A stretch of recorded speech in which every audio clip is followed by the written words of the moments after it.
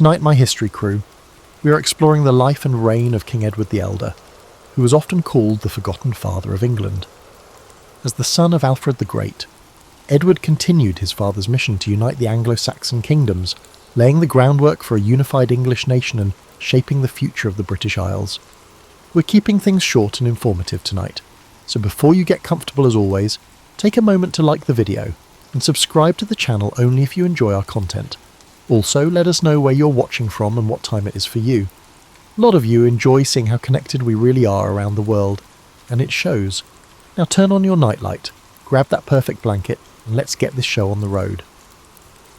The year was 899 CE, or whatever year you would prefer to call it, as I don't want to upset anyone. The legendary King Alfred, defender against the Viking hordes, liberator of London, and architect of English literacy, lays dead. The Anglo-Saxon Chronicle, that meticulous record of the tumultuous times, marked his passing with reverence but quickly turned its gaze to his successor, his eldest son, Edward. Yet history has been quiet about this transition. While Alfred's life fills volumes, Edward's coronation passes with scarcely a murmur in contemporary sources. The son of England's most celebrated early medieval king ascended to the throne not with a triumphant fanfare, but with a kingdom uncertain about the son's potential to match his father. Edward was approximately 25 years old when he inherited a kingdom that was still more aspiration than reality. The England we speak of was not yet England. It was a patchwork of Anglo-Saxon territories, with Wessex at its heart, surrounded by lands either under Scandinavian control or teetering on the brink of absorption by the Danelaw, that vast swathe of eastern Britain governed by Norse law and custom. What makes this succession particularly intriguing is what the historical record doesn't tell us.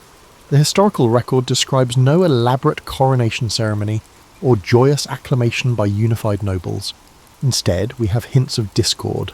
Edward's cousin Ethelwold, son of Alfred's older brother King Ethelred I, contested the succession immediately, seizing the royal estates at Wimborne and Christchurch without permission. The dispute was more than mere family squabbling.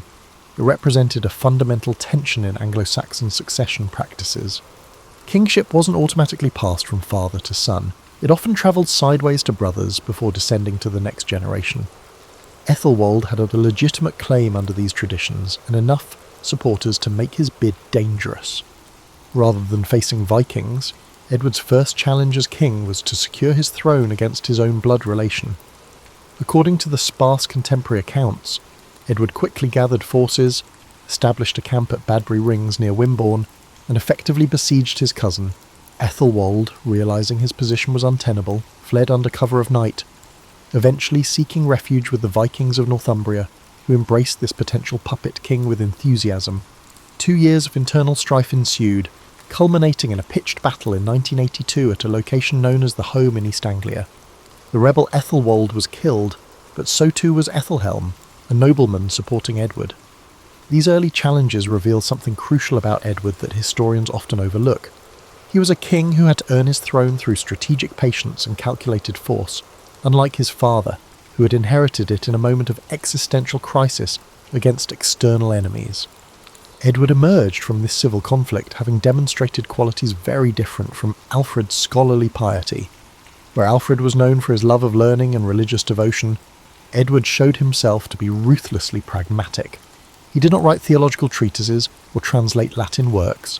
He stabilised a fracturing kingdom through military acumen and political manoeuvring. The most telling evidence of Edward's different approach lies in a curious omission. Asa, Alfred's biographer, never wrote about the son, even though he had painted such a detailed and glowing portrait of the father.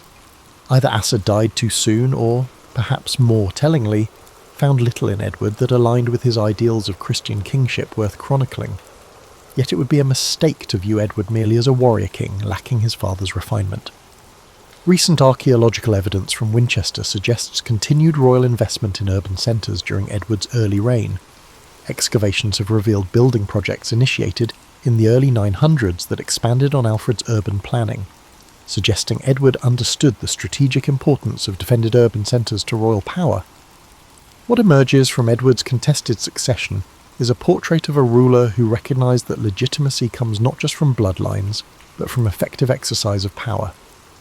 The medieval chronicler Ethelweard, writing decades later, called Edward the unconquered king, not because he never faced defeat, but because he ultimately prevailed against both internal and external threats that would have overwhelmed a lesser ruler. As Edward secured his domestic position, rumblings from across the Danelaw frontier suggested that the tenuous peace Alfred had established with the Viking settlers was fracturing. The Northumbrian and East Anglian Vikings, having lost their proxy Ethelwold, began probing the defences of English Mercia. Edward's response would demonstrate that while he may not have inherited his father's scholarly temperament, he had certainly absorbed Alfred's strategic vision and was prepared to expand upon it in ways that would transform the political landscape of Britain forever. The classic account of Anglo-Saxon fighting against the Vikings emphasises Alfred's Burr system of walled towns and militia forces. Although Edward's military advances were vital to the transition from defence to reconquest, they have been unfairly overlooked. Where Alfred had stopped the Viking advance, Edward would reverse it with ingenious adaptations that military historians have just recently discovered. Edward's first English standing army was his greatest military innovation. According to the Anglo-Saxon Chronicle, Edward split his forces so that always half its men were at home, half on service, except for those men who were to garrison the burhs. This rotating method handled Anglo-Saxon military problems, such as not being able to campaign after harvest. Traditional fyrd forces, Anglo-Saxon militia armies, were mostly free peasant farmers who could only serve for short periods before returning to their fields. Edward's approach maintained agricultural productivity and military pressure on enemy lands throughout the campaigning season. This showed a more advanced logistics understanding than his father. Archaeology supports this military thought progression. Under Edward, Alfred's birth designs were altered at Wareham and Cricklade. Edward's fortifications had bigger gates for rapid deployment and broader places for mustering troops, unlike Alfred's, which were defensive. The Battle of Tettenhall, also known as Wensfield, in 910, showed Edward's military innovations' effects. A strong Danish army from Northumbria assaulted Mercian territory and confronted Edward's trained combat force. The Anglo-Saxon Chronicle reports 3 Danish kings killed in the fight. Modern historians estimate Danish losses in the thousands, shattering Viking military power in northern England. Edward added to Alfred's battlefield success with a new fortification tactic. Alfred established burhs to defend West Saxon territory, but Edward used them as reconquest bases. Edward and his sister Ethelflaed, Lady of the Mercians, built fortifications in Bridgnorth, Tamworth, and Stafford as staging locations for Danelaw wars, not just defensive positions. Perhaps most revolutionary was Edward's naval land unification. Edward ordered roughly 100 ships to guard the southeast coast in 911, according to the Chronicle. This was part of a campaign to regulate mobility along Danish communities' rivers and deter Viking assaults. Edward controlled these important arteries to isolate Viking kingdoms from each other and from Scandinavian reinforcement. Edward's military advances disregard equestrian warfare. Traditional study has highlighted Viking mobility, but Edward's reign coins increasingly represent mounted men, suggesting cavalry's growing prominence in English troops.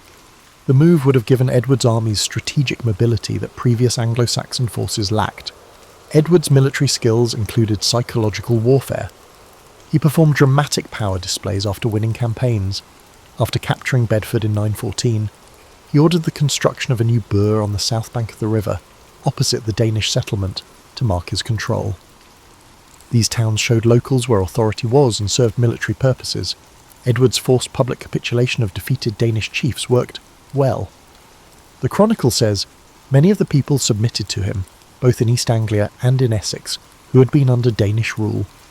Ceremonial surrenders were meant to transfer local devotion from their fallen Danish lords to their new English monarch.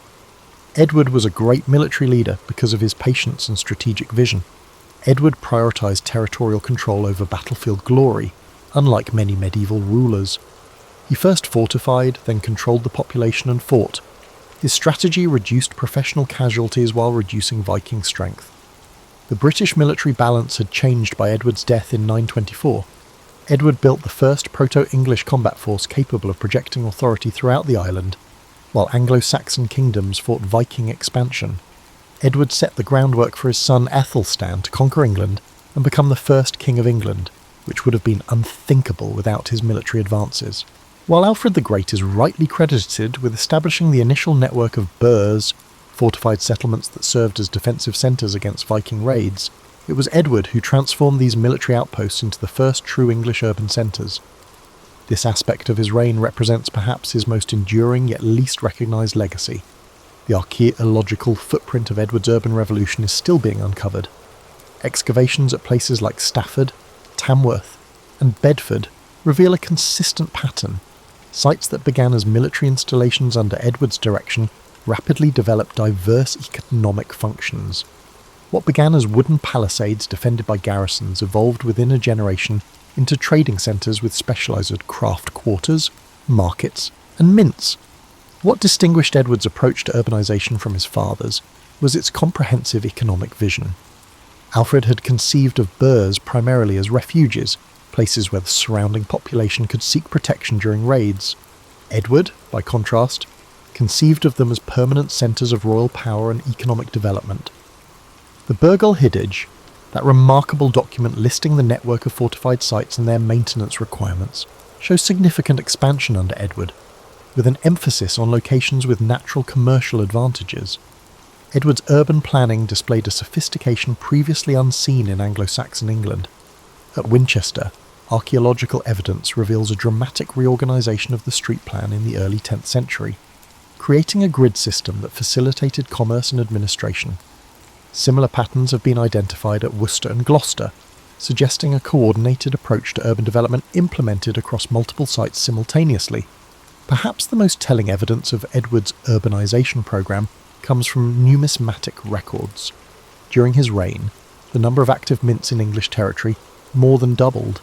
These weren't merely symbols of royal authority, they were engines of economic standardisation. The wide distribution of Edward's coinage, found as far north as York and as far east as Norwich, indicates the expansion of a monetary economy under royal control, displacing the diverse coinages and barter systems that had prevailed in Viking territories. What made these urban centres particularly effective was their integration into a broader economic network. Documentary evidence indicates Edward instituted regulations requiring certain types of trade to be conducted within imperial walls and witnessed by royal officials. The Woodstock Decree, which while surviving only in later copies likely originated in Edward's reign, stipulated, "No man is to trade outside a port, but shall have the port reeve as witness." This centralisation of commerce increased royal revenues through taxation, while simultaneously undermining the economic independence of regional elites. The social impact of Edward's urbanisation programme was profound. These new urban centres created novel social categories in Anglo-Saxon society. The archaeological record shows an increase in specialised craft production, jewellery making in Canterbury, leatherworking in Oxford, pottery production in Stamford. These specialised artisans represented a new class of skilled urban dwellers whose primary loyalty was to the crown that guaranteed their markets rather than to local lords. Urban development also facilitated religious reorganisation. Edward worked closely with Archbishop Plegmund of Canterbury to establish new episcopal sees centred in major burhs. Winchester, Worcester, and London saw significant cathedral construction during Edward's reign. By physically linking ecclesiastical and royal authority in urban spaces, Edward created powerful symbols of a unified English identity under both crown and cross. Edward's urban vision wasn't limited to former West Saxon territories. As he reconquered areas of the Danelaw, he implemented a policy now recognised by historians as urban replacement. When Edward captured Danish settlements like Derby and Leicester, he didn't simply occupy them, he systematically redesigned them. Archaeological evidence shows that many Danish urban layouts were partially demolished and rebuilt according to West Saxon models, erasing Viking administrative patterns and imposing English ones. Place name evidence reflects the effectiveness of this urban strategy. In territories reclaimed from Danish control, Edward frequently established new settlements with the suffix Worth or Ford, Tamworth, Stafford, Bedford, names that proclaimed English royal authority. These weren't simply renamed Danish settlements, but newly constituted urban centres with populations loyal to the West Saxon crown. Perhaps most remarkable about Edward's urban revolution was its longevity. Of the 40-plus burhs established or expanded during his reign, over 30 would develop into significant medieval towns, and more than 20 remain important urban centres in modern England. When we walk the streets of Oxford, Bedford, or Stafford today, we are navigating street plans that Edward's urban planners first laid out over 1,000 years ago. By the end of Edward's reign, he had created something unprecedented in post-Roman Britain. An integrated network of urban centres connected by regulated trade, administered by royal officials, and defended by professional garrisons. This urban infrastructure provided the essential framework for what would become the Kingdom of England, a realm not just defined by its resistance to Viking incursions, but by its internal cohesion and economic vitality. Edward the Elder's ability to forge alliances and manage complex diplomatic relationships has been consistently undervalued in historical assessments of his reign. While his military campaigns captured the attention of chroniclers, his diplomatic achievements, arguably more difficult and certainly more enduring, received far less contemporary attention. Yet it was precisely these bloodless victories that transformed a collection of disparate territories into the foundations of a unified English kingdom. Edward's first diplomatic masterstroke was his management of relations with his sister, Ethelfled, the Lady of the Mercians. After the death of her husband Ethelred in 911, Edward could have attempted to absorb Mercia directly into Wessex. Many medieval rulers would have eagerly seized this opportunity. Instead, Edward recognised his sister's authority and worked in partnership with her, creating a coordinated campaign to reclaim the Midlands from Danish control. This sibling alliance represented a remarkable departure from the power politics that dominated early medieval Europe. The Anglo-Saxon Chronicle and the Mercian Register, two separate contemporary sources, show Edward and Ethelflaed operating in concert, timing their military campaigns and fortification projects to maximum strategic effect. When Ethelflaed captured Derby in 917, Edward simultaneously pressed eastward into East Anglia, preventing Danish forces from concentrating against either English ruler. Archaeological evidence supports this picture of coordination. Excavations of Burrs built during this period show remarkable similarities in design and construction techniques across Mercian and West Saxon territories, suggesting shared engineering expertise and strategic planning. The siblings were essentially implementing a unified defence policy while maintaining the fiction of separate realms, a sophisticated approach that respected Mercian desires for autonomy while achieving West Saxon strategic objectives. Edward's diplomatic flexibility extended to his dealings with Viking communities as well. Rather than pursuing a policy of extermination or expulsion, Edward frequently offered terms to Danish settlers that allowed them to maintain their lands and certain customs if they accepted his overlordship. The Chronicle records that in 920, the King of the Scots and all the people of the Scots, and Ragnald, and the sons of Eadwulf and all who live in Northumbria, both English and Danish, Norsemen and others, and also the King of the Strathclyde Welsh and all the Strathclyde Welsh, chose him as father and lord. This passage reveals Edward's most significant diplomatic innovation, the concept of lordship without direct rule. By accepting the role of father and lord to these diverse populations, Edward created a tiered system of authority that allowed local customs and leaders to continue while acknowledging his supreme position. This arrangement presaged the feudal relationships that would characterize later medieval governance and represented a sophisticated solution to the challenge of ruling diverse populations. Edward's marriage alliances demonstrate equally careful diplomatic calculations. His 3 marriages to Ecgwin, Elfled, and Eadgifu each serves to specific strategic purposes. While little is known of Ecgwin beyond her role as mother to Edward's heir Aethelstan, his marriage to Elfled connected him to the powerful Mercian noble family of Ethelhelm, helping secure support in that crucial buffer kingdom. His 3rd marriage to Eadgifu, daughter of Sigerhelm, Ealdorman of Kent, strengthened ties to the southeast, an area vulnerable to raids from the continent. Edward's diplomatic reach extended beyond Britain. Continental sources indicate he maintained correspondence with Charles the Simple of West Francia, and had connections to the court of Otto in East Francia. These relationships weren't merely ceremonial. Archaeological evidence shows an increase in Frankish trade goods in Biarritz associated with Edward's reign, suggesting his diplomatic connections facilitated economic relationships that enriched his territories. Perhaps Edward's most subtle diplomatic achievement was his management of the church as an instrument of unification. Working closely with Archbishop Plegmundo of Canterbury, Edward established new bishoprics in territories reclaimed from Danish control. These ecclesiastical appointments served a dual purpose, providing pastoral care to newly conquered populations while extending West Saxon influence through religious structures. The Fonthill Letter, a remarkable surviving document from Edward's reign, offers a glimpse into how this administrative and diplomatic network functioned. It describes a complex legal case involving land ownership, showing Edward's officials working alongside church authorities and local nobles to resolve disputes according to written law. This system of governance, blending royal authority with local participation, helped integrate diverse territories into a coherent kingdom. The Chronicle records a ceremony at Bakewell in the Peak District in the 920, which perhaps best symbolises Edward's diplomatic approach. Here, Edward received the submission of northern rulers in an elaborate ritual that combined Anglo-Saxon traditions of lordship with Christian ceremonies.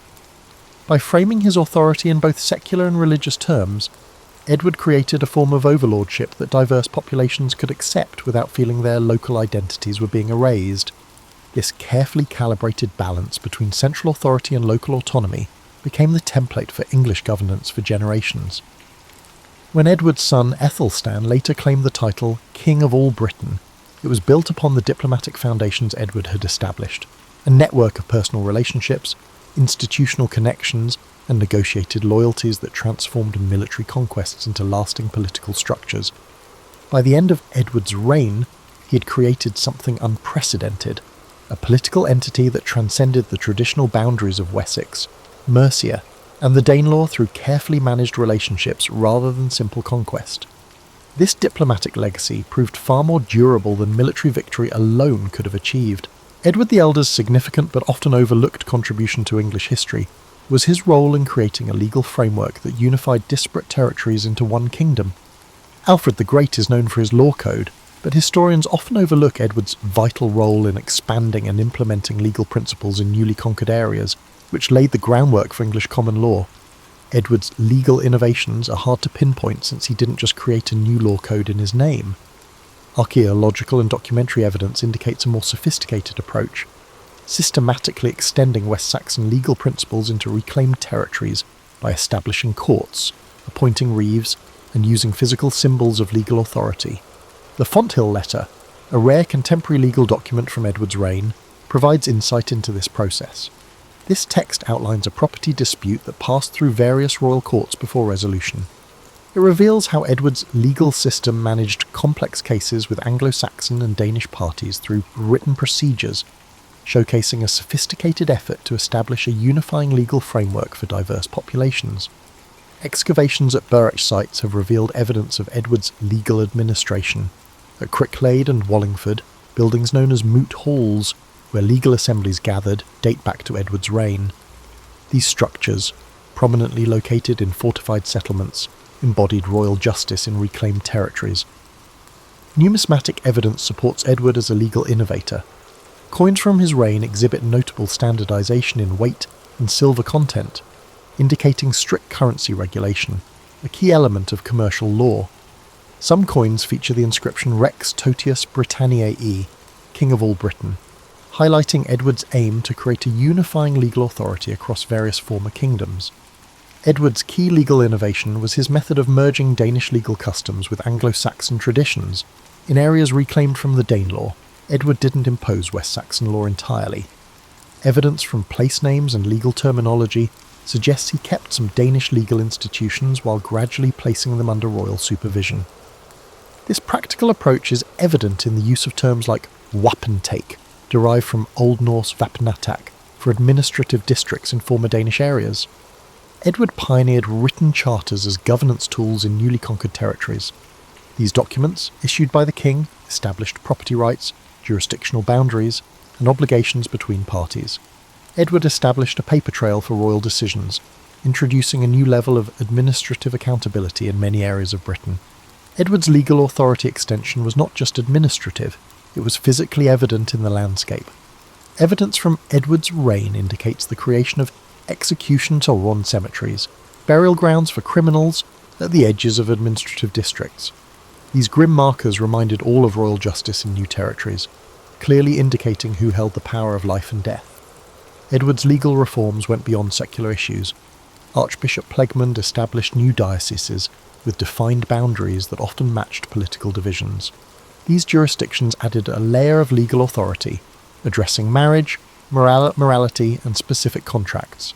Edward established a comprehensive governance system by aligning church and royal legal structures. Edward's most significant legal innovation was his creation of a proto-oath system. Evidence indicates Edward established practices mandating royal officials to take oaths of loyalty, forming personal bonds of obligation backed by religious sanctions and royal punishment. This system laid the groundwork for feudal relationships that defined English governance for centuries. We can evaluate Edward's legal reforms based on their longevity. When Norman administrators compiled the Domesday Book in 1086, they worked within administrative boundaries and used legal categories from Edward's reign. Many of the 100 courts recorded in Domesday can be traced to Edward's territorial reorganisation after his reconquest. Edward's legal legacy reached beyond institutions to core concepts of English law. Edward established that the king's peace extended across all territories under his control, regardless of ethnic composition or legal traditions. This rule laid the groundwork for a unitary royal justice central to English common law. By the end of Edward's reign, the separate legal systems of Wessex, Mercia, and the Danelaw had started to converge into a recognisable, though still incomplete, English legal framework. This quiet revolution in governance achieved through legal means what military conquest could not, establishing institutional structures that turned temporary military control into lasting political authority. Edward didn't leave a law code named after him. Instead, he established a functioning legal system that endured and laid the groundwork for his successors to create the first unified English kingdom. Edward the Elder's personal life is one of the most complex and misunderstood parts of his reign. Edward's family dynamics show a ruler balancing emerging Christian ideals of marriage with older Anglo-Saxon practices of alliance building through multiple partnerships, unlike his father Alfred, whose domestic arrangements were considered models of Christian virtue by his biographer Asser. Edward's marital history is remarkable, even for early medieval kings. He had 3 marriages and fathered at least 14 children who reached adulthood. Modern historians often view this fertility as a mere dynastic ambition. However, contemporary evidence indicates a more nuanced situation. Edward was methodically building a royal family, capable of managing an expanding kingdom. Edward's first marriage to Ecgwin is controversial. No contemporary source clearly identifies her as Edward's wife, leading some historians to suggest she was a concubine instead of a formal spouse. Her son Ethelstan, Edward's future successor, was treated as legitimate. Ethelstan was educated by Edward's sister Aethelflaed and her husband in Mercia, positioning him for the throne early on. Archaeological evidence provides hints about Ecgwin's status. A silver brooch found at Winchester with the inscription Ecgwin Fidelis, Ecgwin the Faithful, is tentatively dated to the early 10th century, suggesting she may have had a more formal role than later sources indicate. The ambiguity in this relationship may show Edward balancing Christian marital expectations with political necessities. Edward's second marriage to Aelflaed around 901 reflects a notable political strategy. Aelflaed was the daughter of Ealdorman Ethelhelm of Wiltshire, a significant figure in Wessex politics. This marriage had 8 children, 6 of whom were daughters. Rather than being disappointed by the prevalence of daughters, Edward used them as tools for diplomatic outreach throughout Europe. Evidence shows Edward's daughters forming marriage alliances from Paris to the Rhine Valley. Eadgifu, his daughter, married Charles the Simple, king of the West Franks, while another daughter, Eadhild, wed Hugh the Great, Duke of the Franks. These connections secured Edward's southern flank and boosted trade relationships that archaeological evidence indicates thrived during his reign. Edward's third marriage to Eadgifu of Kent around 919 came late in his reign, but produced 2 sons, Edmund and Edred, who would later become kings. This alliance with a powerful Kentish family bolstered Edward's control over the southeast approaches to his kingdom, an area especially prone to continental raids. Edward's family arrangements are fascinating as they reflect a transitional moment in their Anglo-Saxon views on marriage and legitimacy. Church authorities promoted a model of monogamous, indissoluble marriage. However, Edward's marital history indicates sequential marriages resembling older Germanic practices that accepted multiple partnerships. The Anglo-Saxon Chronicle's lack of mention regarding any controversy over these marriages indicates that Edward effectively managed these conflicting models. He seems to have viewed each marriage as replacing rather than adding to previous ones, while making sure children from all relationships were given proper status and support. Edward's family strategy included not just marriages, but also the careful education of his children. Documentary evidence shows he created the first royal educational programme, where his sons received military training along with literacy and governance instruction. Archaeological evidence from Winchester indicates a notable royal structure, likely a palace school built during Edward's reign for the education of young nobles and royal offspring. This policy significantly impacted governance. Edward created a network of family administration by training his royal siblings. His sons and sons-in-law acted as sub-kings and ealdormen, establishing a hierarchy of authority linked by blood ties to manage a growing realm. This family governance strategy proved effective through the smooth succession after Edward's death. Despite having many sons from various mothers, a scenario that often caused succession crises in medieval kingdoms, Edward's descendants succeeded each other with little internal conflict for generations. Edward's son Ethelstan, then Edmund, followed by Edred, each took the throne in turn, ensuring remarkable political continuity for the early medieval period. Evidence indicates Edward specified this succession pattern.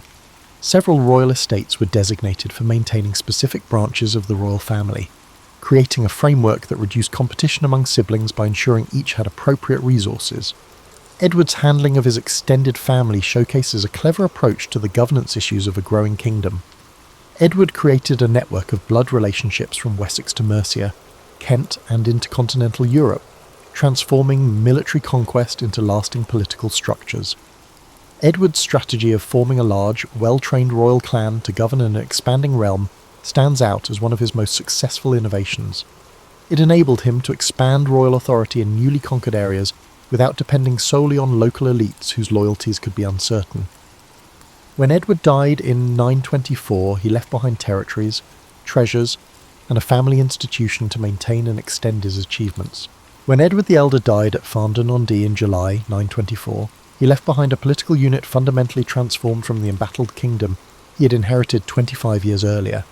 Yet for centuries, his pivotal role in creating what would become England remained obscured behind the towering reputations of his father Alfred and son Ethelstan. Modern historical reassessment has finally begun to recognise Edward's crucial position as the essential bridge between Alfred's desperate defence and Ethelstan's triumphant unification.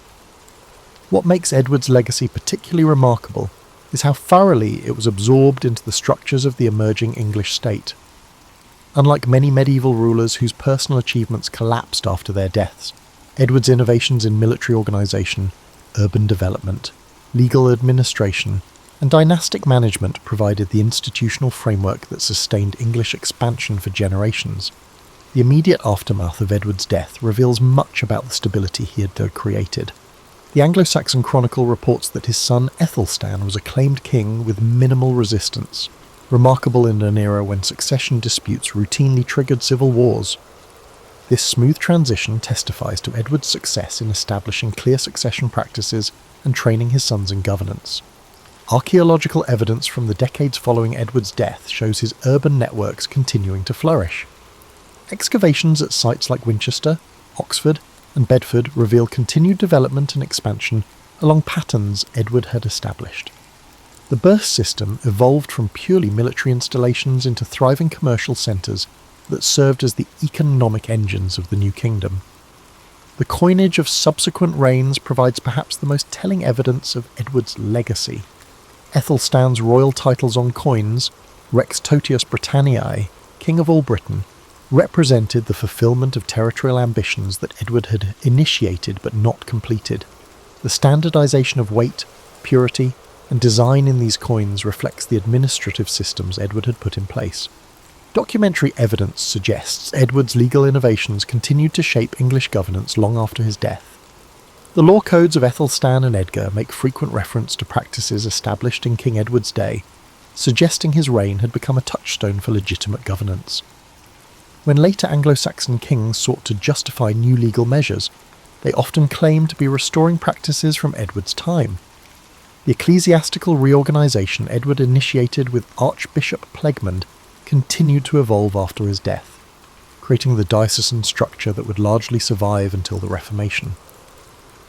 By establishing new bishoprics in reclaimed territories and aligning ecclesiastical boundaries with political ones, Edward had created an institutional church that reinforced royal authority across the emerging kingdom. Edward's dynastic strategy proved particularly enduring. From his death in 924 until the accession of Cnut in 1016, England was ruled exclusively by Edward's direct descendants. This remarkable continuity spanning nearly a century helped consolidate the political structures Edward had established and allowed for the development of increasingly sophisticated administrative systems. What makes Edward's legacy particularly significant is how it represented a crucial transitional moment in English political development.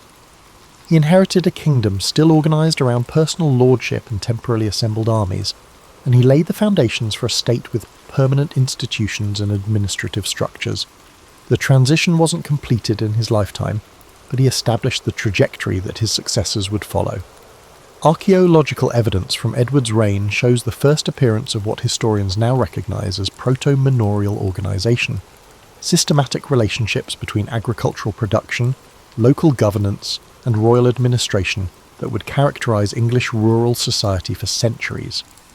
By establishing royal estates strategically across reclaimed territories, Edward created economic networks that integrated former Danish lands into West Saxon administrative systems. Perhaps the most profound aspect of Edward's legacy was linguistic and cultural. Place name evidence shows a systematic program of Anglo-Saxon settlement in formerly Danish territories during and immediately after Edward's reign. The introduction of Old English administrative terminology and West Saxon legal concepts into these regions began the slow process of cultural integration that would eventually create a recognisably English identity. Edward's legacy extended beyond England's borders as well. His daughters' marriages into continental royal houses created dynastic connections that would shape European politics for generations. When his granddaughter Edith married Otto I of Germany in 930, she brought Anglo-Saxon administrative practices to the Ottonian court that influenced continental governance structures. The ultimate testament to Edward's legacy was built nearly a century and a half after his death. When the Norman conquerors sought to legitimise their rule after 1066, they frequently invoked the laws of Edward as representing authentic English tradition. While they were primarily referring to Edward the Confessor, many of the governance structures they encountered traced their origins to Edward the Elder's innovations. Edward the Elder truly deserves recognition as the forgotten father of England, the ruler who transformed his father's defensive achievement into an expansionist project that created the territorial, administrative, and cultural foundations of the English kingdom. Where Alfred had preserved a realm against extinction, Edward reimagined it as the nucleus of something greater, a unified kingdom that would eventually encompass all the Anglo-Saxon and Danish territories of southern Britain. The England that emerged in the 10th century, with its network of towns, standardised coinage, sophisticated legal system, and dynastic continuity, was Edward's creation as much as any single individual's. In the complex process of state formation that created medieval England, Edward the Elder represents not merely a link in the chain, but the crucial architect whose vision shaped what would become the most centralised and effective kingdom in early medieval Europe. So as we close the chapter about someone who was truly forgotten about in time, was he genuinely overlooked, or did another individual appropriate the credit for his accomplishments? We will never know. Hopefully you're either asleep by now or just getting there. Our stories are designed to help as much as possible, but sometimes that won't always work.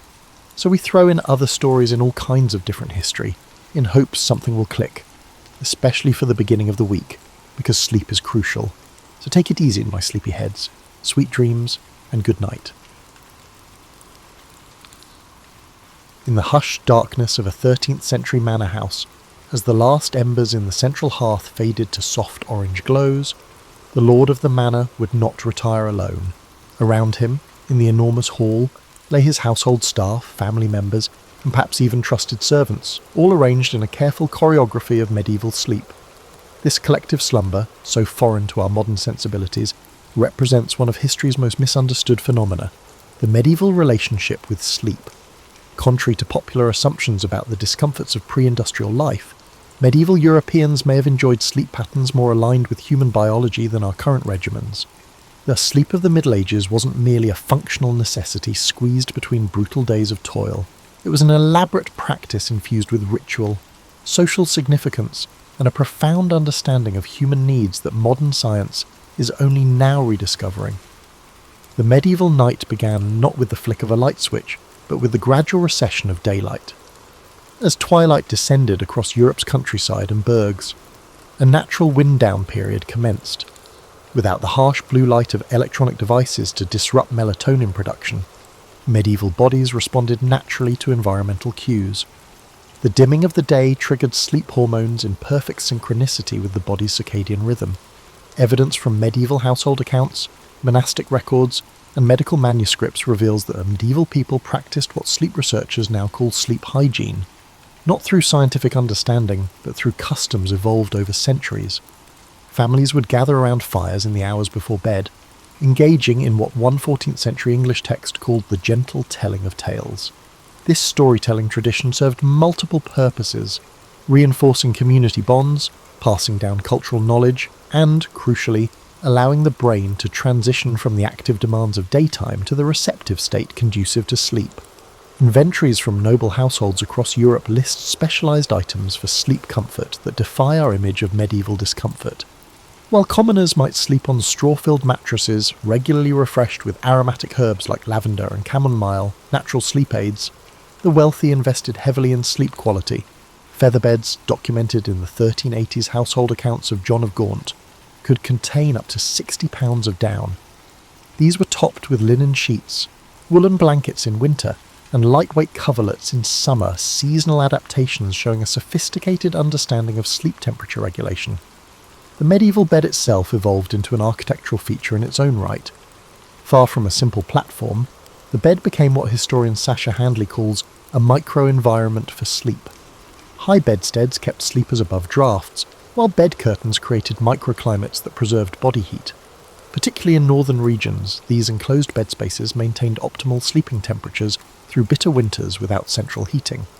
Perhaps most notably, medieval people organised their sleep around natural human ultradian rhythms. Medical texts from Salerno's famed medical school advise sleeping with the head slightly elevated, and on the right side initially, for proper digestion. Then turning to the left side in deep sleep, advice that echoes modern recommendations for optimising airway positioning during sleep. Despite the absence of memory foam or adjustable bases, medieval sleepers customised their experience through ingenious means. Illuminated manuscripts show various pillow configurations, from cylindrical bolsters supporting the neck to smaller cushions tucked under elbows or knees. Personalised comfort adaptations we've rediscovered through ergonomic design. Archaeological findings from cesspits in London and York have revealed remains of medicinal herbs commonly used for sleep, including valerian root and passion flower, showing sophisticated pharmacological approaches to sleep management. The physical arrangements for sleep extended beyond beds. Manor houses and even modest dwellings were designed with sleeping areas positioned to maximise morning light exposure. An architectural feature that modern chronobiologists recognise for its importance in maintaining healthy circadian rhythms. East-facing bedchambers allowed sleepers to wake naturally with the sunrise, reinforcing their internal body clocks in ways that modern blackout curtains and alarm clocks disrupt. What truly distinguished medieval sleep, however, was its social nature. Unlike our privatised, individualised approach to sleep, medieval slumber was communal. This behaviour wasn't merely for practical reasons like shared warmth or protection, although these benefits were real, but reflected a fundamentally different conception of sleep as a vulnerable yet shared human experience.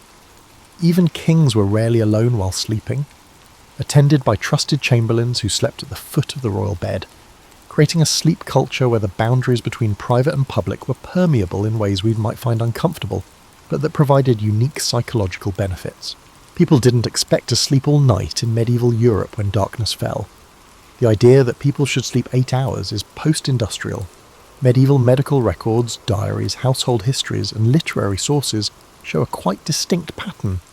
First sleep and second sleep, separated by a nighttime wakeful quiet. This biphasic sleep pattern was common throughout social strata. After going to bed at nightfall, medieval people had a 4-hour first sleep or dead sleep. After waking up naturally for 1 to 2 hours, they went back to second sleep until daybreak. Medieval folks used this midnight awakening as a natural window of consciousness, not sleeplessness. European monastery church records provide some of the best evidence of this interval. The monastic rule of St. Benedict scheduled midnight prayers, matines, during the wakeful hour, to accommodate this natural sleep divide. Instead of fighting their biology to stay awake for devotions, monks synchronized their spiritual practices with human sleep architecture. The significance of midnight awakening goes beyond religion. Medical manuscripts from Salerno and Montpellier, Europe's top medical schools, show that doctors believed midnight waking was crucial for health. The 13th century physician Aldebrandon of Siena said that this wakeful period allowed the vapours of food to be properly distributed through the body, a pre-scientific knowledge of how sleep stages affect digestion and metabolism. This nightly waking gave regular households an unusual opportunity. It was common for homeowners to check on their property, bank fires for the second sleep, and examine their security. The 14th century guide for parish priests recommends middle night marital intercourse because the body is rested but the mind clear. The recommendation implies a profound awareness of how restful sleep influences mood and physical receptivity. Interestingly, this wakeful interlude produced various types of consciousness that current neuroscience has only recently learned to detect. Neurologists call the state between first and second sleep hypnopompic consciousness, which boosts creativity, imagery, and emotional processing. Medieval folks innately understood and practiced this distinct mental condition. Court records and diaries show how midnight wakers considered legal issues. A 15th century Ghent judge said he made his toughest decisions after consulting his thoughts in the watch between sleeps, believing it provided deeper moral insight than daylight deliberation. Craftspeople conceived new designs, farmers planned seasonal rotations, and merchants planned business initiatives during this contemplative period. Wakefulness had emotional and social benefits. Larger medieval households described night talking, intimate chats during midnight waking. These nighttime conversations allowed for exceptional emotional honesty, unlike daytime contacts confined by societal hierarchy and public presentation. A 14th century English noblewoman's diary says she learned her husband's innermost worries only in the watch between sleeps, when souls speak more truly. This split sleep pattern boosted creativity. Chaucer writes poetry during his watching times, and illuminated manuscripts often state they were written in the midnight thinking time. Medieval dream interpretation guides distinguished between dreams during first sleep, processing daily events, and those during second sleep, prophetic or insight-bearing, due to the quality of thoughts during this period. Archaeology confirms this practice's prevalence. Medieval home excavations sometimes reveal little oil lamps for nighttime activities. In household inventories across social classes, night tables with writing tools, miniature prayer books, and meditation tools are common. When modern researchers removed artificial light from test subject settings for several weeks, they automatically reverted to biphasic sleep. Strong proof that segmented sleep is our biological rhythm. Medieval people honoured this cycle rather than pushing continuous sleep, aligning with their evolved sleep architecture in ways modern civilization rarely allows. Psychological benefits make segmented sleep valuable. The midnight wake-up allowed memory consolidation and emotional processing. Modern sleep science shows that disrupted sleep can improve memory formation. A 15th century French physician advised pupils to reread difficult material before bed and allow the mind to work upon it in the midnight watching. Medieval folks knew the value of this processing time. Medieval sleep environments were more complex and deliberate than popular belief. Medieval sleeping arrangements were frequently utilitarian marvels that represented considerable household investments and years of comfort technology, unlike the crude, unpleasant platforms depicted in modern media. Archaeology from intact medieval households shows that sleep quality was important. Excavated 13th century merchant homes in London showed specialised floor designs with insulating materials packed beneath sleeping areas, including wool, straw, and even feathers in wealthier homes, to block the cold from stone or packed earth floors. This intelligent underfloor insulation shows heat transmission concepts that affect sleep quality. Medieval sleep revolved around the bed, which evolved quickly. Bed technology improved by the 13th century from simple raised platforms. Estate inventories from around Europe reveal more sophisticated bed designs with specialised comfort components. The bed's hardwood frame, termed the bedstock, has mortise and tenon joints allowing minor flexibility without squeaking, which 14th century Florence carpenter guild laws required for undisturbed rest. Medieval mattress technology improved constantly. Peasant homes still used straw-filled beds, although they were more advanced. Traditional European farming groups using medieval methods used straw beds, not loose straw piled into sacks. Specially selected straw, oat straw, was recommended for its softness. Completely dried to prevent mould and broken to provide a springier texture was used. Most homes emptied and refilled these beds seasonally. For the wealthy, mattress technology evolved. By the 14th century, merchants and artists used wool-filled mattresses, while feather beds were the height of medieval sleep luxury. These were constructed sleep surfaces, not feather sacks. Guild regulations from 14th century Paris required feather beds to be built with particular weights of different feather varieties piled for compression and rebound. The most sumptuous examples had goose down on top and stiffer feathers underneath for stability, similar to modern high-end mattresses. Medieval pillows are often forgotten sleep technologies. Modern pillows are uniform, whereas medieval pillows were individualized. Archaeological evidence and household inventories show at least 4 pillow types: neck bolsters for spinal alignment, softer head pillows for comfort, wedge pillows for medical conditions, particularly respiratory issues, and smaller support pillows for positioning. Salerno medical writings advise lifting the head for digestion disorders and supporting the legs for back pain. Bed sheets were also designed for sleep comfort. Linen sheets were valued for their breathability and moisture-wicking capacity. Even small houses had many sets of linens and regular laundry records. In winter, woolen blankets provided insulation, while silk or light wool coverlets gave summer warmth. Seasonal bedding rotation shows a profound awareness of how ambient temperature influences sleep quality. Equally inventive was sleeping room climate control. Bed curtains were attractive and microclimatic. Fully enclosed bed curtains conserved body heat in winter. Large medieval houses recorded various curtain weights for different seasons, with summer curtains blocking insects, allowing airflow. This seasonal sleep environment adaptation shows a comprehensive awareness of how ambient variables affect rest quality. Medieval dwellings also showed excellent sleep management. Sound-dampening interior shutters were common in metropolitan bedrooms. In intact York and Bruges homes, archaeologists found woven rush mats put on walls near public streets as early sound insulation. Medieval folks recognized noise pollution as a sleep disruptor and addressed it with intentional design. Medieval sleep was influenced by aromatherapy. Domestic and archaeological records show aromatic herbs in bedding. These were lavender and chamomile for relaxation, mint and rosemary for insect repellent, and dried rose petals for fragrance.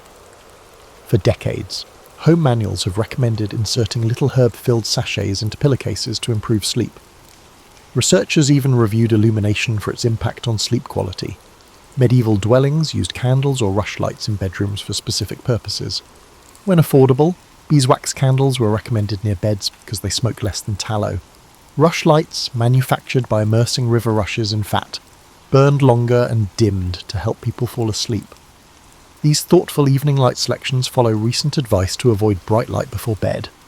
Medieval sleep environments were sophisticated enough to regulate nighttime temperature. Bed warming technologies improved in Northern Europe. Early medieval hot stones evolved into warming pans equipped with adjustable handles and ventilated lids, which diffused heat evenly without causing burns. These gadgets were used in houses of all social strata, demonstrating the importance of ideal sleeping temperatures. Medieval Europe saw a number of systematic sleep hygiene activities when the sun set. These were centuries-old practices that prepared body and mind for repose.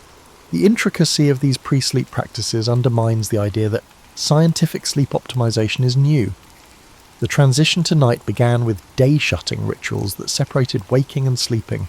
Closing shutters or drawing curtains were symbolic thresholds. Even humble 14th century French households had practices for closing the day, typically with brief spoken phrases or prayers to signal that labour was over and rest could begin. Medieval Europeans intuitively knew the necessity of light reduction before sleep, according to archaeology.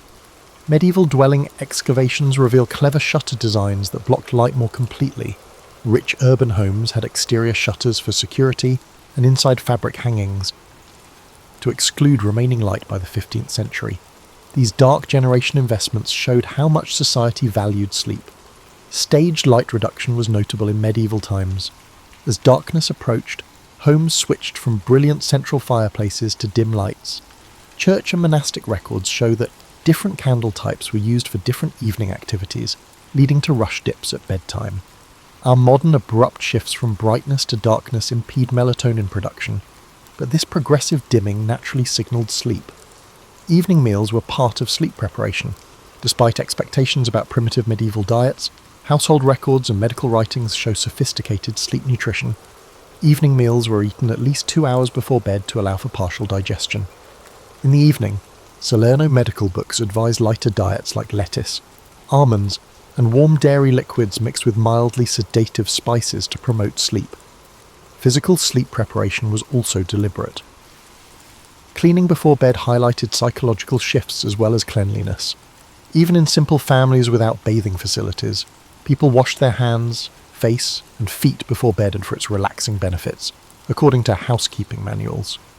Some 15th century manor buildings had evening bathing chambers next to bedrooms for more extensive pre-sleep bathing procedures. Medieval sleep habits for stress reduction and brain clearing were unique. Monastic and household texts suggested evening reflection and concern control that mirrors modern mindfulness. 14th century merchant advice advocated examining the day's transactions and resolving mental issues before bed, since unresolved matters will otherwise disturb rest. The early observation that cognitive stimulation reduces sleep quality is extraordinary psychological insight. Bedtime prayer sequences were both spiritual practice and sleep induction. These were systematic mental activities that diverted attention from daily worries, not just religious observances. Popular nighttime prayers alternated between simple, repetitive elements, relaxing, and brief narrative segments, focusing the attention. This advanced structure naturally induced tiredness from active thought. Even bed-making was ritualized, according to household sources. Medieval folks of all classes made beds each night. It was common to shake and turn mattresses to rejuvenate their loft, arrange bedding for best warmth distribution, and sweep the area around the bed to remove dirt and symbolically clear the space for rest. Social interactions were manipulated to aid sleep transitions. Manorial records required quiet time in the evening. Sleep preparation began with specific phrases or little customs in some households. For quieter, more introspective conversation, a 15th century housekeeping manual encouraged the head of the home to say, "The day is now put away." Most notably, medieval sleep rituals addressed sleep onset insomnia.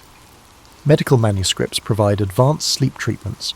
They comprise mental tracing of patterns, rhythmic breathing, and progressive muscle relaxation expressed in language that resembles modern approaches.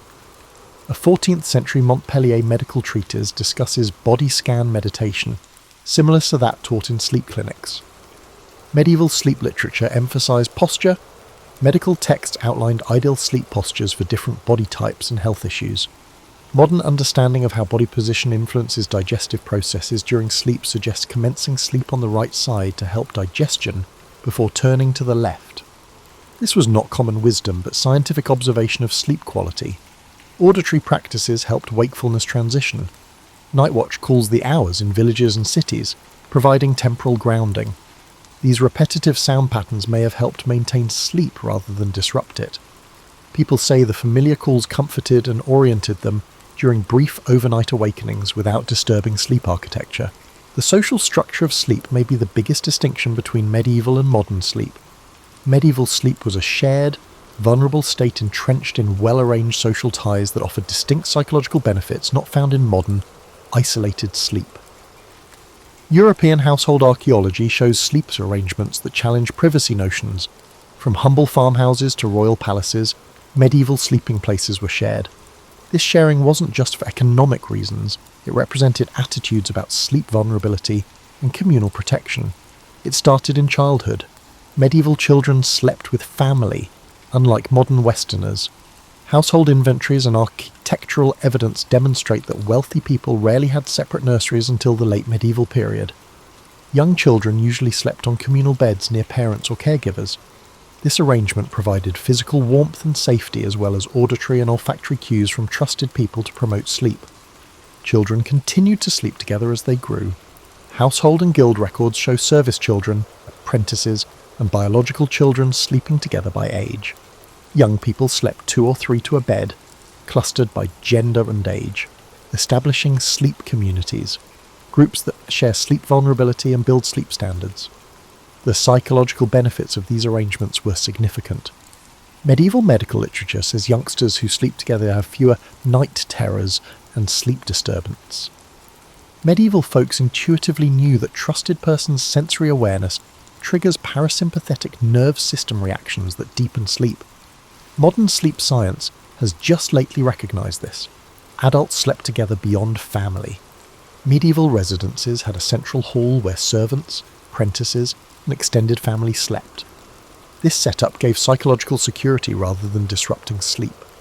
Household accounts provide methods for grouping sleepers to accommodate individual needs and relationships. Even the rich, who could afford separate sleeping chambers by the later medieval period, rarely slept alone.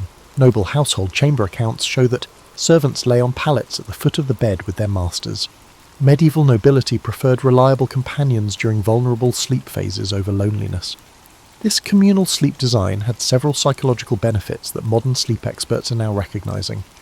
Shared sleep rooms corrected sleep patterns, reducing anxiety over perceived sleep anomalies. When brief nightly awakenings occurred, the noises and presence of other sleepers reassured and reduced anxiety-induced sleeplessness. Medieval travel tales show how rooted these communal sleep obligations were.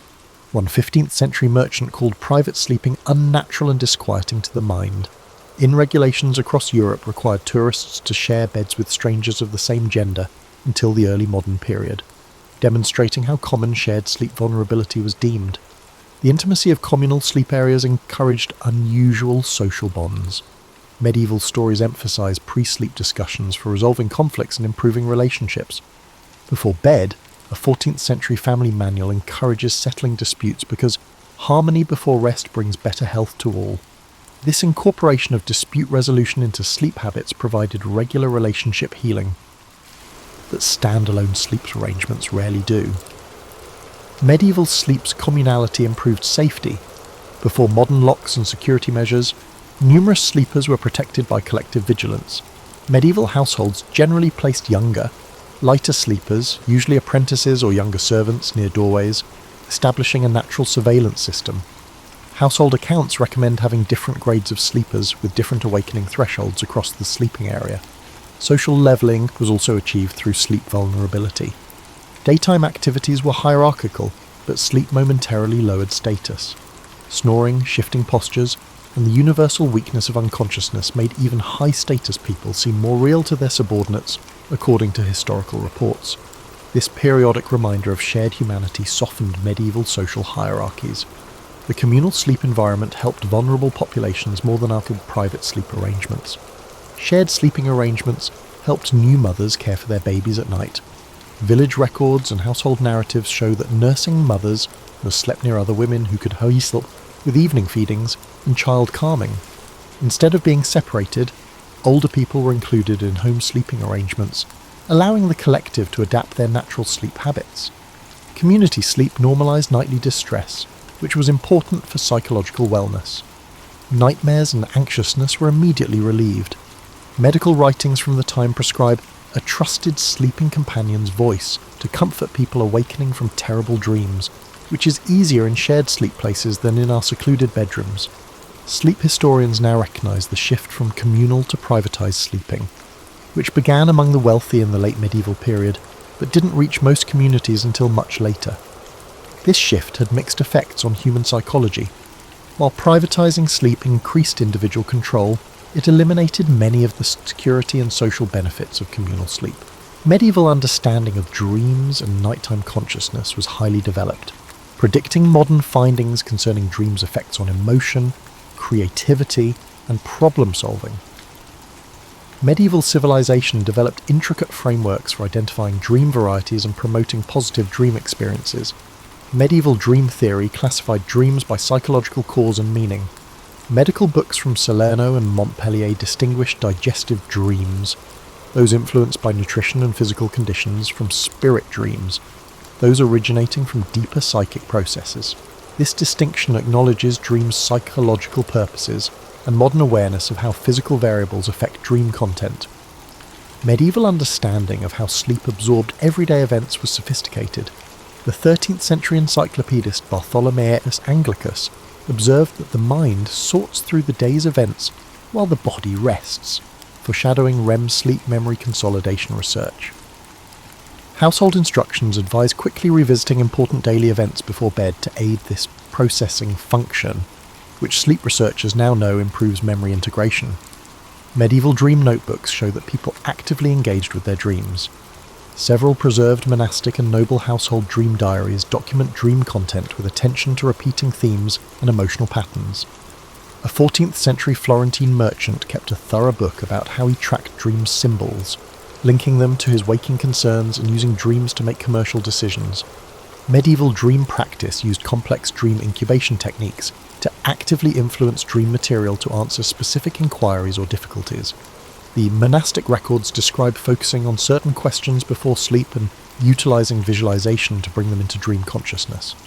This goal was practical cognitive training, not just spiritual. Multiple craft guild records mention masters telling trainees to consult their dreams when designing. Archaeology supports medieval dream practice.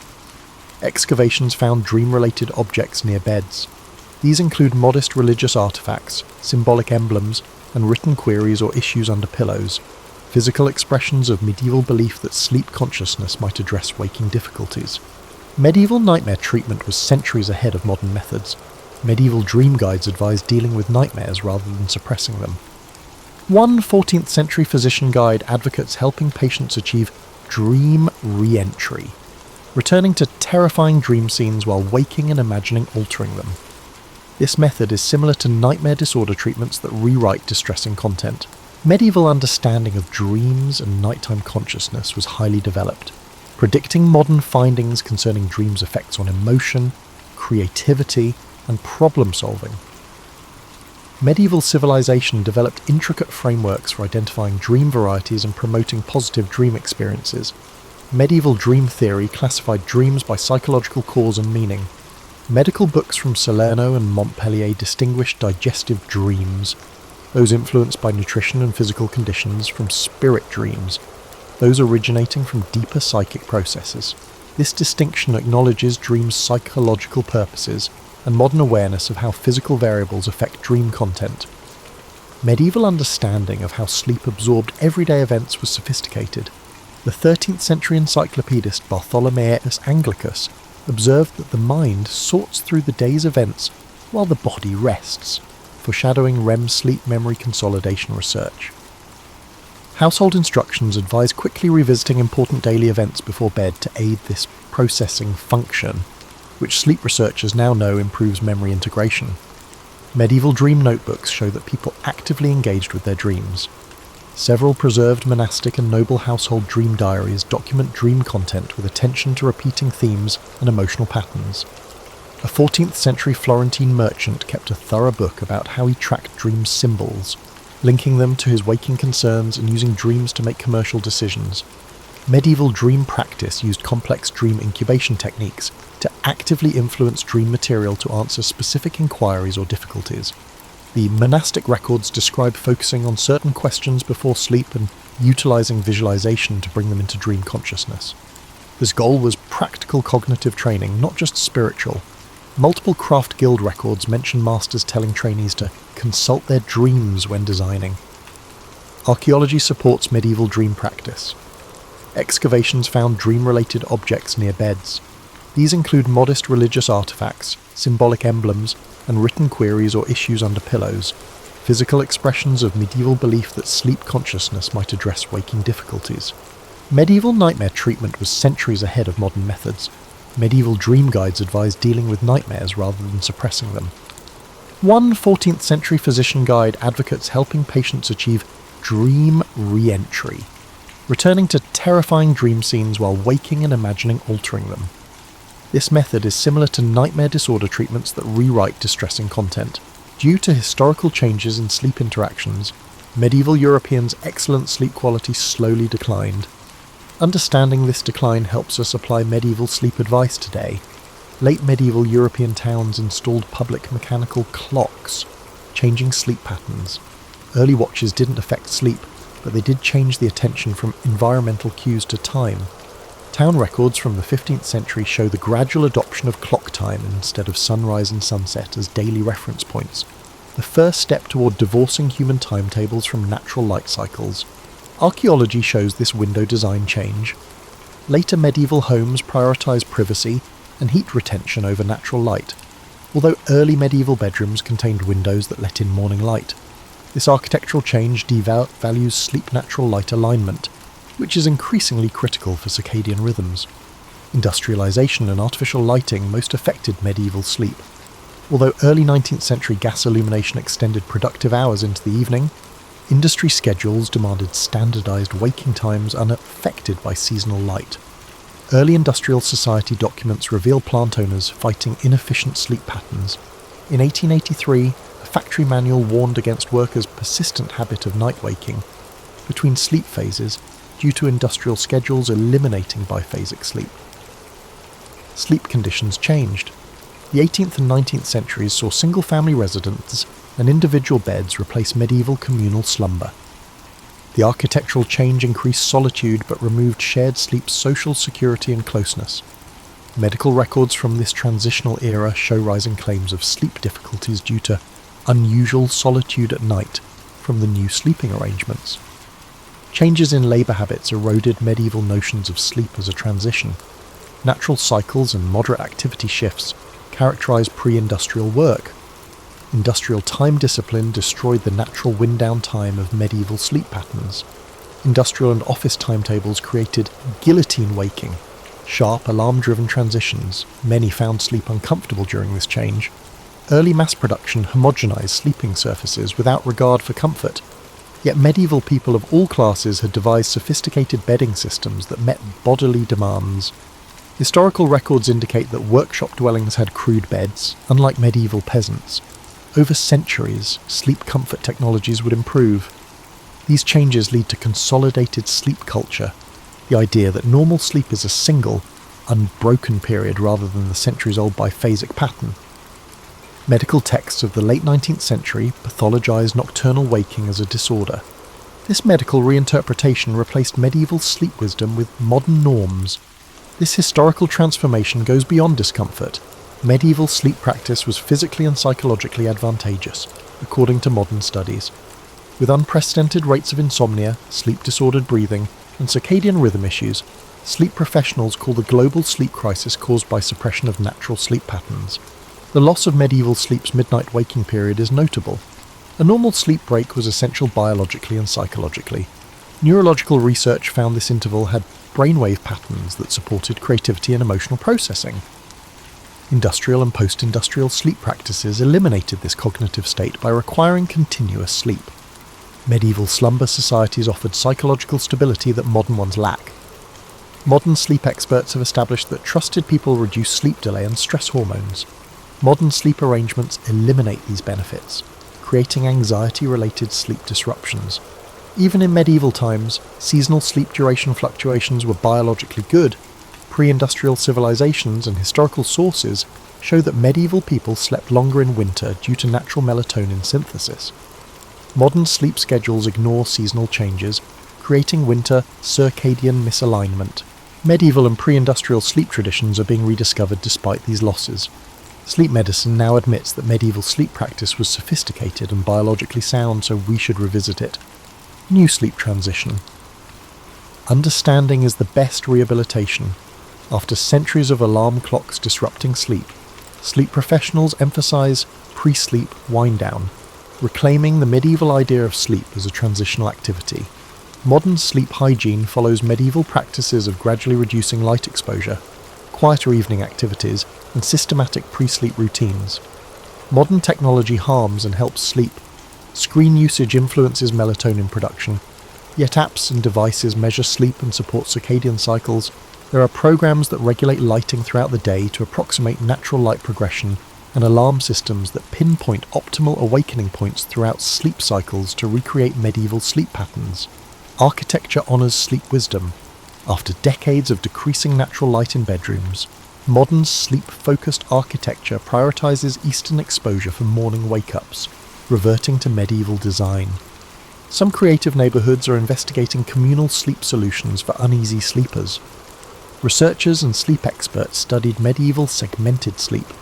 Biphasic sleep patterns like first and second sleep improve sleep, mood, and cognition in long-term studies. Sleep clinics increasingly recommend this routine for insomniacs who believe their sleep disorder is their body re-establishing its natural cycle. Medieval sleep surroundings were rediscovered. Modern designers emphasize natural materials, temperature regulation, and personalized support similar to those used in medieval bedding systems, following years dominated by artificial sleep environments. Adjustable firmness mattresses and weighted blankets are inadvertent homages to medieval sleepers' custom bedding. Medieval sleep still affects psychology and spirituality. Sleep experts recommend medieval home evening contemplation style mindfulness. Increasing interest in dream work and creative dream engagement rediscovers medieval ideas of dreams as valuable sources of knowledge and creativity. The rising recognition that sleep is a cultural habit motivated by societal values and goals is positive. Medieval people valued sleep quality and built social norms to protect it, unlike modern production cultures. The slow sleep movement promotes workplace and societal practices that respect natural sleep patterns. A key paradigm change is realizing that societal institutions mismatch human nature and create numerous sleep disorders. Modern companies are experimenting with flexible timetables that match natural chronotypes and seasonal changes, like medieval civilizations did. Workers were organized around seasonal light shifts and human energy cycles. These strategies apply medieval wisdom to modern conditions. Medieval sleep reminds current sleepers that many human sleep features are neither infinitely adaptable nor flawless to copy. Human nature operates best when aligned with rhythms our medieval ancestors intuitively recognized and honored. Despite great pressure to conform to industrial and post-industrial sleep demands, medieval sleep teaches us to examine whose pre-industrial sleep expertise remains physically and psychologically helpful, not to reject comfort or technical progress. Current knowledge and rediscovered old customs may help us create sleep patterns that match evolutionary and current needs. Researchers say medieval people didn't understand the neurochemistry of sleep, but they recognized its patterns and respected its requirements in ways we're only now beginning to appreciate. That appreciation can solve our sleep crisis without drugs or technology by restoring decades of pre-industrial sleep practice. Medieval sleep advice is more than just history. It offers ways to sleep better and honour our natural heritage. As research validates medieval sleep patterns and practices, we may find that rediscovering our ancestors' centuries-old knowledge of natural sleep is the best sleep advancement. Tonight, we explore the life and contributions of Rosalind Franklin, the brilliant scientist whose pioneering work in X-ray crystallography was instrumental in the discovery of the DNA double helix. Her dedication to science and her role in one of the most significant breakthroughs of the 20th century continue to inspire generations of researchers today. So before you relax, as always, take a moment to like the video and subscribe to the channel if our content helps you. Also, let us know where you're watching from and what time it is for you. We're always open to requests for stories boring and interesting. If you guys ever have any in mind, let us know.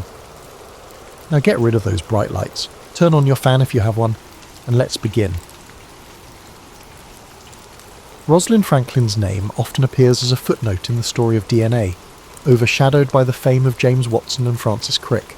Yet her life was neither trivial nor easily summarised.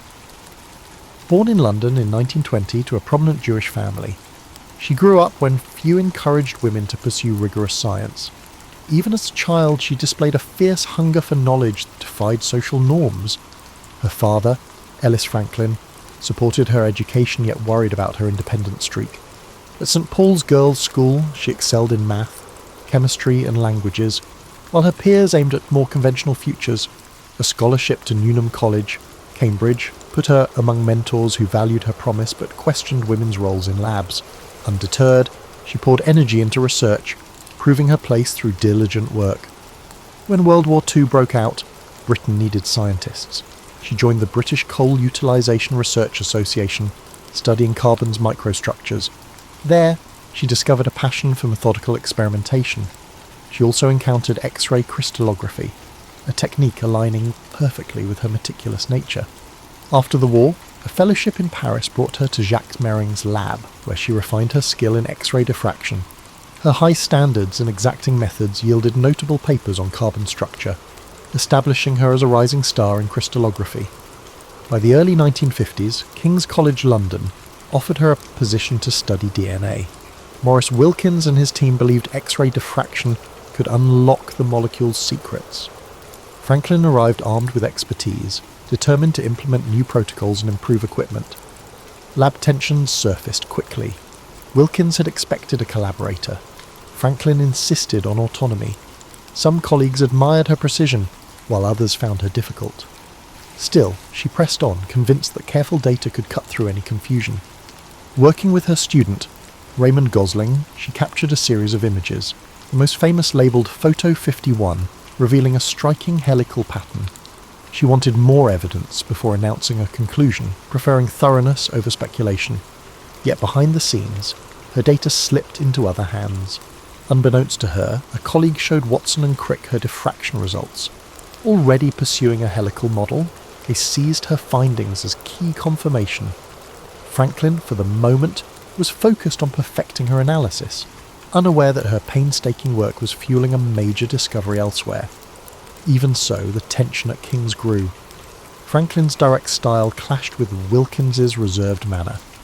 She believed in complete control over her research methods, irritating those accustomed to a more hierarchical lab, but she remained steadfast, adjusting humidity levels and rechecking angles to sharpen her images. Each improvement hinted she was on the brink of a monumental revelation. That revelation, however, would not bear her name alone. While Franklin refined her data, Watson and Crick raced forward, preparing to unveil their model of D. She had no inkling of the behind-the-scenes drama. In the darkroom, her camera captured crystal patterns that would change biology. She trusted her data to speak for itself, unaware that the world soon would hail Watson and Crick as the architects of DNA's double helix. At this stage, Franklin's story was poised between breakthrough and overshadowing. Her rigorous approach had delivered vital clues to life's molecular code, yet social dynamics and academic politics threatened to rob her of due credit. In the realm of science, data does not always guarantee recognition for the one who gathers it. Rosalind Franklin had produced a priceless glimpse into DNA's form, setting the stage for history to unfold in ways she could not have predicted. She was born into a family of philanthropic tradition, with her uncle serving as the first Jewish mayor of London. From a young age, she was taught the importance of service and intellectual rigour, a combination that would shape her character. In her teenage years, she gained a reputation for sharp wit and an unwavering focus on academic goals. These traits did not always endear her to peers who expected more demure behaviour, but she was undeterred. She had glimpsed a future in which women could stand at the frontier of discovery, and she was determined to claim it. In her journals, she expressed a love for puzzles and a fascination with structure. Whether examining minerals or deciphering abstract problems, she found solace in unravelling complexities. This mindset translated seamlessly into her later work, where precision became both her shield and her compass. It also fueled her tenacity, driving her to pursue every question until she reached its hidden core. Rosalind Franklin's arrival at King's College London came with grand hopes, but the lab's culture soon tested her resolve. She joined Maurice Wilkins, who believed they would share DNA research duties. Franklin's forthright style, however, clashed with Wilkins' quieter approach. Worse, the leadership chain for the DNA project remained vague, fostering confusion about who was truly in charge. Despite these challenges, Franklin pressed on, exploring how DNA fibers changed under varying humidity. She distinguished between A and B forms of the molecule, and her fastidious X-ray diffraction work produced the famed Photo 51, which showed an unmistakable helical pattern. Franklin acknowledged the significance of the image, yet she refrained from making hasty assumptions. She spent hours perfecting exposures, checking angles, and analysing the precise details etched onto photographic plates. Meanwhile, across town at the Cavendish Laboratory in Cambridge, James Watson and Francis Crick took a contrasting approach. Model builders at heart, they chased the DNA structure by trial and error, fueled by snippets of data gleaned from various sources. When Wilkins revealed Photo 51 to Watson, unbeknownst to Franklin, the evidence dovetailed perfectly with their double helix hunch. By early 1953, Watson and Crick completed a model that would make scientific history. Their publication in Nature was concise yet transformative. announcing a double helical structure that explained DNA's replication mechanism. Wilkins and Franklin each contributed supportive papers, but the spotlight fell squarely on Watson and Crick. Franklin's images and calculations, though pivotal, were presented as secondary confirmations rather than driving forces. She felt the sting of exclusion yet pressed on, finalising her analyses of the molecule's geometry. This period at King's grew more strained. Franklin's rapport with Wilkins had cooled. She seemed unwilling to compromise on rigorous standards, and he resented her independence. The department itself provided limited support, content to bask in the sudden acclaim for the DNA breakthrough. Franklin, meanwhile, was left to grapple with how her painstaking data had been used without her direct consent. Recognising that her future lay elsewhere, she began seeking a new post where she could direct her research on her terms. Opportunity arose at Birkbeck College, headed by crystallographer John Desmond Burnell. Though the facilities there were humbler, the atmosphere promised greater autonomy. Franklin decided to leave King's, taking with her a wealth of expertise and the resolve to avoid another scientific turf war. She briefly concluded her work by publishing her final observations on the structural nuances of DNA. While Watson, Crick and Wilkins basked in growing accolades, Franklin exited quietly, determined to reorient her career. She did not wholly abandon DNA. Friends and colleagues occasionally asked for her insights, and she answered candidly, yet she had no desire to entangle herself further in debates about authorship or recognition. The overshadowing she experienced became a cautionary tale. In science, data is currency, and the one who controls its dissemination wields significant power. Franklin preferred to move forward rather than dwell on what might have been done differently. In her last months at King's, she remained cordial but distant, focusing on practical tasks. Her colleagues recognised her departure as a loss. Her techniques had been central to illuminating DNA.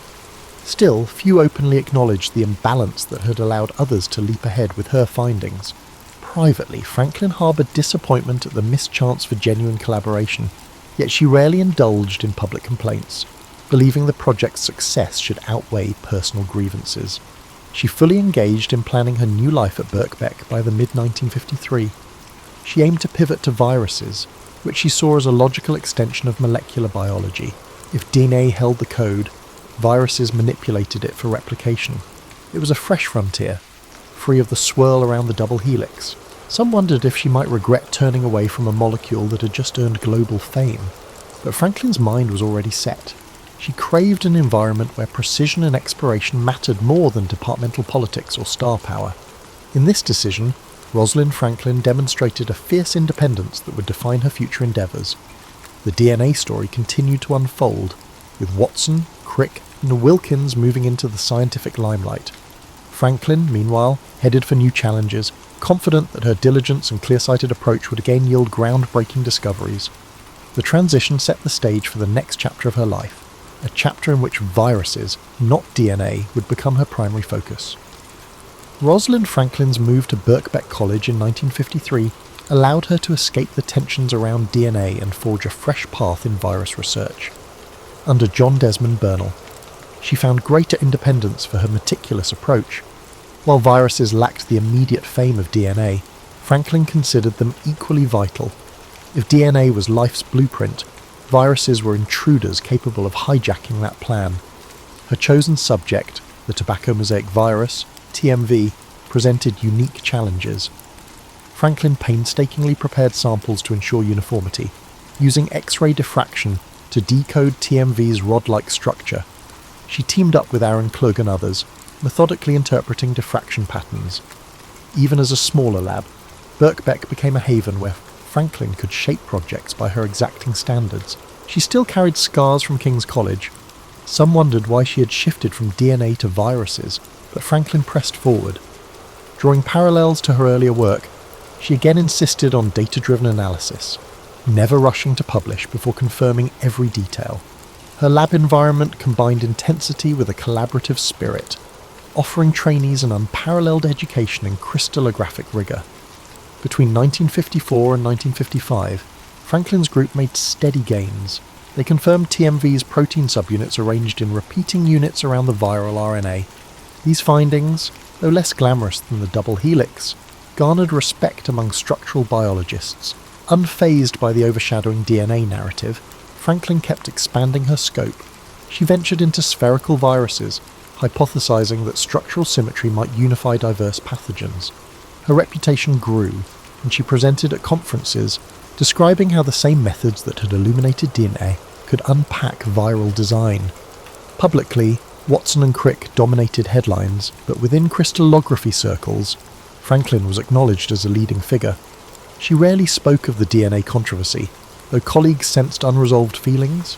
Instead, she concentrated on perfecting viral data. Believing scientific progress mattered more than personal credit. Outside the lab, Franklin led a quiet life. She enjoyed travel and found respite in the outdoors, but her main passion remained the quest to visualize biological structures. Funding was tight, and she often lobbied for grants to buy better equipment. Each new insight strengthened her conviction that viruses, small yet formidable, merited the same painstaking scrutiny as DNA. By 1956, her work expanded further. Collaborators like Aaron Klug advanced diffraction analysis, revealing intricate protein shells encasing viral RNA. Franklin believed these advances might guide future strategies against viral diseases. The thoroughness she had applied to DNA now propelled virology forward, an accomplishment overshadowed by the double helix's spotlight but crucial to understanding viral replication. Yet signs of illness emerged. She dismissed bouts of pain as stress, unwilling to slow down. Unbeknownst to her, she faced a serious condition that would soon escalate. For the moment, research remained her anchor, and she pressed on, analysing each image that emerged from her diffraction apparatus. Her dedication ignited excitement at Birkbeck, motivating younger scientists to follow in her footsteps. Though Watson, Crick and Wilkins gained prizes and public adoration for DNA, Franklin never openly displayed envy. Friends noted she remained courteous about the double helix, maintaining the stance that data, not politics, fueled real progress. In her lab, she was known for forging new ground in virus structure, determined that careful work would eventually earn its acknowledgement. Amid these virus studies, Franklin's commitment to excellence never wavered. She had departed King's to find a more supportive environment, and at Birkbeck, she discovered purpose in unravelling new puzzles. The breakthroughs she spearheaded may not have led to global headlines, but they contributed significantly to the emerging field of molecular virology. All the while, her health concerns simmered beneath the surface. She continued to travel and lecture, sharing insights and forging collaborations. Researchers worldwide adapted her techniques, marvelling at how the same X-ray approach used on DNA could dissect viral architecture. Each success confirmed her choice to abandon the fame of DNA and explore a less explored path. Rosalind Franklin's years at Birkbeck stand as a testament to her resilience and intellectual drive. Where others saw missed fame, she saw a chance to deepen knowledge on a frontier with vast implications for medicine and agriculture. This period defined her as more than the woman behind Photo 51. She became a leading light in virus crystallography, advancing an entire field through tireless devotion. By late 1956, Rosalind Franklin could no longer dismiss her discomfort as mere fatigue. Severe abdominal pain sent her to a specialist, where she received a stark diagnosis: ovarian cancer. News of the disease hit hard. She was only in her mid-30s, with a thriving lab at Birkbeck and an unrelenting drive to uncover the secrets of viruses. She tackled the situation with the same unwavering determination that characterized her scientific pursuits. Franklin underwent surgery, followed by radiation treatments that left her exhausted. Remarkably, she insisted on working whenever she felt even a little strength. Her laboratory colleagues witnessed a woman who, despite obvious pain, maintained precise standards and pressed forward with X-ray diffraction experiments. Some urged her to rest, but she believed that meaningful research could serve as a form of hope, both for herself and for the broader scientific quest. Meanwhile, her research group continued its progress on tobacco mosaic virus. Aaron Klug and John Finch helped manage day-to-day tasks, but Franklin remained the intellectual force behind the projects, analysing data from her hospital bed when necessary. She had always been meticulous, but now her instructions became even more methodical, as if every experiment needed to be double-checked due to the uncertainty of time. Medical treatments showed initial promise. Franklin's health rebounded enough for her to attend conferences and deliver lectures with renewed vigour. In early 1957, she travelled to the United States to discuss her virus findings. Colleagues there marvelled at her clarity of thought and appreciated her willingness to share data and techniques. She returned to London with fresh ideas for comparing the structures of different plant viruses, convinced that a unifying principle might exist across various shapes and sizes. Her perseverance garnered admiration from both peers and subordinates. Many had witnessed how overshadowed she'd been in the DNA story, yet here she was, forging new breakthroughs under the most challenging circumstances. In private, Franklin confessed occasional frustration about the slow recognition for her virus work, but she rarely let bitterness creep into daily lab interactions. Instead, she strove to uplift younger researchers, reminding them that quality data was the bedrock of scientific progress. That year, she initiated a project examining the poliovirus structure, though she knew it would be demanding. Polio remained a global health concern, and Franklin hoped that precise diffraction studies might reveal new angles for vaccine development. She collaborated with researchers at other institutions, coordinating sample exchanges and cross-checking results.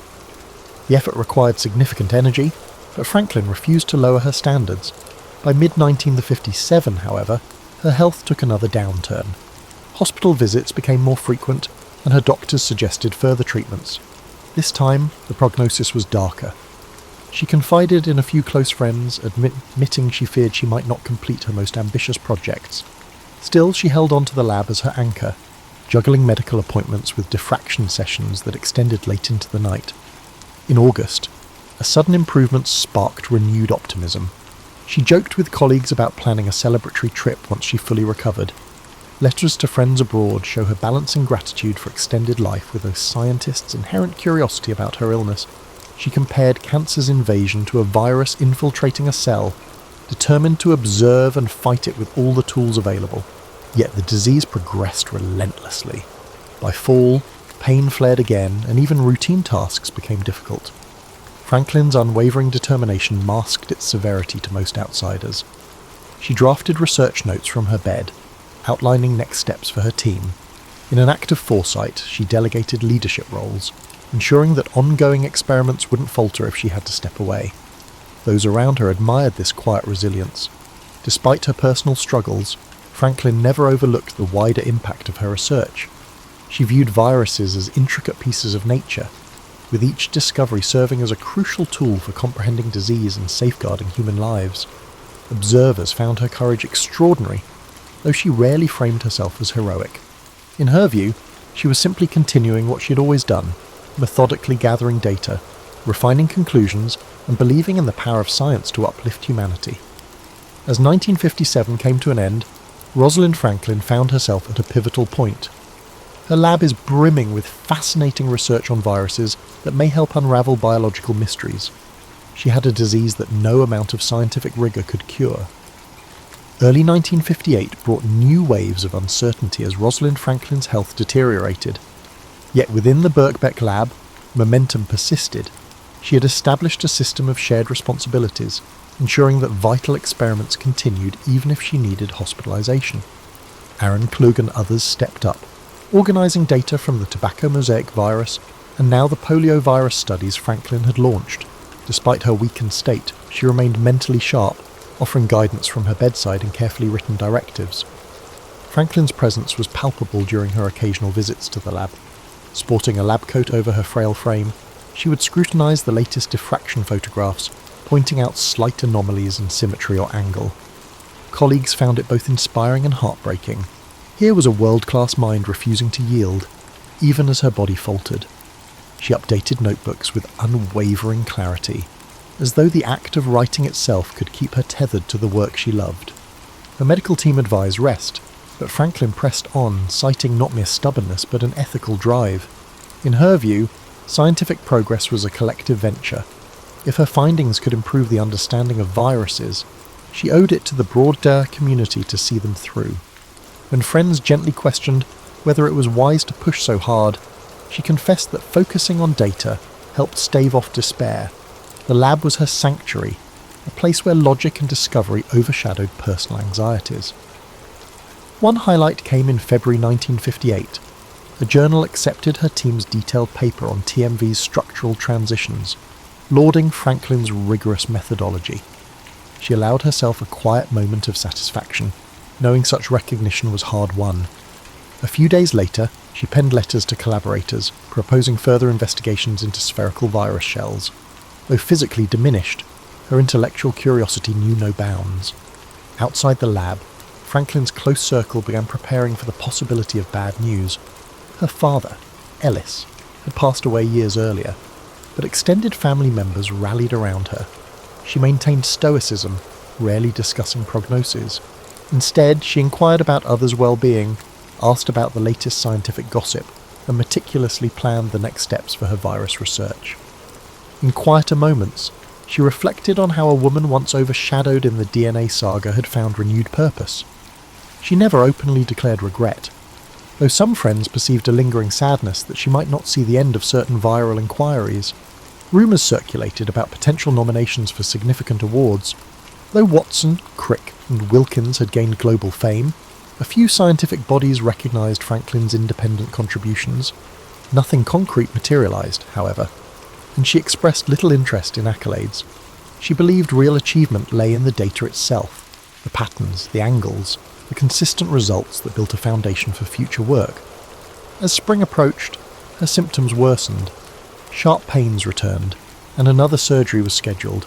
This time, medical intervention offered diminishing returns. Franklin faced the prospect that her life might be cut short, yet she approached this possibility with the same methodical calm she brought to her experiments. She revised her will, setting aside funds for scientific causes and ensuring that certain personal items went to cherished friends. She also took steps to safeguard her research, instructing Klug and others on how to best archive her notebooks and X-ray films. On excellent days, she still made brief appearances at Birkbeck.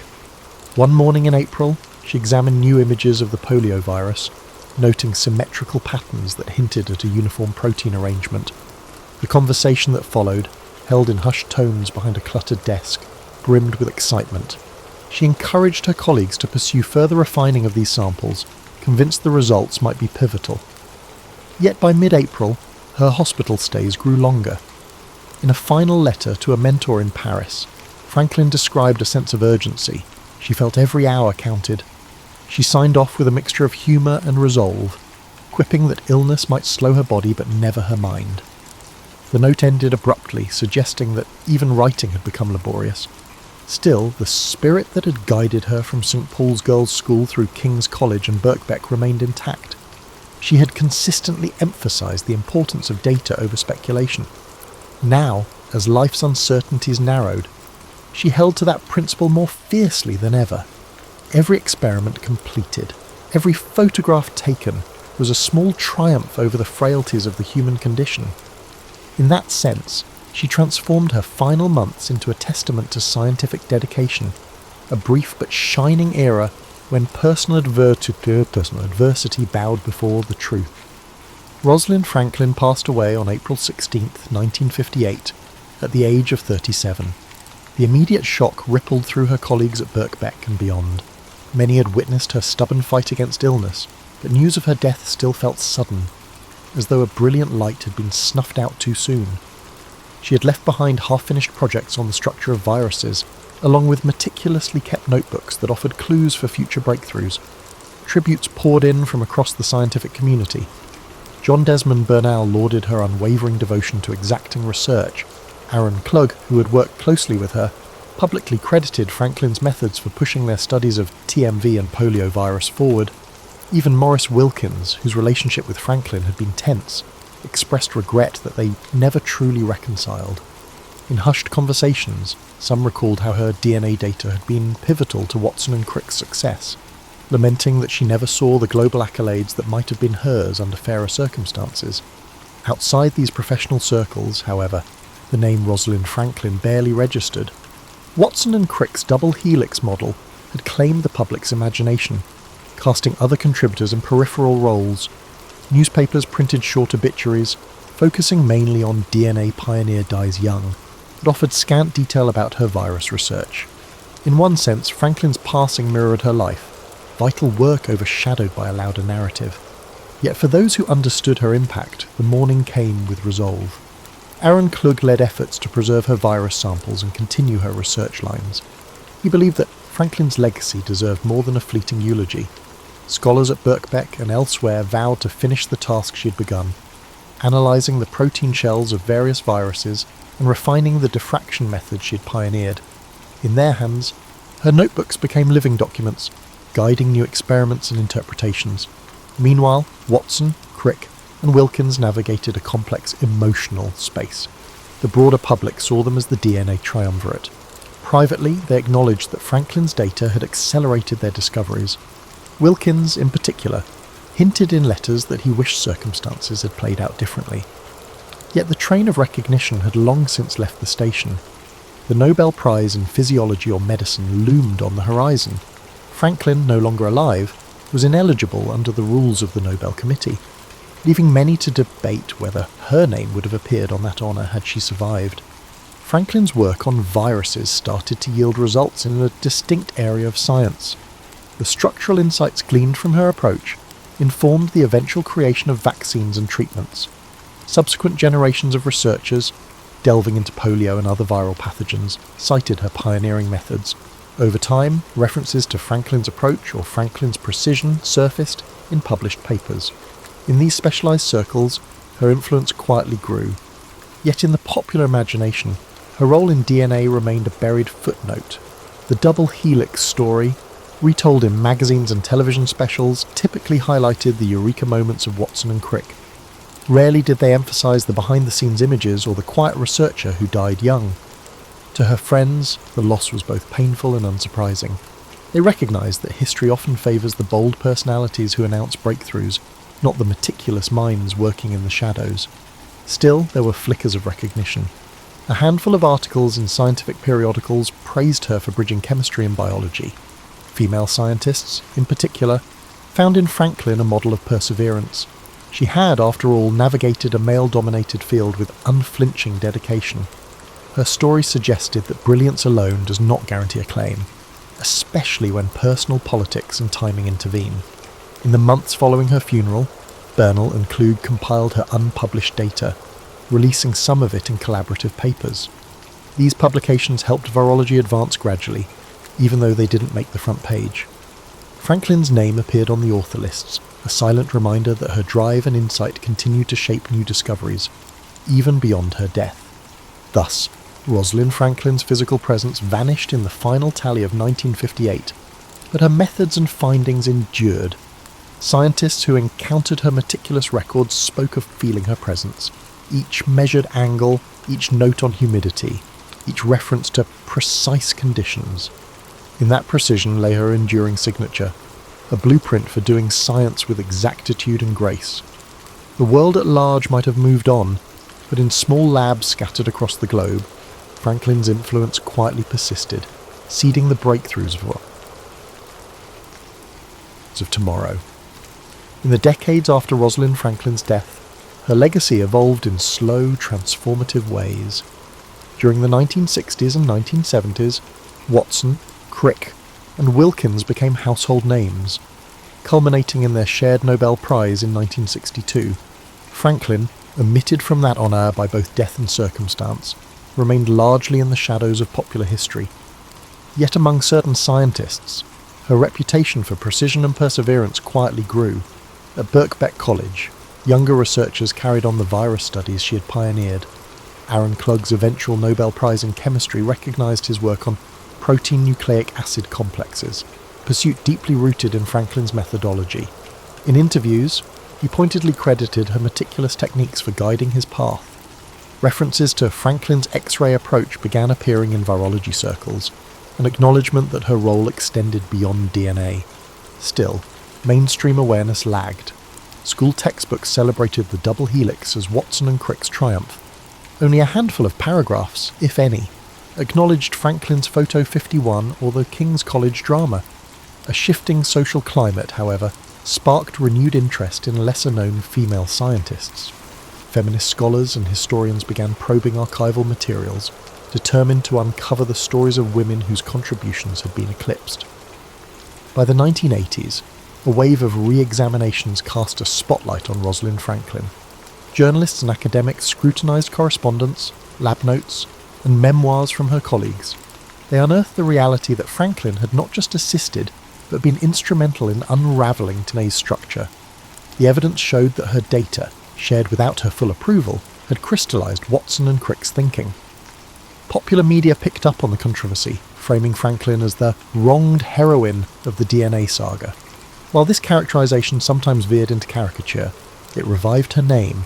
Simultaneously, interest in her virus research flourished among specialists. A new generation of molecular biologists rediscovered her Birkbeck work, amazed at how she had tackled the complexities of viruses with the same tenacity she brought to dinner. A series of papers analysing her notebooks revealed that her approaches to sample preparation and diffraction analysis were decades ahead of their time. Pharmaceutical researchers aiming to combat viral outbreaks drew inspiration from her methods, demonstrating that her impact reached far beyond a single molecule. By the 1990s, Rosalind Franklin became a symbol for women in STEM. Universities established fellowships and awards bearing her name, each designed to support female researchers in fields like chemistry, crystallography, and molecular biology. Statues and plaques appeared at King's College London and in her hometown, celebrating her achievements. Though many tributes still focused on DNA, the deeper picture of her broader scientific passion began to take shape. Documentaries and books offered more nuanced portraits. A brilliant scientist who navigated the prejudice of her time, worked herself to exhaustion, and died young, leaving a treasure trove of insights. Debates about ethics and credit allocation continued, with some championing Watson and Crick's accomplishments, while also acknowledging the injustice done to Franklin. The complexities of her relationships at King's, her shift to Birkbeck, and her brave fight against cancer found their way into mainstream awareness, painting a portrait of a woman whose intellect defied the era's constraints. Today, Rosalind Franklin stands as a beacon of unyielding dedication. Her story resonates with those who value precision, resilience, and collaborative respect. Museums showcase her notebooks, featuring the small details that once seemed inconsequential, meticulously labelled film plates, humidity logs, and carefully drawn diagrams. Each artifact testifies to her belief that every scrap of data mattered. In academic circles, Franklin's name now holds genuine weight. She is cited not as a footnote, but as a pioneer who bridged chemistry and biology, advanced crystallography, and helped birth modern virology research. Initiatives encourage young scientists, especially women, to follow her example, embodying curiosity, discipline, and the courage to question norms. The arc of Rosalind Franklin's reputation thus reveals a broader truth. Recognition in science can be capricious, delayed, or uneven. What was once overshadowed can, through persistent re-examination, rise to its rightful place. Franklin's data lit the path for one of the greatest discoveries in biology, and her virus research paved the way for critical future breakthroughs. Generations after her passing, the full story of her contributions has come into clearer focus, ensuring that her voice, once muffled, now echoes across labs and lecture halls worldwide. And just like that, we've reached the end of our main story tonight about someone who was truly brilliant with science. Hopefully you've already drifted to sleep by now, but if not, I know my insomniacs when I see them. We got your back with stories of different types in case this wasn't something interesting to you. I hope you have a fantastic day and get the best rest that you deserve. Sleep peacefully, my friends, and as always, good night. Nikola Tesla's boyhood in the small village of Smiljan, nestled in the rural reaches of the Austrian Empire, now Croatia, was as far removed from the noise of modern contraptions as one might imagine. Yet even amid this pastoral backdrop, Tesla found ways to indulge his curiosity. His father, Milutin, was an Orthodox priest often occupied by religious duties, but he also possessed a serious library where young Nikola snuck away to read. In fact, Tesla frequently credited these secretive explorations for sparking his fascination with science. Meanwhile, his mother, Juka, a resourceful and gifted woman, crafted household tools with her hands, granting Tesla a first-hand look at the interplay between imagination and utility. One story that rarely gets retold, overshadowed perhaps by grander anecdotes, involved a small wooden water wheel he built at age 9. Determined to harness the churning stream that ran behind his home, Tesla carved rough paddles from scavenged driftwood and improvised an axle from a broken cart part. While the contrivance was crude, it worked, sort of. It sputtered and jammed more often than it spun, but this half-success taught him the power of redirecting natural forces. Even as a child, he recognised that nature housed tremendous energy, just waiting to be tapped. It was also during these early years that Tesla started experiencing acute visualizations. Later, he described how bright flashes before his eyes would conjure vivid images of objects he hadn't even witnessed before. This phenomenon, which he called his mind's eye, sometimes unsettled people around him, but it had a silver lining. Whenever an idea flickered through his consciousness, he could examine its details in these mental pictures, rotating and refining them before he ever set pen to paper. This unique ability, often minimized in popular accounts, shaped his inventive process. Of course, not all was idyllic.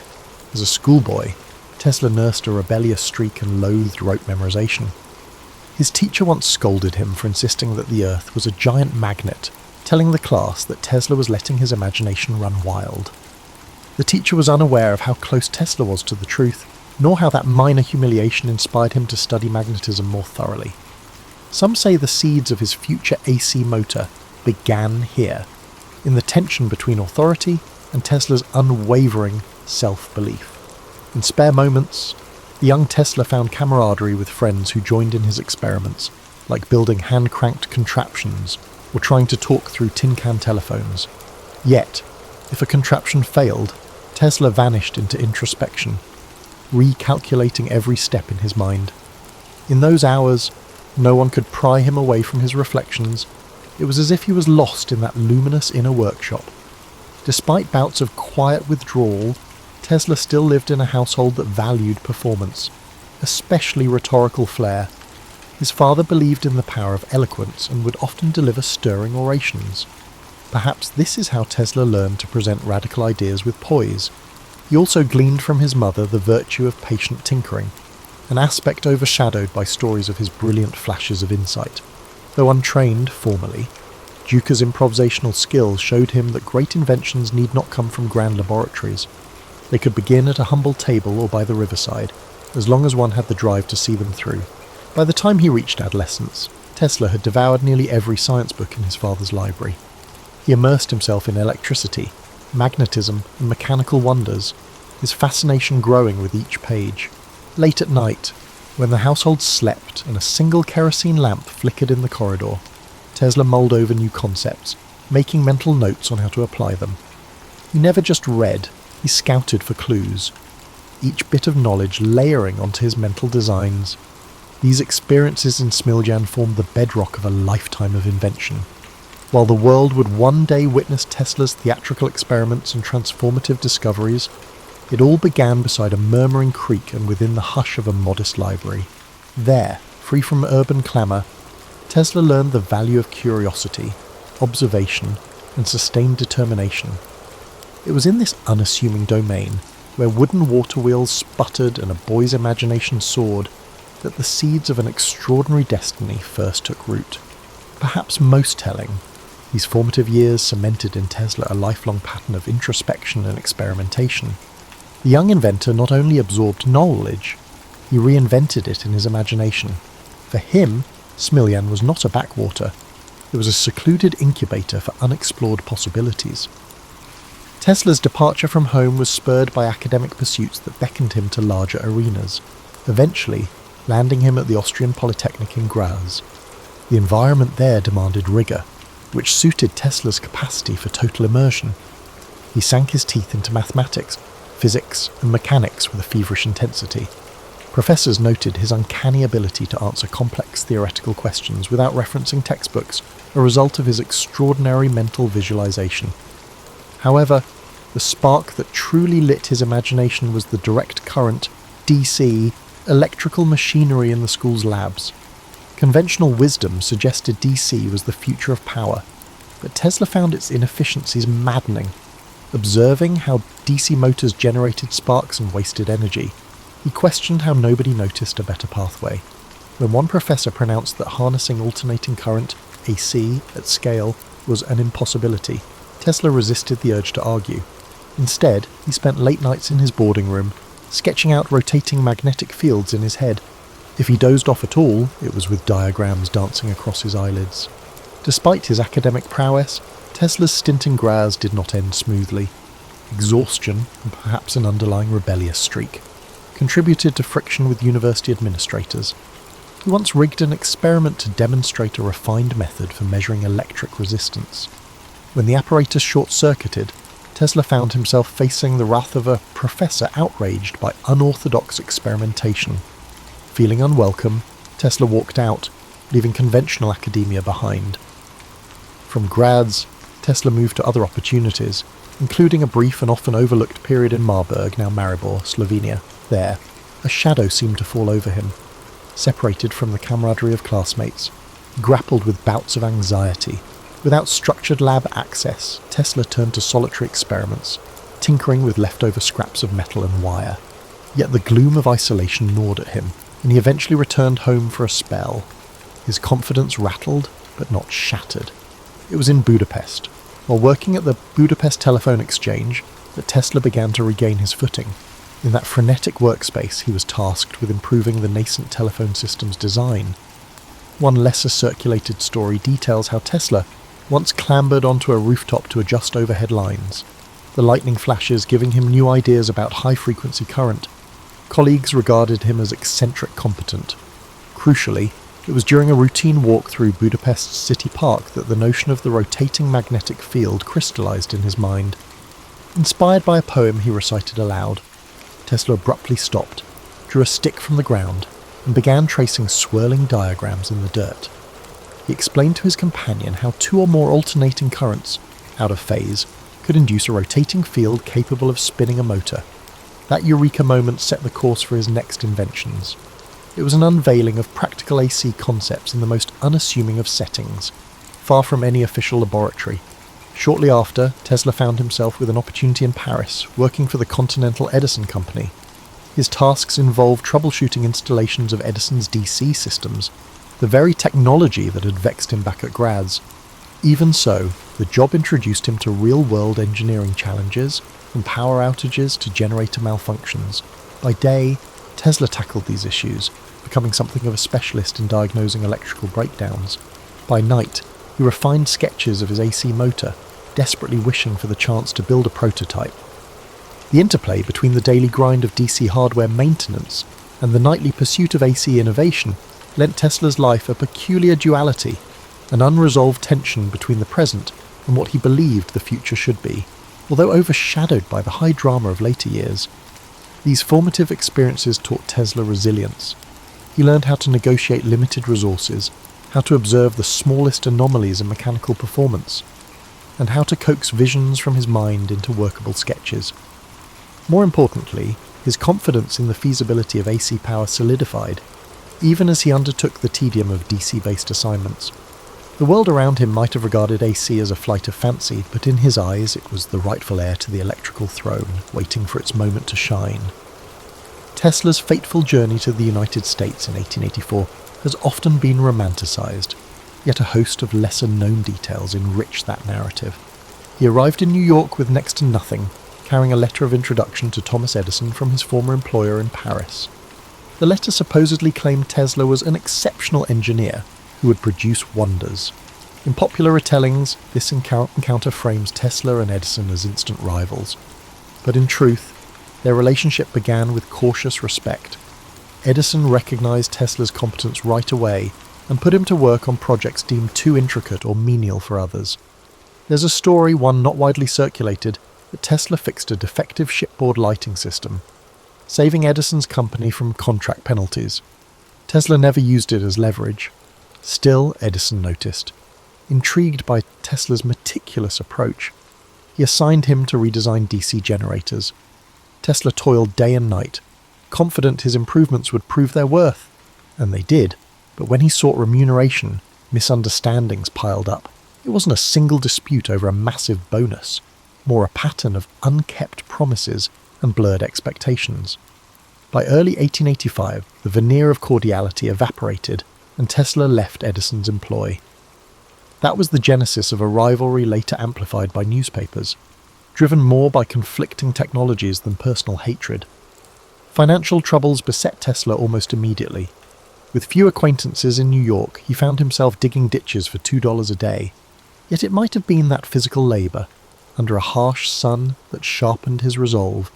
He told a friend that while his body dug ditches, his mind was far away, describing elliptical arcs of thought. Where some might have fallen into despair, Tesla saw an interval to refine his intended path. That path led to the formation of Tesla Electric Light and Manufacturing, his first entrepreneurial venture in America. He secured backers who, at first, promised to let him develop arc lighting systems and eventually his prized AC motors. However, once Tesla delivered an efficient arc lighting solution, those investors showed no interest in AC. Capital wanted quick returns, not imaginative leaps. Frustrated, Tesla found himself pushed out of the very company bearing his name. This episode left him wary of business partnerships and taught him that investors valued immediate profit over long-term vision. Undeterred, Tesla began to demonstrate his AC motor concept in small lecture halls around the city. One venue, the back room of a modest Manhattan building, had an audience of barely 20 people. But among them was Alfred S. Brown, a Western Union superintendent who recognized Tesla's potential. Another backer, Charles Peck, also attended. Together, they formed a partnership with Tesla, pledging to support his AC technology. These unglamorous sessions laid vital groundwork for Tesla's next breakthrough. Soon, with newfound supporters, Tesla established a laboratory at 89 Liberty Street, Manhattan. Amid coils of wire and improvised setups, he tinkered relentlessly. The space was cramped but offered freedom. He constructed prototypes of the polyphase AC motor, painstakingly refining them until they could run smoothly under load. Maintaining a consistent rotating magnetic field was one challenge. Ensuring it didn't damage the apparatus over time was another. Tesla tackled each obstacle systematically, relying on mental simulations before any real-world tests. One anecdote from this period recounts Tesla experimenting with high-speed turbines that let out unnerving whines. Passers-by grew wary, prompting multiple visits from the local fire brigade after neighbours complained of sparks. Tesla, oblivious to the fuss, would apologise earnestly, then resume his adjustments the moment they left. Such episodes highlight his tendency to live almost entirely in his realm of ideas, paying little heed to outside alarm. While public fascination with electricity was on the rise, spurred by the novelty of electric lights, most industrialists still viewed AC with caution. Tesla's goal was not simply to make AC motors feasible, but to persuade key players that this technology was reliable, safe, and profitable. Each small success in his lab bolstered his resolve, inching him closer to a grand future shaped by alternating current, truly unstoppable. By 1888, Tesla was ready to unveil his AC motor to the world, and the venue was the American Institute of Electrical Engineers. While typical accounts highlight the significance of this event, few explore the hushed excitement that filled that lecture hall. Attendees included professors, journalists, and industrial titans, all abuzz with talk of a new era in electrical distribution. Some were openly skeptical, others arrived hoping to witness the demise of what they considered an impossible dream. Tesla walked onto the stage with a calm demeanour, unveiling his motor and discussing its principles with methodical precision. Crucially in the audience sat George Westinghouse, who had embraced AC for power transmission. Impressed by Tesla's clarity and the elegant simplicity of his motor, Westinghouse quickly reached out. In negotiations, he purchased Tesla's patents for a substantial sum and promised royalties for every horsepower generated by his inventions. While mainstream retellings mention the deal, the nuance of their discussions, shaped by Tesla's vision for future expansions of AC, often remains overlooked. With Westinghouse's backing, Tesla moved into a well-resourced facility in Pittsburgh to refine his designs for commercial production. The cultural shift from his Liberty Street lab to an industrial setting was stark. Tesla sought perfect synergy of frequency and voltage, while corporate engineers focused on the standardized parts. Despite tension, seeing his motors mass-produced thrilled him. He was elated when AC Systems lit parts of the 1893 World's Columbian Exposition in Chicago, showcasing a cityscape aglow with alternating current, courtesy of Westinghouse and Tesla. A lesser-known interlude occurred when Tesla visited Niagara Falls to survey the planned hydroelectric station. Standing at the brink of the thundering cascade, he reportedly mused that harnessing such power would reflect humanity's harmony with nature. When it went online, delivering electricity as far as Buffalo, it proved AC's potency. Yet the war of the currents, fueled by Edison's campaign labelling AC dangerous, cast shadows on these achievements. Edison's allies staged gruesome demonstrations, electrocuting animals to highlight AC's hazards. Tesla, though offended, avoided direct public attacks. Instead, he showcased AC's safety in flamboyant ways, passing high-frequency currents through himself to light lamps. Newspapers seized on these spectacles. Tesla disliked theatrics for mere hype, but saw them as necessary to shift perception. Tesla's finances briefly soared. His arrangement with Westinghouse promised substantial gains as AC spread. However, Westinghouse soon faced financial strain from the Niagara project and market fluctuations. When bankers threatened the Westinghouse company, Tesla made a dramatic choice. He released Westinghouse from the heavy royalty agreement. Some see it as altruism. Others suspect that he believed broader AC adoption would bring even greater wealth down the line. Either way, this decision cost him millions. That shift altered Tesla's partnership with Westinghouse. Meanwhile, his growing celebrity pushed him to chase new ideas. Fascinated by high-frequency currents and wireless power, he figured out that AC power distribution was only a starting point. His pivot from engineer to visionary signalled the dawn of a new phase. Yet the transition was uneasy. Industry leaders wanted market-ready products, not grand experiments. Tesla, ever the dreamer, yearned to break boundaries. This clash set the stage for his most audacious projects, some of which risked isolating him from commercial backers. Even so, as AC quietly became the worldwide standard, Tesla's decisive role could not be denied. He had toppled the seemingly immovable DC regime and paved the road for an era defined by alternating current, a feat that left him eager to explore even more uncharted terrain. These wins fueled Tesla's restless imagination, propelling further innovation. By the mid-1890s, Tesla had garnered a reputation as an inventor who might rewrite the laws of nature with each new contrivance. In truth, his methods combined meticulous trial and error with nights of solitary reflection. He fashioned advanced coils to produce high-voltage, high-frequency alternating currents, creating dramatic arcs of artificial lightning. While crowds flocked to watch his public lectures in Manhattan, Tesla was growing restless, longing for a place where he could attempt even bigger experiments unencumbered by city constraints. That desire took him to Colorado Springs in 1899.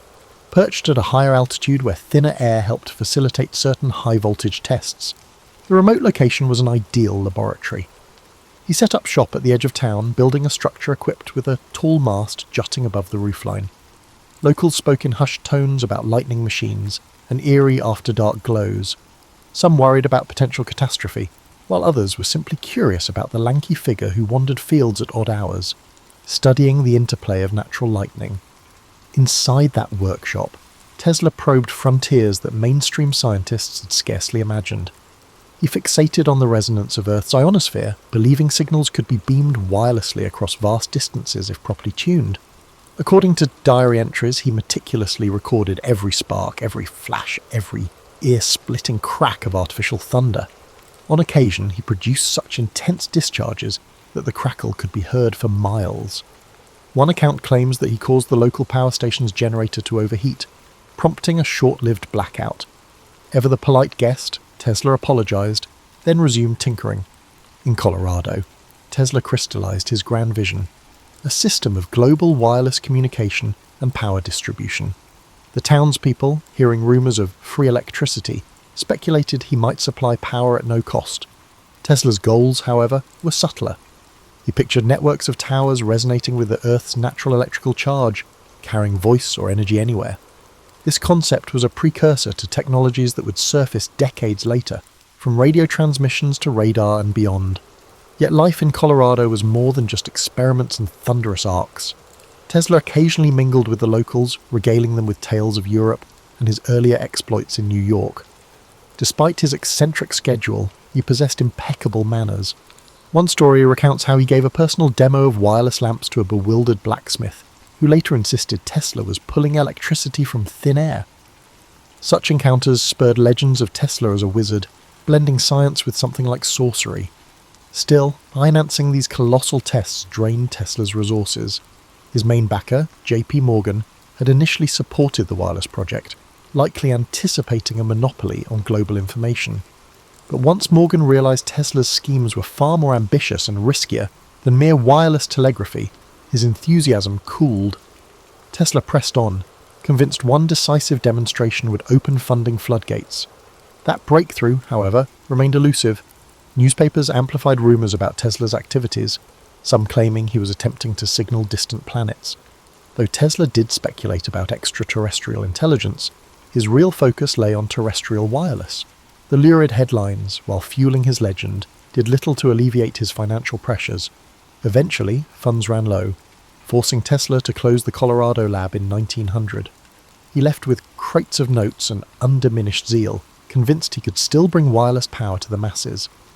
For townspeople left behind, the memory of glowing skies and roiling static lingered, a testament to the spectacular possibilities that science could conjure. For Tesla, Colorado Springs became a pivotal chapter, a proving ground that fortified his belief in the limitless potential of electrical resonance. It was there he most clearly foresaw a connected world, bound less by wires than by the atmospheric and earth-circling energies he aimed to harness.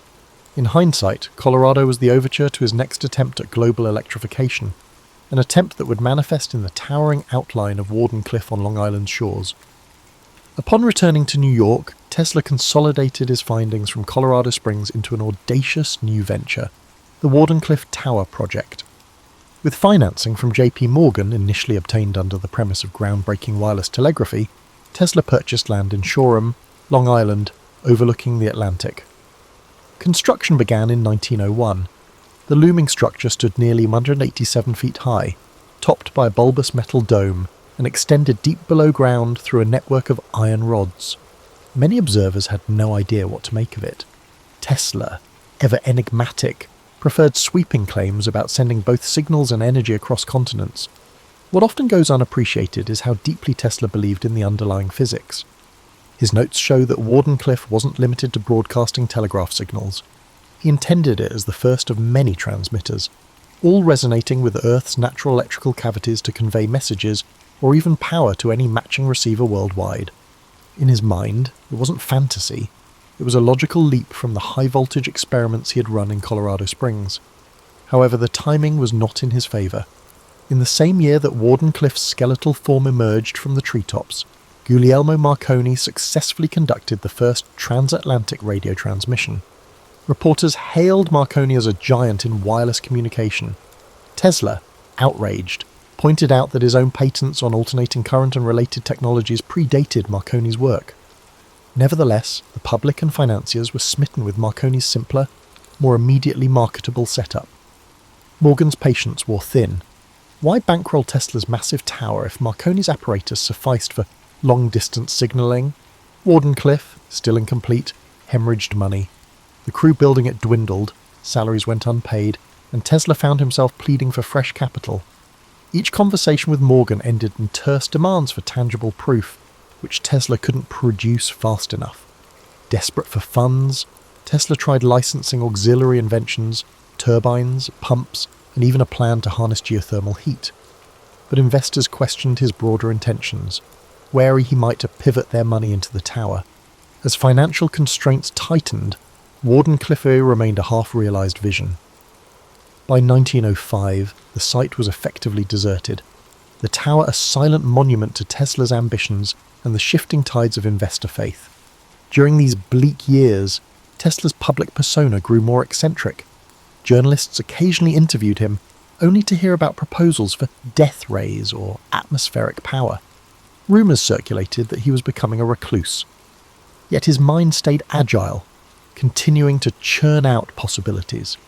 He foresaw solar energy as a future mainstay, though few listened. The industrial world seemed enthralled by oil and coal, while Tesla's musings about sun-powered engines drew smirks. Wardenclyffe was never fully operational, and the newspapers offered little sympathy. Some newspapers ridiculed him, portraying him as an unrealistic idealist. others barely mentioned his name, focusing instead on Marconi's ongoing successes. The sting of being overshadowed was palpable. Tesla clung to the belief that one day the world would recognize the practicality of wireless power. Indeed, later generations would adapt many of his principles for radio and beyond. But in his time, the tower's failure left him saddled with debt and weighed down by public skepticism. Even so, Tesla didn't abandon optimism. He often spoke as if Wardenclyffe had simply been delayed, not cancelled. In private, he refined sketches of improved transmitters, reimagined the tower's design, and kept dreaming of a worldwide grid of resonant stations. He believed that the planet itself, with its vast electrical potential, could be turned into a conduit of universal energy. The fact that society wasn't ready did little to dampen his conviction. Despite setbacks, fragments of Tesla's vision crept into later technological revolutions. Wireless communication would evolve in leaps and bounds, though powered by the more conventional means. Concepts like global connectivity and broadcast energy, dismissed in Tesla's day, surfaced decades afterward in varying forms. Yet at the dawn of the 20th century, Tesla faced only mounting bills, evaporating capital, and a tower rusting away on Long Island. The heartbreak of Wardenclyffe marked a turning point, leaving Tesla to operate mostly on the margins of an industry he had once revolutionized. As the 20th century marched on, the world Tesla had done so much to illuminate surged ahead.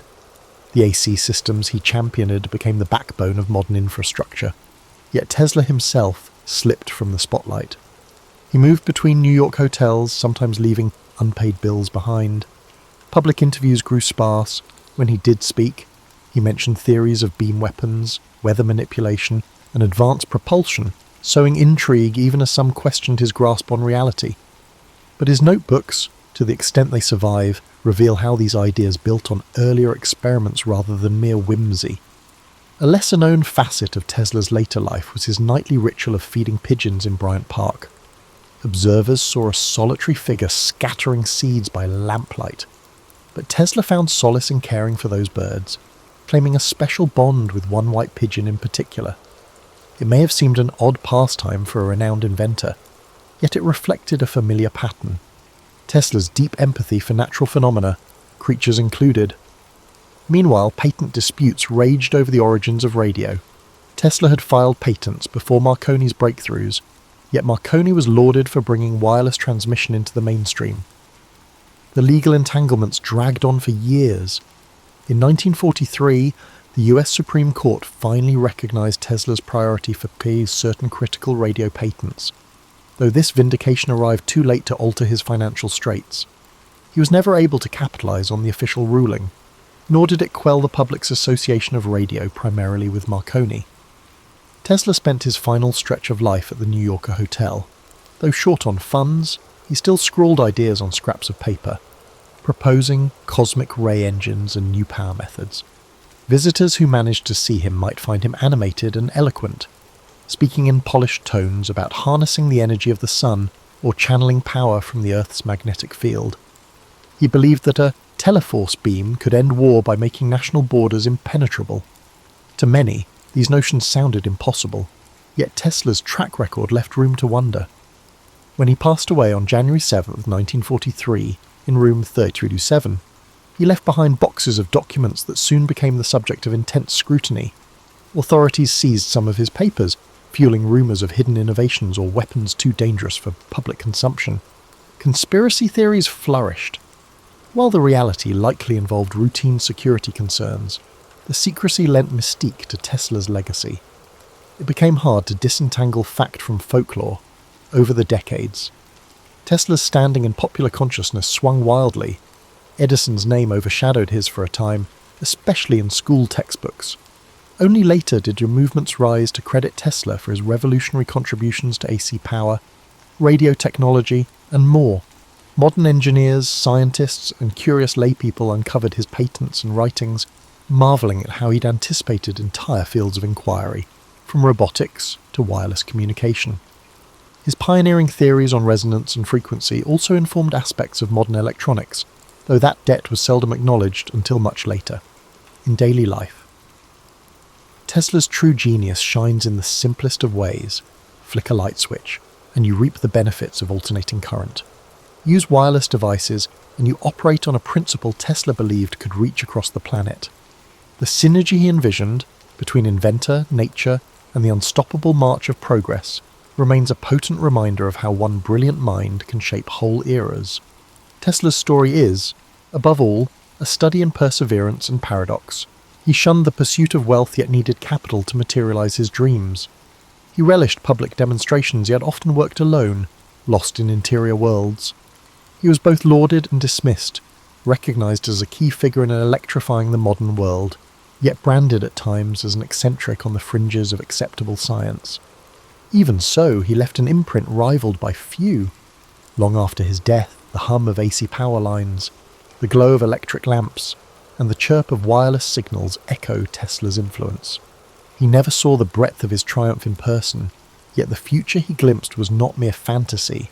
It was an inevitable extension of the forces he harnessed so elegantly. And though the man himself passed in relative obscurity, his ideas still crackle with a vitality that defies the boundaries of time and imagination. In the year 742 CE, the prosperous city-state of Khorasan glittered under the noonday sun. A nexus for caravan routes feeding distant empires, Khorasan thrived on the exchange of saffron, silk, star charts, and rumours whispered behind curtained alcoves. At its centre loomed a grand marketplace whose vaulted roof trapped the daily bustle in a ceaseless echo. Traders from Byzantium, Tang China, the Abbasid Caliphate, and beyond mingled among stalls stacked high with lapis lazuli, dried fruit, and perfumed sandalwood. Some hailed it as a marvel of cosmopolitan life, where fortunes might pivot in a single conversation. Among the people navigating the throng was Karia bint Yazd, a travelling scholar whose lineage traced back to the once-renowned Zoroastrian priests of Persia. Her face betrayed concentration as she studied hieroglyphic notations in a weathered scroll. Unmarried and unconcerned with the expectations placed upon a woman of her station, she had roamed from one end of the Silk Road to the other, piecing together knowledge that seldom found its way into the official annals. The swirl of Khorasan's commerce did not distract her. She focused on a lead suggesting that rare manuscripts had surfaced in a private collection near the city's eastern quarter. This rumour, if proven true, could illuminate corners of history barely glimpsed by modern scholars. Korea pressed deeper into a labyrinth of narrow lanes behind the main bazaar, guided by a coded map etched into her memory. Eager boys offered to carry her satchels for a coin, and watchful guards in brass-trimmed uniforms eyed each passerby. She brushed off all offers of help. Too many watchers, too many ears. At last, she arrived at a courtyard hidden behind a plain wooden door. Its walls were plastered in cream white, while vines spiralled up lattices under a hazy afternoon sky. Within that secluded enclave stood an elderly bibliophile named Kazem al-Talibi, his hands trembling under the burden of a slender volume bound in jade-green leather. Their meeting was brief. Korea offered him carefully wrapped objects, fragments of ancient mathematics tablets uncovered near Samarkand, and, in exchange, Kazem relinquished the jade-bound text. He warned her that certain circles would stop at nothing to keep these pages hidden, for they revealed knowledge rumoured to disrupt any empire reliant on controlling scholarship. She nodded gravely, accustomed to the shadows that dogged rare manuscripts. Across the years, she had learned that truth took many forms, each requiring a subtle approach to keep it from vanishing under official censure. Emerging once again into the main bazaar, Korea carefully hid the new acquisition beneath her travelling cloak. She knew better than to linger. Khorasan's seeming tolerance of foreign ideas could transform abruptly if power shifted. Memories of burned scrolls and harassed scribes in other dominions haunted her, fueling her determination to preserve the text at any cost. She arranged with a local caravan heading eastward, its leader a woman named Afsoon, who had a reputation for outmanoeuvring desert bandits. Without illusions, Carrier recognized that partnering with such a skilled merchant would cost her, yet safety for the jade-bound book was paramount. Before the caravan departed, Korea paid her respects at a small shrine dedicated to wise men of antiquity. A single candle flickered by the altar, illuminating offerings left by travellers praying for clear roads and fair weather. She exhaled a silent oath that she would not let ignorance devour the precious knowledge in her care. Beyond the city's gates lay an expanse of desert studded with dunes and hammered by fierce winds, but her route led even farther, along mountain trails rumoured to house hidden monasteries and ephemeral oasis towns. The unstoppable pulse of curiosity drove her to press forward, regardless of perils that might lurk in the next bend of the road. Dawn arrived, painting the sky with ochre and salmon hues. Carrier joined Afsoon and the other travellers at the designated meeting point, where camels brayed and donkey drivers prepared loads of barley and dried fruit. The caravan's synergy was immediately evident. Each person had a distinct task, ensuring that by the time the sun fully breached the horizon, they were on the move. Carrier walked near Afsoon, who shared glimpses of the terrain ahead and introduced Carrier to the caravan's unspoken rules: trust the signals, ration water meticulously, and never question the necessity of midnight halts. In these borderless regions, vigilance was currency. With the sun mounting, the caravan snaked through a parched plain dotted by twisted shrubs. A hush fell over them, broken only by the soft shuffling of hooves and the gentle clink of metal fastenings. Carria's thoughts drifted to the codex inside her bag. She had only glimpsed a few pages thus far. Intricate diagrams of planetary movement, cryptic references to an ancient empire that preceded the Achemenids, and footnotes scrawled in an unfamiliar script. If accurate, these writings expanded the known timeline of advanced astronomy by centuries. She resolved to study every page once the caravan reached a safe haven. Afsoon signalled a halt near a cluster of sun-scorched boulders, granting the group respite from the crushing midday heat.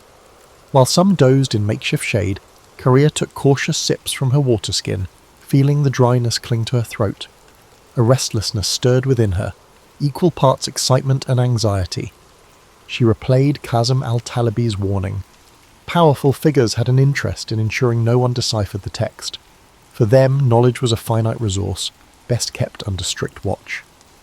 As a swirl of wind kicked sand across her path, Carrier gripped her satchel, silently vowing she would not be silenced. By twilight, the caravan approached a modest oasis, lined with date palms that cast long shadows across still water. Afsoon guided her camels into a semicircle, forming a protective barrier against stray wanderers. Several travellers set about erecting tents, while others gathered wood for small fires that would ward off the chill of desert night. Carrier found herself drawn to the water's edge, where subdued conversation rose among weary merchants. Some speculated about the political tensions brewing in distant courts, others lamented the rising cost of salt. As darkness settled, the oasis took on an otherworldly hush. A crescent moon glimmered overhead, illuminating faint outlines of crumbling stone pillars, suggesting an abandoned settlement from a forgotten era. Under that quiet vault of stars, Carrier couldn't resist scanning a few more pages of the jade-bound manuscript. Its text merged empirical observations with philosophical notes referencing the grand wheel of time. She recognised oblique references to astronomical systems older than the widely recognised Ptolemaic model. If deciphered fully, such knowledge might challenge many assumptions cherished by esteemed academies. Meanwhile, Afsoon stepped away from the main group, beckoning Carrier to join her near a withered acacia. "You stand out among our company," the merchant remarked in a measured tone. "Your eyes never rest, and you guard that bag as if it carries the soul of a king." Carrier, wary of revealing too much, offered that she was merely a scholar entrusted with a rare item. Afsoon nodded, but warned Carrier that roving spies seeking advantage for rival factions often infiltrated caravans. She suggested Carrier remain vigilant, especially given the extraordinary bustle in Khorasan, where rumour travelled like wildfire. Unable to sleep, Carrier lingered by the embers of the fire after most travellers had dozed off. She studied the swirling patterns of the night sky, mindful of the coded star charts in the manuscript. Passing caravans sometimes recounted legends of a hidden library in the mountain city of Varash, where lines of knowledge stretched back to centuries unknown. Carrier wondered if that library could fill the gaps in her text. She believed the jade-bound manuscript might be only a fragment of a larger puzzle, scattered across the Silk Road's shifting tapestry. Morning unveiled a horizon brushed with amber, and the caravan proceeded along a rocky escarpment overlooking a vast dune field. Rolling slopes of sand rippled beneath the wind like the surface of a living sea. At midday they paused for water, rationed by Afsoon with practised efficiency. Carrier noticed that one of the other travellers, a soft-spoken man named Malik, carried a small chest meticulously locked. He travelled with perpetual worry etched into his features, eyes darting whenever talk turned to rumours of desert raiders. Secrets seemed to coil around each member of this assemblage, as though no one ventured these roads without hidden motives. Late in the afternoon, the caravan encountered a party of horsemen flying the banner of a minor warlord rumoured to be in league with the region's most feared bandit clans. Tension crackled through the group as Afsoon halted the caravan, waiting for the riders to approach. After a terse greeting, the horsemen rode on, apparently uninterested in conflict, but the encounter rattled everyone. Korea noticed Afsoon's posture remained rigid with caution long after the riders vanished in a plume of dust. The merchant murmured about changing their route, seeking narrower trails less patrolled by predatory chieftains. That evening brought them to a narrow gorge, its walls towering on either side in jagged ridges. Afsoon insisted they make camp in a sheltered alcove half hidden behind weathered boulders. By the flicker of firelight, Korea finally delved into the central chapter of the manuscript. Strange symbols, part cuneiform, part unknown script, decorated the margins, each sign accompanied by cryptic commentary. The text recounted a civilization that mapped constellations in ways contrasting with every known chart. Diagrammatic lines implied an advanced geometry, far exceeding the standard calculations of her time. Just as Korea's pulse quickened at the revelation, a cry rang out near the edge of camp. She rushed toward the commotion, heart pounding. Malik stood trembling by his small chest, which now lay open, its contents missing. Anguish coloured his voice as he pleaded for help, insisting that something vital had been stolen, a crucial letter from the governor of Basra, hidden within that chest. Afsoon assembled the caravan members, demanding an explanation. Tempers flared, suspicion circled, and whispered accusations rippled through this group. Searching for footprints beneath lantern light, they discovered evidence of at least 2 intruders who had come and gone without a trace. No sign indicated who among them might be an accomplice. The theft underscored Afsoon's earlier warning. In these transitory worlds, secrets attract cunning opportunists. Korea gripped her manuscript more tightly, wishing to vanish inside the labyrinth of lines and symbols that promised an era unbounded by petty intrigue. Yet she remained anchored in the caravan's tense reality. The road ahead felt increasingly perilous, and the cost of preserving knowledge seemed set to rise. The following sunrise found the caravan subdued, each member wary of neighbours who might conceal hidden agendas. Afsoon led them out of the gorge at a brisk pace, aiming to put distance between their group and whoever had orchestrated the nighttime theft. A pale wind carried the scent of flint and dust, stinging eyes and chapping lips. Their route descended along a dry riverbed flanked by stunted tamarisk shrubs, offering scant protection from the intensifying sun. Korea trudged in stolen silence, mindful that trust could be a luxury. As midday drew near, they spotted the remnants of a caravanserai built against the side of a bluff. Its once sturdy walls had caved in and battered archways led into courtyards strewn with fallen timber. Afsoon signalled a cautious approach, uncertain whether travellers or outlaws might be occupying the ruins. The group explored in pairs, stepping over cracked tiles littered with scorpion husks. No living presence emerged, though evidence of a hasty departure. Scattered coals, torn blankets, suggested someone had sheltered there not long before. Since water was available from a half-collapsed cistern, Afsoon decided they would rest under what remained of the caravanserai's roof. Malik hovered by his broken chest, sifting through remnants of cloth as though searching for any clue. Korea drifted away from the group, drawn to an overgrown courtyard where a dried fountain stood. Vines draped its cracked basin, trailing over carved motifs of intertwined serpents.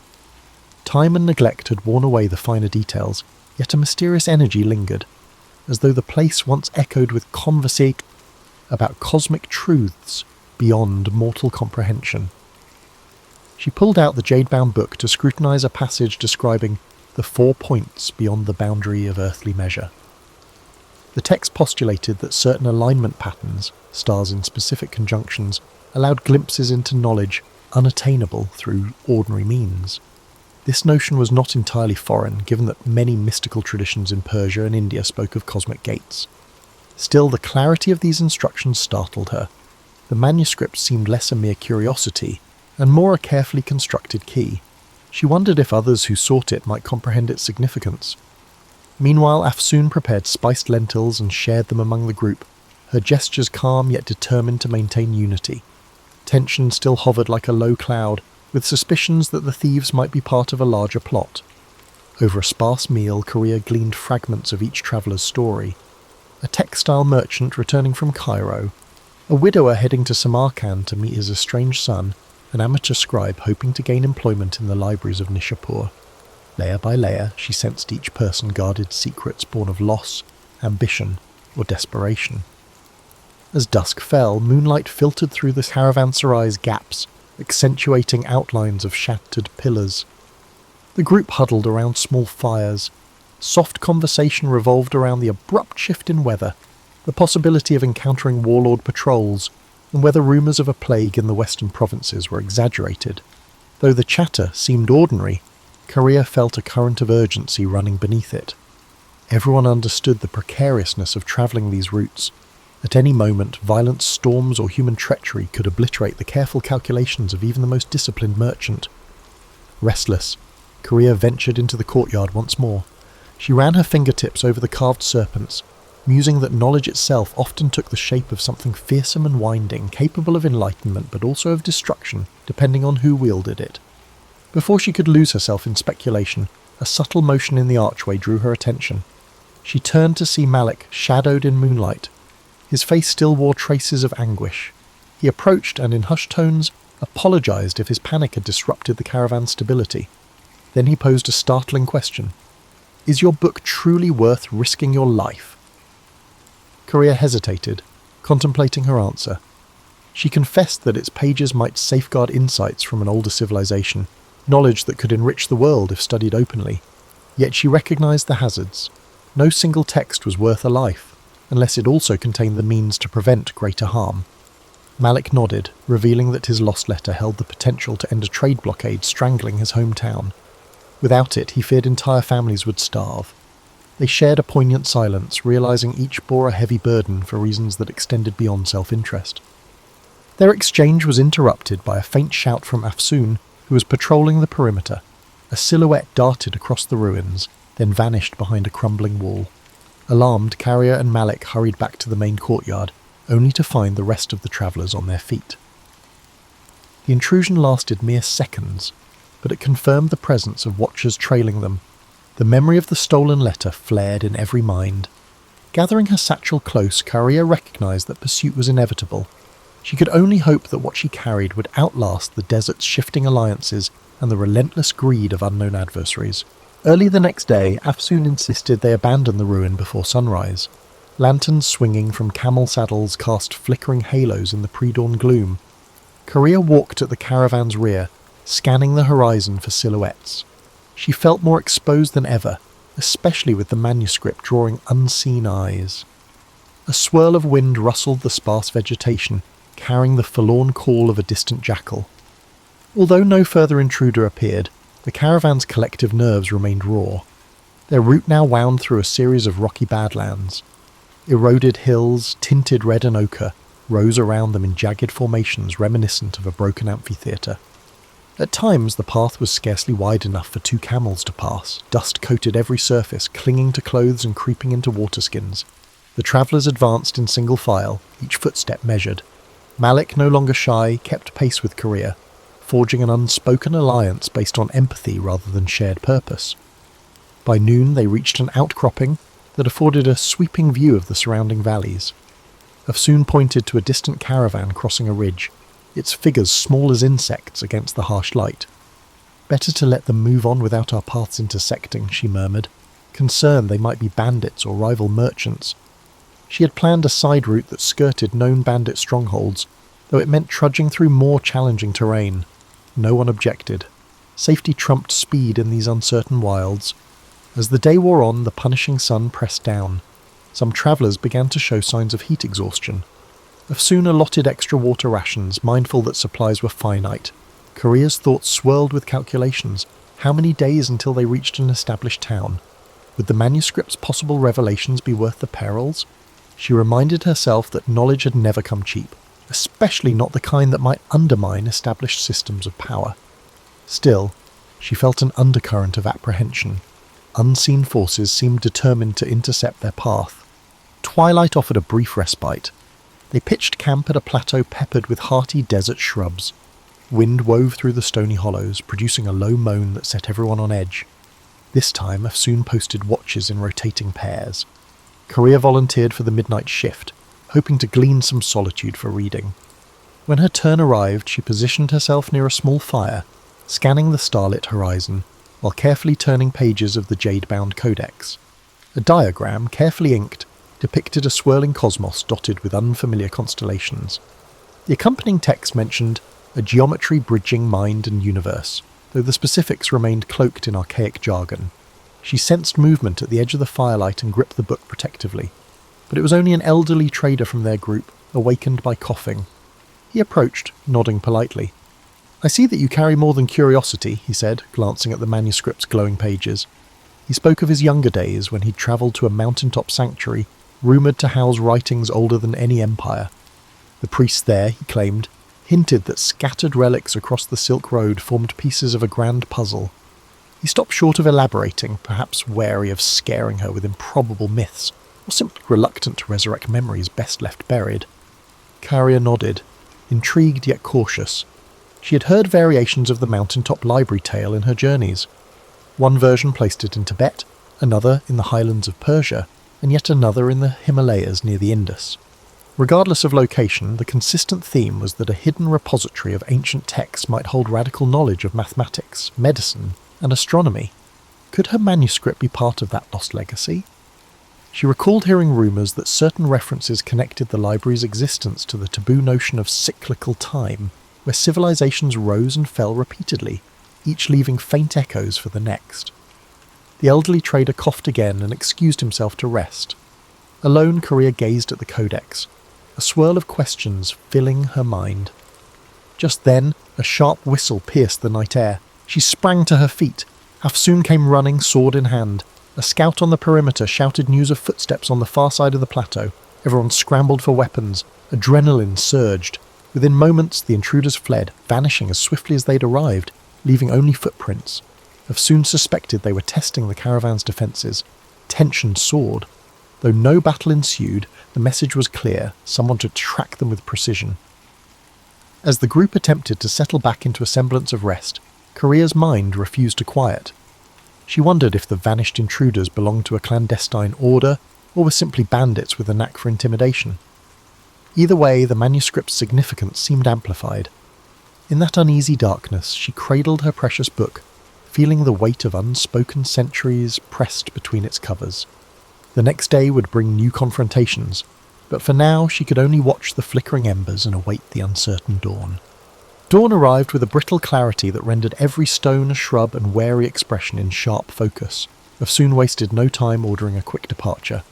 The caravan assembled under a sky streaked with lavender and rose, a fleeting beauty overshadowed by a need for vigilance. Camels loaded, watch rotations decided, they moved out, following a narrow winding track that descended toward lower elevations. The arid air tasted metallic, as if charged with pent-up tension. By mid-morning, the landscape began transitioning to hill country. Small streams, fed by recent rains, cut through the tough terrain, offering a chance to refill water skins. The travellers approached a shallow creek where reeds rustled in the wind. Carrier noticed footprints in the soggy earth. A separate group had passed here recently, heading in the same direction. Afsoon scowled, muttering about the possibility that within mile they might be trailing those who had invaded their camps. Concern rippled through the caravan.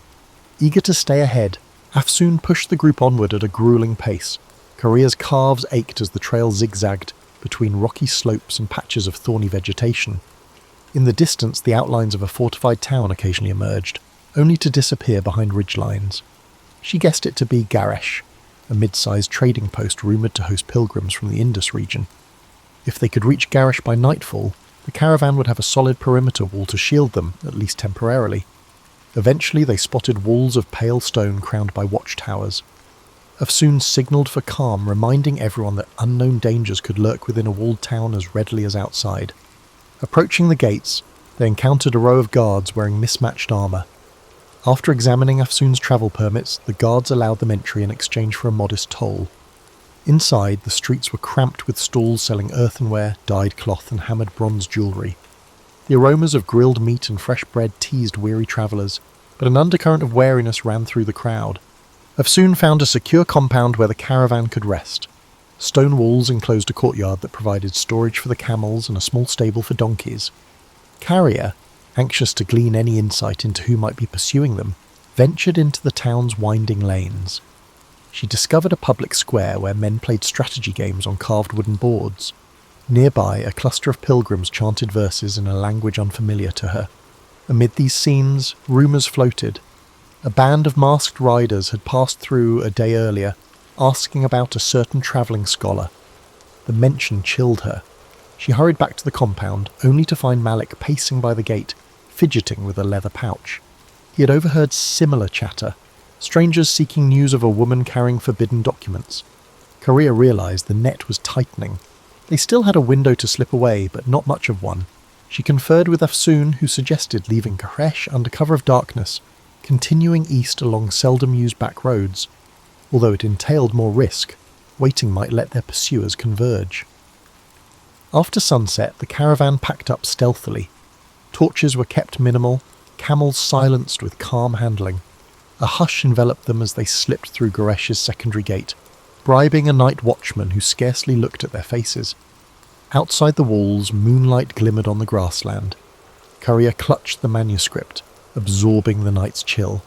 She couldn't escape the conviction that her mission had become a race, one in which the cost of failure was irreparable loss, not just for her, but for an entire lineage of knowledge that might vanish again.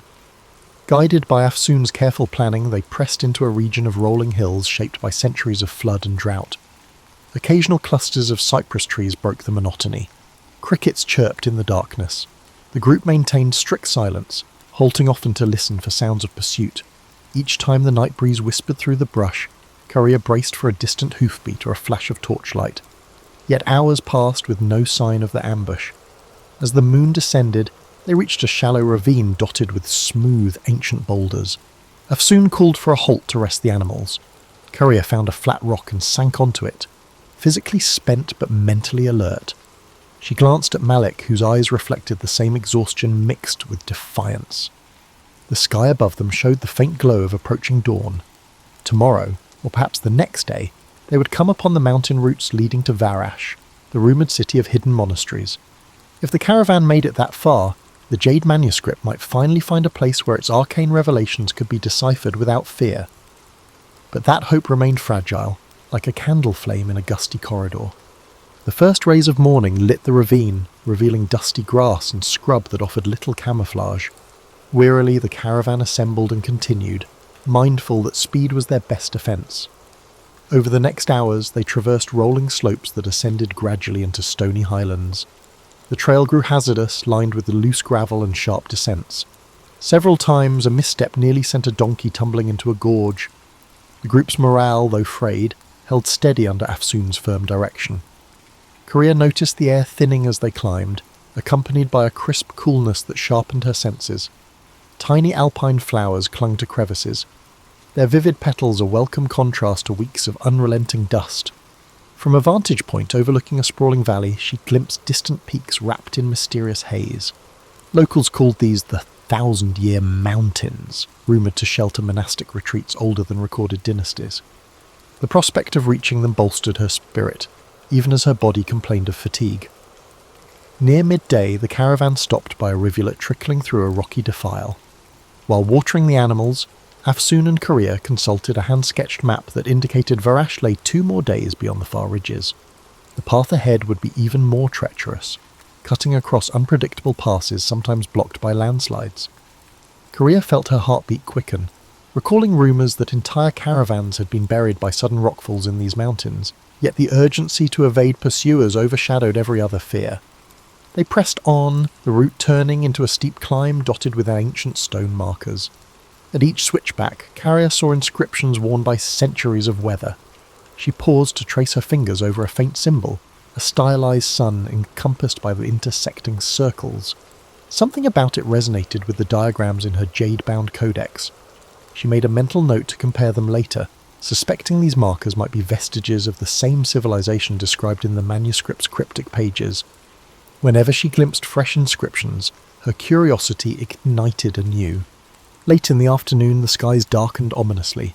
thunder rumbled among the peaks, and a biting wind heralded an approaching storm. Afsoon urged everyone to hurry. They located a natural overhang near a rocky ledge, providing partial shelter from the elements.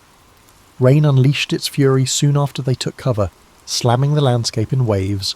Lightning tore the sky, illuminating ragged silhouettes of mountains. The downpour threatened to wash away the path. Huddled together, the travellers watched rivulets form across the rocky ground, carrying pebbles and debris downhill. The storm raged for hours, pinning them under the overhang. Korea used the enforced pause to unwrap the codex, sheltering it beneath a canvas. She examined the sections she had not yet deciphered, focusing on references to a temple of horizons. The text included mathematical guidelines for charting star positions from an elevated vantage. With each flash of lightning, she glimpsed the manuscript's swirling lines and felt a peculiar kinship with those unknown scholars from centuries past. They had once braved the wilderness of ideas. Now, in a literal wilderness, she carried their legacy. Eventually, the worst of the storm passed, leaving dripping rocks and a deep chill in its wake. The group decided to remain under the overhang for the night, wary of slick trails and potential landslides. By flickering lamplight, Afsoon distributed dried figs and salted lamb. Conversation drifted from the challenges of the climb to more philosophical musings, the futility of borders in a land shaped by millennia, the intangible line between faith and science. Malik spoke quietly of his father, who had died under a tyrant's regime while trying to protect valuable manuscripts. Listening to him, Korea sensed that each traveller had been guided here by a longing for redemption or renewal. Sometime after midnight, Korea woke to the faint crackle of footsteps.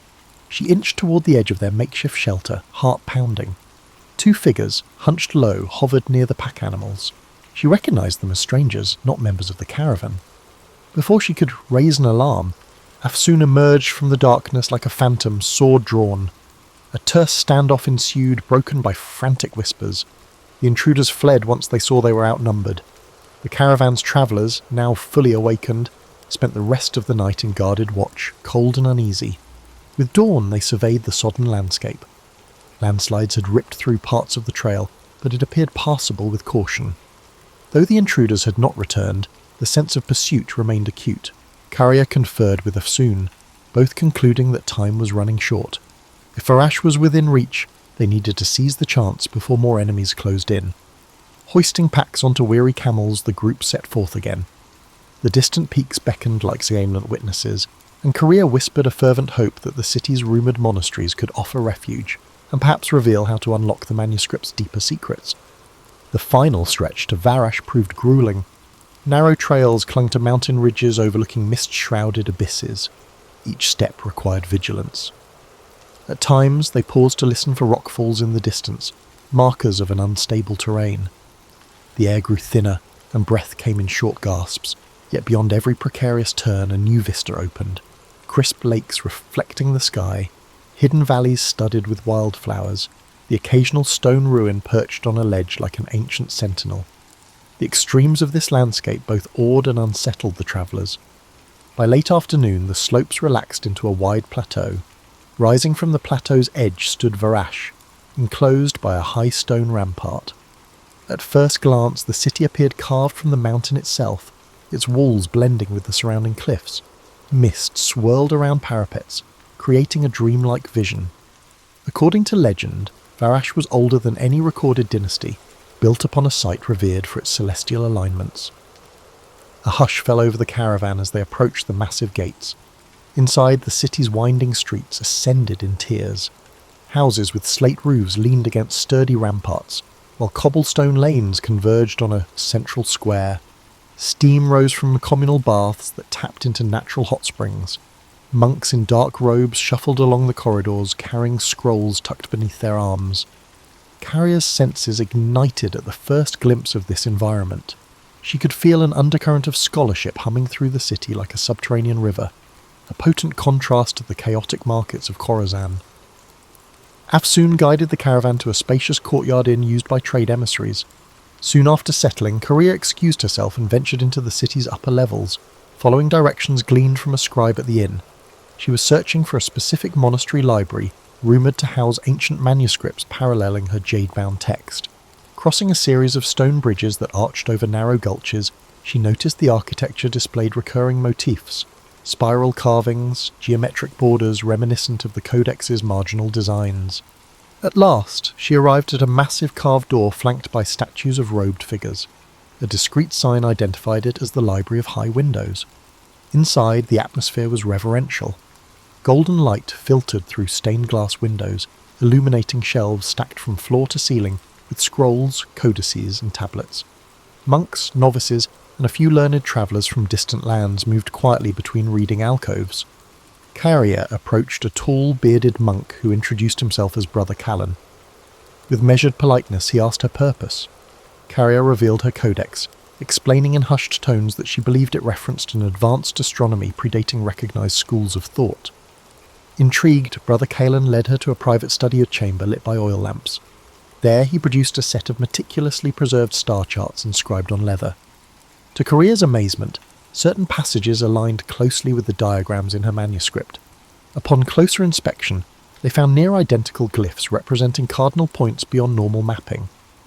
Brother Callan's eyes glimmered with excitement. These references appear in only our oldest records, believed to have been copied from texts salvaged millennia ago.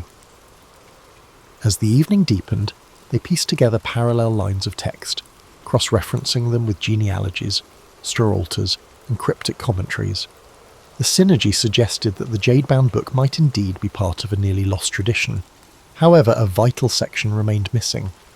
It was rumoured that a sister manuscript lay in a monastery farther east, high in a remote range where few ventured. Carrier's heart sank, knowing the road ahead might hold even greater dangers. Yet she also felt invigorated. The puzzle had grown more intricate, weaving her fate with ancient legacies that demanded guardianship. Upon returning to the inn, she found Afsoon and Malik in heated discussion with the rest of the caravan. News had arrived. Leonardo da Vinci was born on April 15th, 1452, or 1452 by the Florentine calendar, 1452 to 1453 by modern reckoning, in the Tuscan hamlet of Anciano, near the town of Vinci. He came into a world undergoing seismic changes. Florence was a republic brimming with artistic energy, and Europe was on the cusp of the Renaissance's full flowering. His father, Ser Piero da Vinci, was a notary of moderate renown, while his mother, Caterina, is believed to have been a local woman of humble background. The boy's illegitimacy meant he was never part of the upper echelons, yet it freed him from certain constraints that might have shackled a legitimate son to family business. Even as a child, Leonardo is said to have displayed an intense curiosity, wandering fields and streams, sketching plants, small creatures, or swirling eddies in the water. At this time, many children in Tuscany received minimal formal education, but Leonardo's father recognised the boy's precocious mind. Records suggest that around age 14, Leonardo began an apprenticeship in Florence with Andrea del Verrocchio, a master known for sculpture, metalwork, and painting. The workshop bustled with talented pupils and assistants, forging a collaborative environment.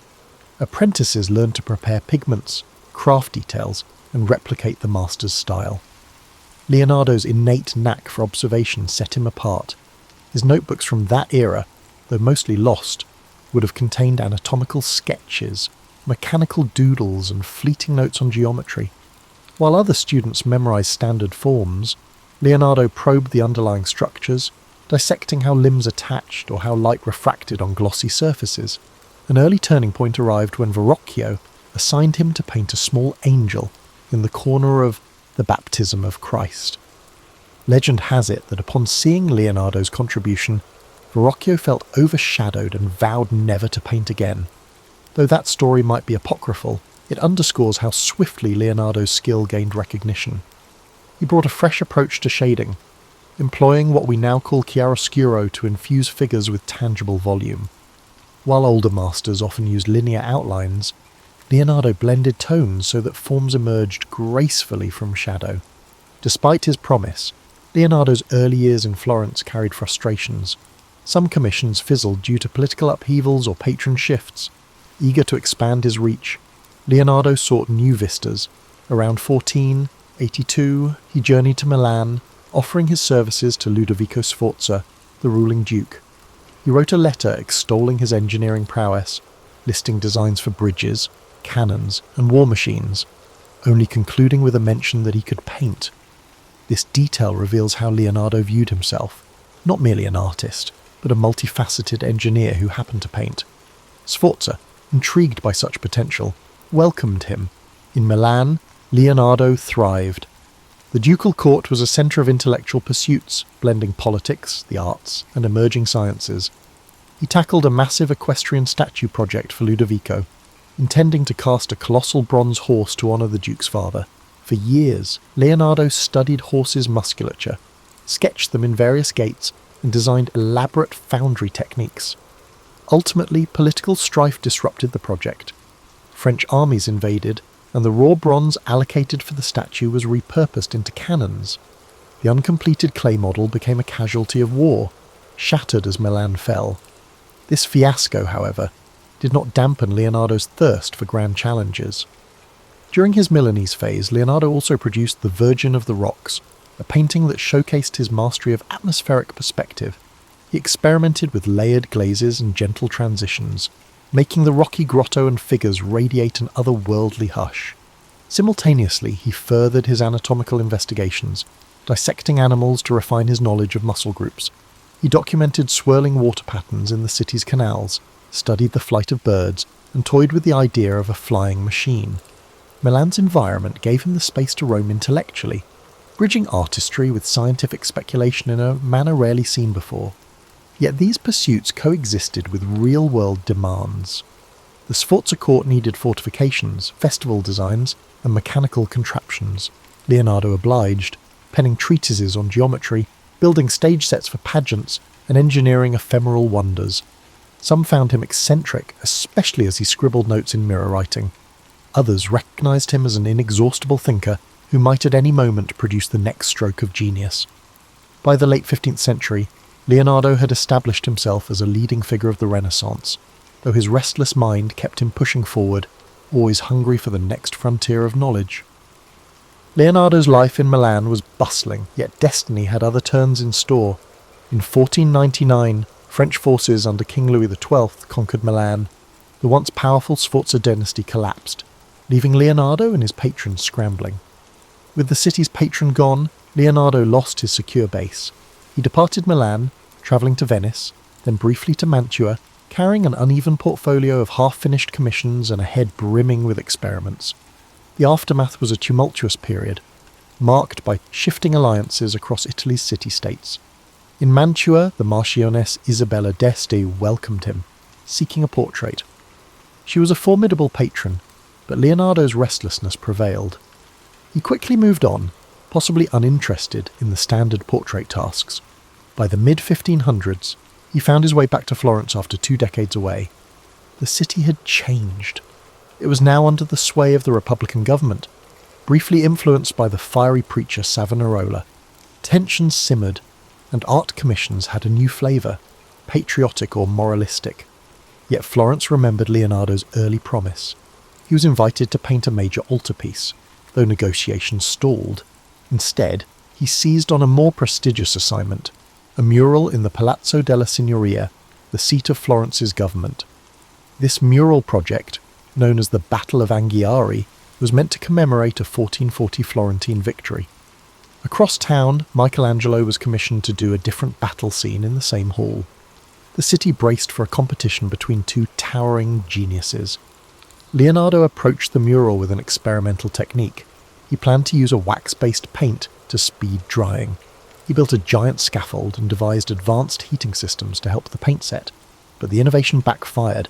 Parts of the mural dripped or refused to adhere. Despite partial success in depicting dramatic cavalry charges, the painting never reached its final form. Over time, the incomplete mural decayed or was covered by later renovations. Still, the surviving sketches and copies hint that it was a dynamic, swirling composition of men and horses locked in ferocious combat. During this same stretch, Leonardo painted the Mona Lisa, commissioned by Francesco del Giocondo for his wife, Lisa. It was initially a private portrait, yet Leonardo spent years refining it, working and reworking subtle glazes. The face's elusive smile and luminous complexion resulted from layering translucent paint. Each layer diffused light. The painting's mysterious aura also came from Leonardo's habit of constantly altering details. While smaller than some grand frescoes, the piece represented a culmination of his sfumato technique. The background's hazy mountains and winding roads mirrored Leonardo's fascination with geology and fluid dynamics. Over time, he kept the painting with him, never delivering it to the patron. Possibly he saw it as a personal testament to portraiture's pinnacle. Parallel to these artistic feats, Leonardo advanced his scientific explorations. He dissected human cadavers in hospitals outside Florence, sketching cross-sections of muscles and bones. Though dissection was sensitive, certain hospitals allowed it for educational ends. His anatomical drawings, some discovered centuries later, revealed a near-modern understanding of the spine, the arrangement of internal organs, and the skeleton's mechanics. He planned an extensive treatise on anatomy, combining text with diagrammatic precision, anticipating the modern concept of illustrated medical textbooks. However, like many Leonardo projects, it was never formally published in his lifetime. Politics roiled again in 1503 to 1504 when Pisa threatened Florence. Leonardo contributed to engineering solutions, brainstorming ways to divert the Arno River to hamper Pisa's supply lines. He drafted canals, levees, and even considered flooding tactics. The plan was bold but faced practical obstacles in Tuscany's terrain. Although partially attempted, the scheme never fully materialised. The episodes highlight Leonardo's willingness to tackle large-scale engineering challenges, blending topographical studies with strategic insight. The lessons gleaned would echo in his future city planning sketches and water management designs. By 1506, French rule stabilised in Milan, opening the city once more. Long gone was Ludovico Sforza, but the new French governors beckoned Leonardo. Eager to revisit uncompleted ideas like the giant horse statue, he returned. Florence parted ways with him under a cloud of frustration, as the Battle of Anghiari lingered unfinished. Yet Leonardo's departure signalled that loyalty to a single city was never his style. He roamed, following whichever environment let him chase multiple intellectual pursuits. In returning to Milan, he sought continuity for the scientific and artistic projects left behind a decade prior. Thus, by the mid-1500s, Leonardo had become an artist-engineer bridging city-states, forging a pattern of partial achievements and unfinished marvels. Some critics found him unreliable, an eternal tinkerer, yet few denied his brilliance. He left Florence having revolutionised portraiture and capturing ephemeral visual mysteries in the Mona Lisa, while also nearly revolutionising mural painting. The stage was set for further meanderings in Milan and eventually beyond, as Europe recognised him as a truly singular figure, a testament to the Renaissance's union of art and science. Leonardo's second stint in Milan began around 1506 under the patronage of Charles d'Amboise, the French governor. This time the city was controlled by the French crown, not the Sforza family. The environment was different, less personal loyalty, more bureaucratic oversight. But Leonardo's fame had grown. He was recognised as a Renaissance man, whose counsel was prized for everything from architecture to geometry. Some records indicate he was granted a workshop near the Porta Vercellina district, where he resumed anatomical, mechanical, and artistic endeavours. One ongoing obsession was the equestrian monument he had once planned for Ludovico Sforza. Though the bronze had been lost to war, Leonardo still dreamed of building the largest horse statue known. He refined the design, adjusting how a rearing stallion might balance on hind legs. He sketched innovative casting methods, hoping to circumvent earlier meltdown issues. However, the politics had shifted. With Ludovico deposed, the impetus for a Sforza memorial dissipated. Leonardo might have pitched the idea to the French administration, but it never crystallised. He remained resolute in exploring equine anatomy, capturing every sinew and tendon in fresh sketches. During this period, Leonardo welcomed a youthful apprentice named Francesco Melzi, who would become his most devoted disciple and eventual executor of his estate. Melzi, from a noble Milanese family, offered loyalty, scribing capabilities, and stable finances. He accompanied Leonardo on trips, helped organise notes, and became the master's confidant. The presence of a still or respectful apprentice might have provided Leonardo the continuity he'd long sought, especially after dealing with earlier assistants who sometimes parted on mixed terms. Meanwhile, glimpses of his scientific mania multiplied. He dissected more cadavers, filling notebooks with nuanced drawings of hearts, muscles, the bronchial system. Observing that heart valves directed blood flow, he speculated about circulation decades before William Harvey's formal discovery. He studied the vitreous humour in an ox's eye, investigating how images formed.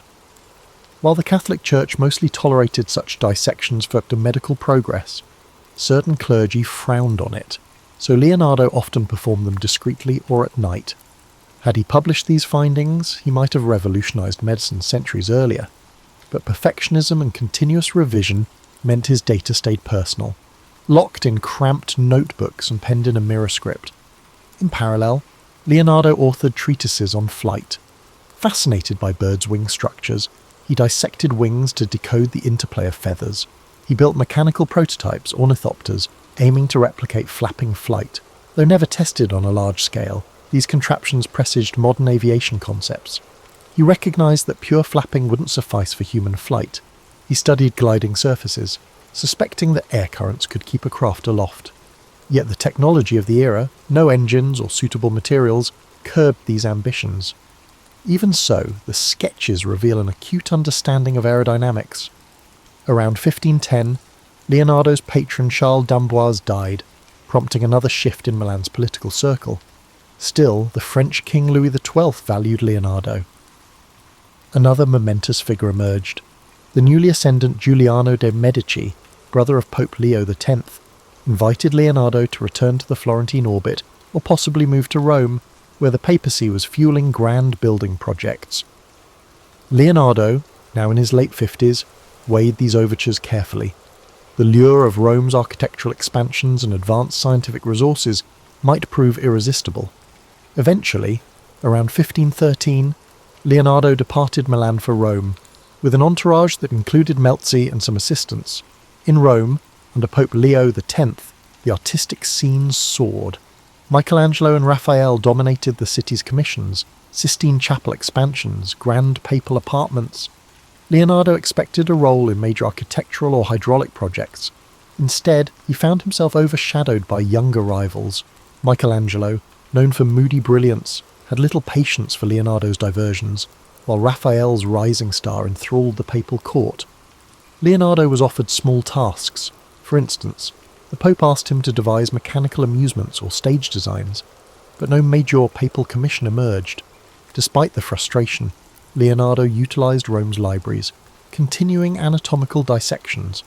He took advantage of more cadaver supply from local hospitals. Some rumours suggest friction with the Vatican Curia, especially after a cardinal supposedly saw dismembered bodies in Leonardo's quarters. The environment felt stifling.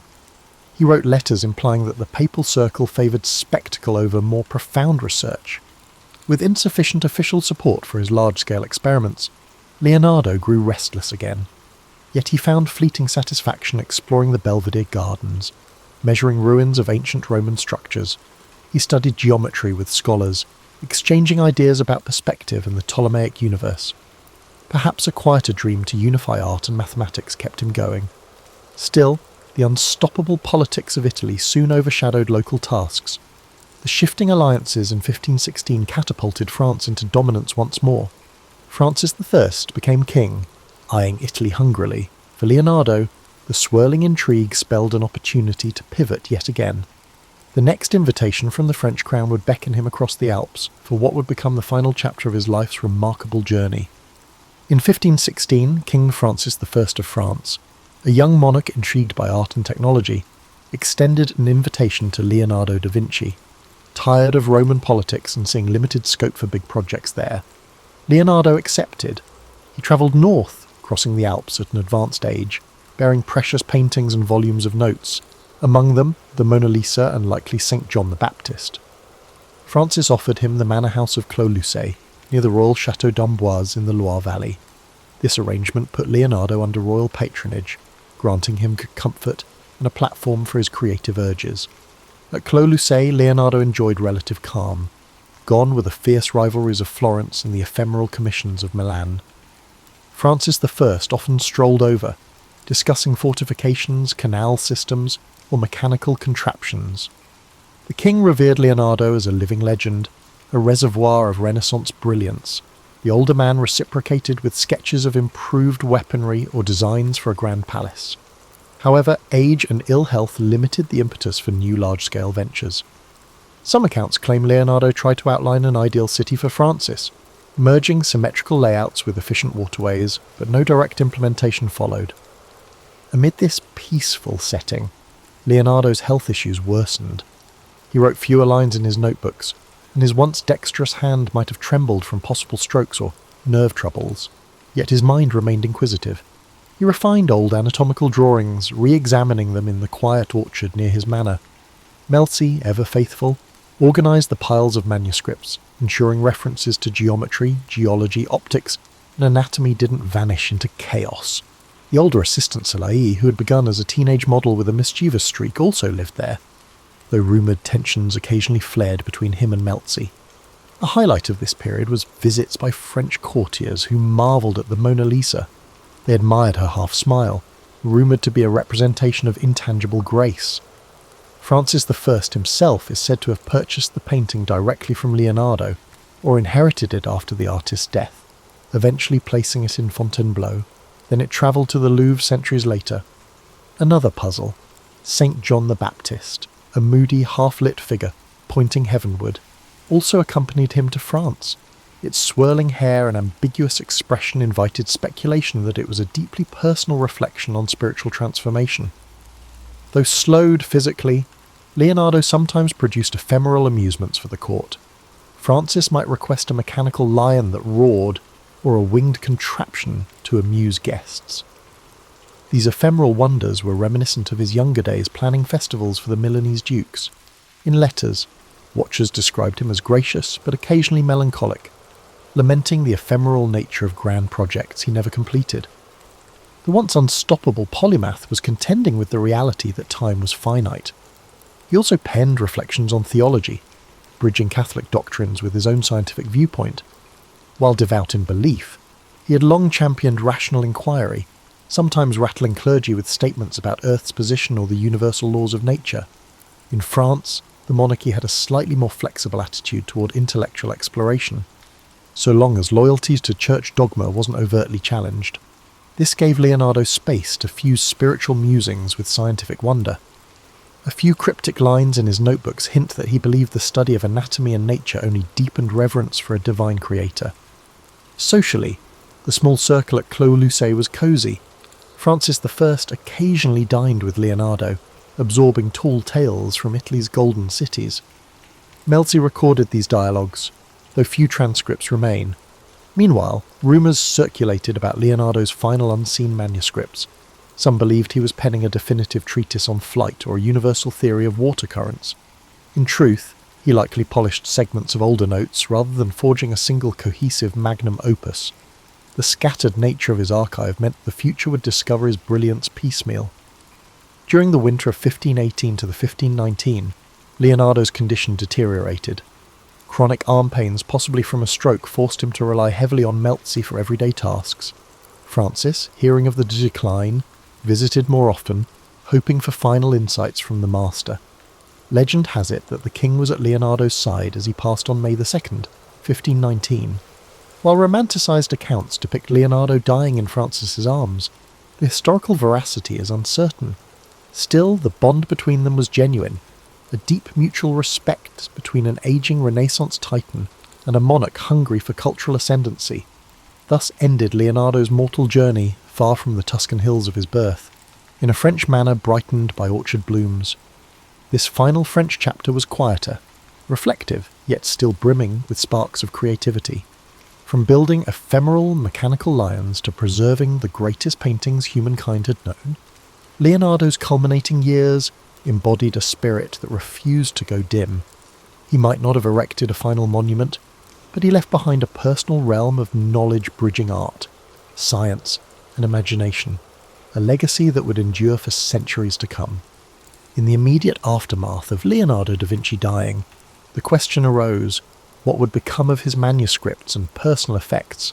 According to some accounts, Francesco Melzi emerged as the designated heir, entrusted with safeguarding the thousands of pages brimming with sketches, notes and drafts. Salai, an earlier companion, received certain paintings and minor possessions. Yet the sheer volume of Leonardo's papers posed a challenge. Melzi dedicated years trying to organise them, hoping to publish coherent treatises, but the scale was daunting. Over time, bits of the collection were dispersed, sold, or gifted by Melzi's heirs across Europe. This fracturing explains why Leonardo's notebooks eventually surfaced in places from Spain's royal libraries to British aristocratic collections, each chunk unveiled in irregular intervals. Europe of the 16th century recognised Leonardo's artistic brilliance. The Last Supper in Milan, though deteriorating due to his experimental fresco approach, was already hailed as an emotional masterpiece. The Mona Lisa, now in French royal possession, attracted courtly admiration for her haunting expression. Yet the fuller scope of his genius, engineering drawings, anatomical plates, or treatises on geometry remained largely hidden. The slow trickle of discovered manuscripts fueled centuries of fascination. In the 17th century, a few scientists glimpsed certain sketches, marvelling at advanced concepts of gear systems or diving apparatus, but it wasn't until the 19th century that broader scholarship systematically studied his codices, unveiling a mind centuries ahead of his era. Leonardo's immediate legacy in art was clearer. His painting style influenced a generation of mannerists who admired his smoky transitions, sfumato, and atmospheric depth. Milanese artists, though overshadowed by the city's shifting political fortunes, carried forward elements of his approach. In Florence, students who'd glimpsed the aborted Battle of Anghiari mural adapted some compositional ideas, but the direct lineage was complicated. Leonardo left no formal academy. He taught a few pupils thoroughly, except for Melzi and a handful of others. The intangible aura of Leonardesque painting permeated the late Renaissance with its softness of edges and subtle interplay of light. Over the next centuries, as Baroque flamboyance rose, certain of Leonardo's works fell out of style. Others recognized them as timeless. The Last Supper, for example, underwent multiple restorations, each attempt often introducing fresh problems, leading to controversies about how much of Leonardo's original brushstroke survived. Meanwhile, in the 19th century, Romantic and Victorian scholars resurrected the cult of the Renaissance genius. Leonardo emerged as a symbol of the solitary visionary, an introspective figure bridging reason and art. Writers like Walter Pater penned rhapsodic essays on the Mona Lisa, describing her as an enigma embodying centuries of emotion. Such effusions etched the painting's fame deep into Western cultural consciousness. Only in the modern age did the scale of Leonardo's scientific legacy become widely recognised. As more codices were catalogued, like the Codex Atlanticus or the Codex Arundel, historians realised that he had conceptualised flying machines, armoured vehicles, and tension-based mechanical devices. He had studied wave patterns, sketched gear differentials, and dissected the human body with an exactitude unmatched for centuries. Art historians marvelled at how the same man who painted the lady with an ermine had also measured the mathematical proportions of reflection angles. The synergy of aesthetics and logic rendered him the archetype of the Renaissance man. Modern architects gleaned from his city planning concepts, while robotic engineers found preludes to modern mechanical linkages in his swirling diagrams. For a time, many described Leonardo as a man out of time, but recent scholarship refines that narrative. He was indeed extraordinary, but also a product of a vibrant milieu. Italian city-states teemed with cross-pollination from Greek, Roman, and Islamic knowledge. Leonardo built on the achievements of earlier polymaths, from the classical treatises of Archimedes to the reintroduced works of Alhazen on optics. Recognizing that synergy doesn't lessen his brilliance, it situates him in the network that made such leaps feasible. Meanwhile, the mystique around Leonardo occasionally overshadowed more grounded truths. Tales of him finishing commissions in a single burst or conjuring bizarre contraptions for stage illusions became embroidered over time. The reality was that he left many tasks incomplete, struggled with perfectionism, and juggled ephemeral court demands. This tension between the unstoppable imagination and the practical burdens of day-to-day labour infuses his story with a human dimension. He wasn't some aloof superhuman, but an individual forging through the same complexities and distractions we all face, albeit with an incandescent spark few could rival. Thus, centuries after his passing, Leonardo's name resonates as the embodiment of creative ambition. Whether in art galleries, engineering labs, or philosophical debates, references to his fusion of imagination and observation abound.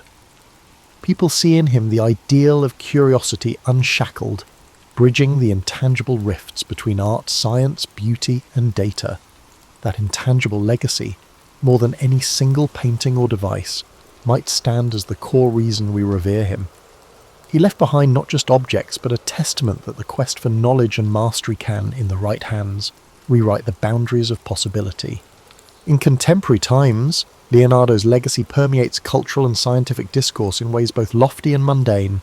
The Mona Lisa has become a pop icon, reproduced endlessly on posters and novelty items, its wry smile fueling conspiracy theories about hidden identities or coded messages.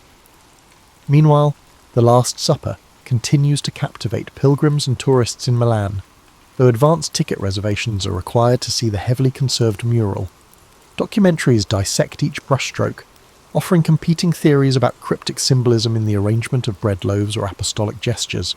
Beyond these famous works, Leonardo's name adorns everything from children's educational kits about invention to NASA references to lunar craters named in his honour. Tech innovators sometimes cite him as a paragon of design thinking, bridging aesthetics and function. The phrase Leonardo-like mind denotes someone unbound by a single domain.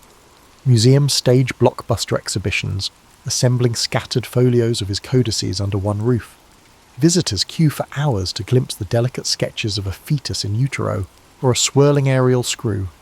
In such gatherings, viewers witness the raw lines of a man who wrestled with nature's secrets on scraps of paper, unknowing they'd be revered centuries later. Yet the question arises, what would Leonardo have done with modern resources? Some imagine him thriving in an era of 3D printers and digital imaging, or leading biotech startups. Others caution that the intangible synergy of Renaissance Italy, a world open to invention, but also bound by craft traditions, shaped him. A modern environment might hamper that slow, observational approach. He thrived in a realm where forging your pigments and dissecting cadavers in candlelit corners built a holistic sense of wonder. Today's rapid data flow might overshadow the meticulous wonder that fueled his slow revelations. Scholars continue analysing Leonardo's notebooks for overlooked insights. One might find a newly deciphered margin note revealing how he planned water-lifting devices for farmland irrigation. Another might unearth a fragment referencing a missing treatise on mirror making. Each fresh revelation underscores how incomplete our knowledge remains. Because his notebooks were so scattered, lines vanish into private collections, sometimes re-emerging at auction houses with $1 million price tags. Bill Gates famously purchased the Codex Leicester in 1994, digitizing pages for public curiosity. This interplay of private ownership and public thirst for knowledge epitomizes Leonardo's enduring mystique. One dimension of modern interest focuses on Leonardo's personal life. The few references to intimate relationships or sexuality remain ambiguous. Some interpret his heavy focus on male assistance as indicative of hidden personal aspects. Others see no direct evidence of romance in his notes. He rarely wrote about personal feelings, preferring coded references or allegorical musings. The aura of secrecy around his private life parallels the guarded manner in which he protected his scientific methods, fueling endless speculation.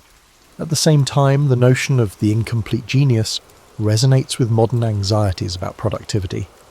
Leonardo's many half-finished paintings and ephemeral designs illustrate the challenge of reconciling curiosity with the finality of deadlines. In an age obsessed with completion and output, his story hints that the path of exploration, though meandering, can yield intangible but profound insights. That he never published his anatomical volumes didn't negate their brilliance. Their posthumous influence shaped fields from architecture to fluid dynamics. Many contemporary creatives draw solace in Leonardo's example. Creation can be iterative, perpetually in flux, and still crucial to progress.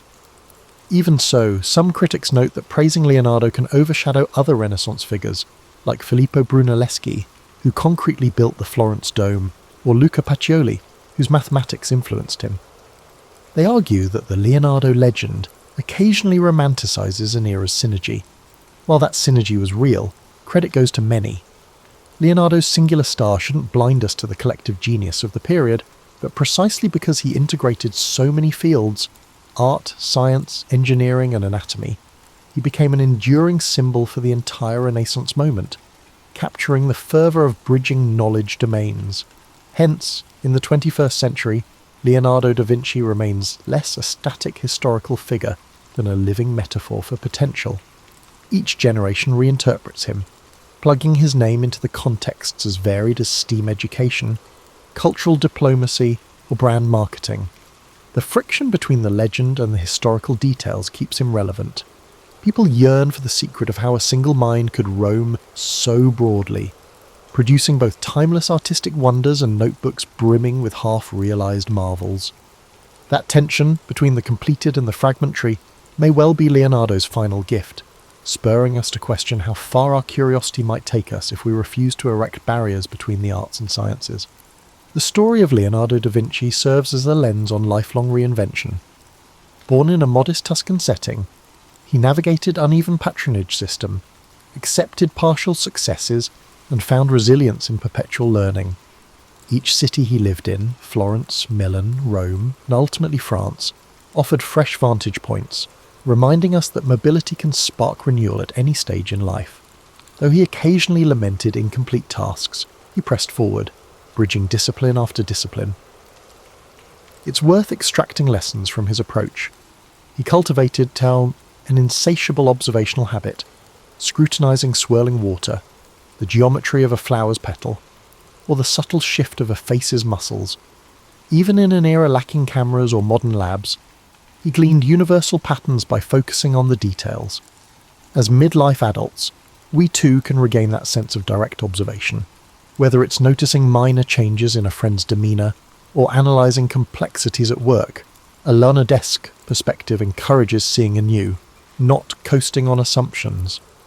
Another facet resonates with modern times, the synergy of creative expression and methodical research. Leonardo was no carefree dreamer. He systematically tested ideas, building prototypes, dissecting bodies, and refining pigments. He let imagination drive him, but insisted on verifying theories with experiments. For those in middle adulthood, managing teams, families, or personal projects, balancing vision with practicality is an art. Leonardo's notebooks bristle with micro-failures, a water-lifting device that jammed, a mural technique that peeled, yet each misstep taught him something. This iterative mindset fosters resilience and yields deeper expertise. Moreover, Leonardo's story underscores the role of collaboration. He soared highest not in isolation, but in synergy with patrons, mentors, and assistants. The Sforza and French courts gave him resources to dream big. Skilled workshop members helped realise or test concepts. Even his competition with Michelangelo and Raphael, albeit fraught with tension, catalysed fresh impetus. In present life, synergy across skill sets can amplify outcomes. We see parallels in cross-functional corporate teams or community coalitions that blend varied talents to achieve breakthroughs. However, we also need to address the negative aspect, the eerie feeling of unrealised potential. Many of Leonardo's grand designs, such as the Sforza horse or the treatise on flight, remained incomplete. Some might interpret him as a cautionary tale about perfectionism. Indeed, he sometimes spent years layering glazes on a single painting or rewriting the same mechanical design. For busy modern adults, it can be a nudge to find closure. Not every idea demands indefinite polishing. Finishing and sharing can unlock new phases of growth. Still, Leonardo's incomplete wonders also remind us that partial efforts can spark future revolutions, even if we ourselves never see them fully bloom. His final years in the French court also highlight that one can remain relevant even in advanced age. By building a lifelong reputation for innovation, he found fresh patrons who treasured his wisdom. He might not have executed large public works then, but he contributed to strategic discussions and shaped cultural enrichment at the French court. Similarly, for those transitioning out of intense early career phases, there's a reminder that mentorship, idea sharing, or specialised consultancy can be equally impactful. Leonardo's twilight wasn't about retirement in a quiet sense, but about integrating decades of experience into a culminating sphere. Another essential angle is how Leonardo balanced religious sentiments with rational inquiry, deeply respectful of Christian doctrine. He never let dogma quell his questions about nature's mechanisms. He believed understanding creation's intricacies honoured the Creator. In an era where faith and science sometimes clashed, he navigated a personal path, for a modern audience frequently contending with polarised debates. Leonardo's outlook offers a model. Rational exploration can coexist with spiritual depth, each fueling gratitude for existence's marvels. Ultimately, the life of Leonardo da Vinci stands as an emblem of boundless curiosity, bridging disciplines that many treat as separate. He embraced incremental knowledge, acknowledging that each discovery planted the seeds for further mysteries. His notebook, though scattered and partial, reveal a mind enthralled by the interplay of form, motion, and cosmic design. 5 centuries on, we still glean from him the power of wonder, the value of dogged experimentation, and the humility to accept that mastery is a continual journey, never fully complete. In a world that yearns for innovation and empathy, he remains a shining example of what a single human can accomplish when guided by the persistent awe at the world's complexities. And that, perhaps, is Leonardo's ultimate gift, to remind us that even the simplest observation, like a swirl of water in a basin, can unravel entire universes of insight if we only dare to look closely enough.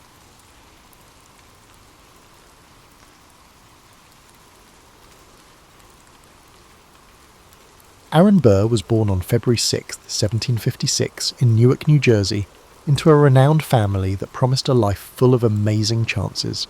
His maternal grandfather was Jonathan Edwards, a well-known theologian, and his father was the College of New Jersey's second president.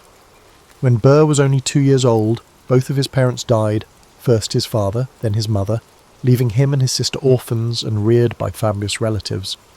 Such sorrow at a young age could have crushed a less hardy personality, but it fostered Burr's independence and desire to identify himself beyond parental expectations. Burr showed extraordinary intelligence in his early teens. He enrolled at the College of New Jersey and demonstrated an interest in classical studies and debate. His peers described him as intense, charismatic, yet a little distant. While many future statesmen focused solely on speech, Burr quietly mastered logic and moral philosophy, gaining insights that would eventually guide him through the maze of political power. He wasn't just a bookish prodigy, he also enjoyed socializing and made friends with students who noticed his quick wit. However, he kept his deeper intentions private. Burr graduated at the premature age of 16 and first pursued theology. He studied with several pastors, attempting to balance his intellectual rigor and spiritual fervor. However, he regarded organized religion as excessively limiting, and he was wary of accepting dogmas without proof.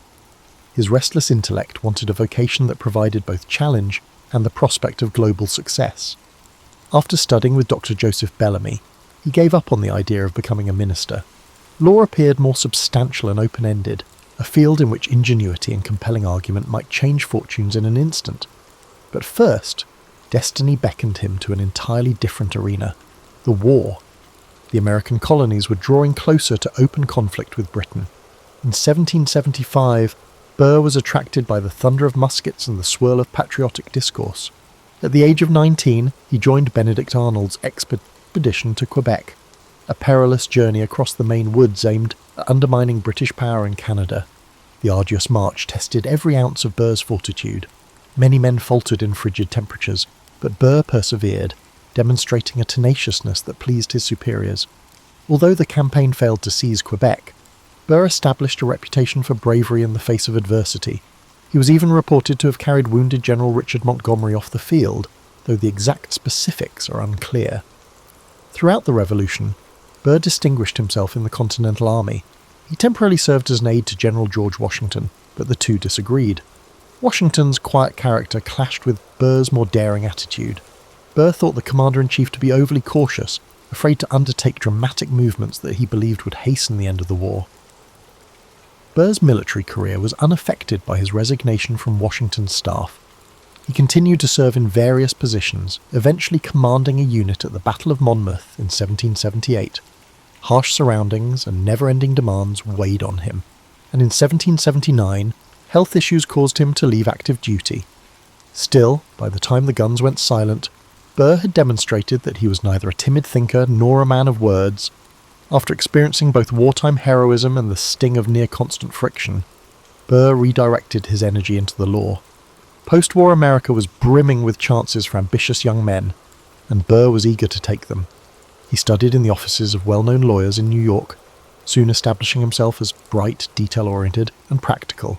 By 1782, he had married Theodosia Prevost, a widow with academic interests that suited his desire for discourse. Their connection would quietly shape Burr's worldview. Theodosia supported his legal profession and gave emotional stability, which was sometimes lacking in a post-war milieu of flux. Before relocating to New York City, Burr practiced law in Albany after receiving his bar admission in 1782. His legal knowledge, combined with an unassuming charm, made him an effective advocate. He took on high-profile cases, representing both wealthy merchants and underdogs, and created fascinating narratives that wowed juries. Burr's legal accomplishment paved the groundwork for his political career. The nascent republic needed voices that understood both the law and the delicate balance of power. Burr believed he could shape that dynamic to his advantage, and, he reasoned, the nation's as well. With the war's echoes still vivid in public memory, Burr set out on a voyage that would take him to the pinnacles of American politics as well as its lowest depths. By the late 1780s, New York's political scene had changed, with various factions competing for power in the new United States. Aaron Burr navigated a sea of alliances, making subtle contacts behind the scenes. He had little regard for grand ideological speeches. He viewed politics as focused on practical arrangements and mutual benefit. Some co-workers appreciated his focus on results, while others called him opportunistic. Burr's strategy propelled him forward quickly. In 1789, he first entered formal office when Governor George Clinton appointed him as the state's Attorney General. Burr took the role seriously, prosecuting crimes and enhancing the legal system. Political gossip, not legal progress, kept him in the spotlight. Burr kept his opinions on the federal constitution to himself, seldom engaging in the intense conflicts between Federalists and Anti-Federalists. Such behaviour kept him mysterious, a friend to both sides yet loyal to neither. The strategy was wise, though controversial among purists seeking unwavering loyalty to one camp. Burr's increasing popularity led to his election to the Senate in 1791, where he defeated incumbent Philip Schuyler. Hamilton was alarmed by Burr's rise, seeing it as a direct threat. Hamilton supported strong financial systems for the nation, such as a federal bank and centralised fiscal policy. Burr questioned Hamilton's concentration of authority without directly opposing these actions. Burr acknowledged states' rights to an extent, but emphasised personal liberty, especially his own. The animosity between the two men grew gradually, hidden behind the formality of legislative procedures. Burr gained recognition in the Senate for his subtle and effective speeches. He seldom gave long speeches, favouring quick points to sway undecided members. He built cross-party coalitions, confusing colleagues who insisted on taking sides in the Federalist-Republican divide. Burr's coalition-building skills terrified Hamilton further. Burr returned to New York when not in session, expanding his legal practice and maintaining contacts that kept him a prominent figure in city politics. His personal life changed significantly. Burr was left distraught after the death of his wife, Theodosia Prevost, in 1794. They had a daughter, Theodosia, born in 1783. Burr concentrated his emotional energy on her education. He thought women's intellectual abilities were undervalued, so he took charge of her studies, exposing her to literature, geography, and philosophy. Burr's father-daughter relationship was a key influence in his life, shaping his progressive views on women's roles, which were rare among his peers. In the late 1790s, Burr's political fortunes varied. Prominent politicians overshadowed him in 1797, and he lost his Senate re-election. He leveraged his network in New York's Tammany Hall, which was evolving into a powerful political machine.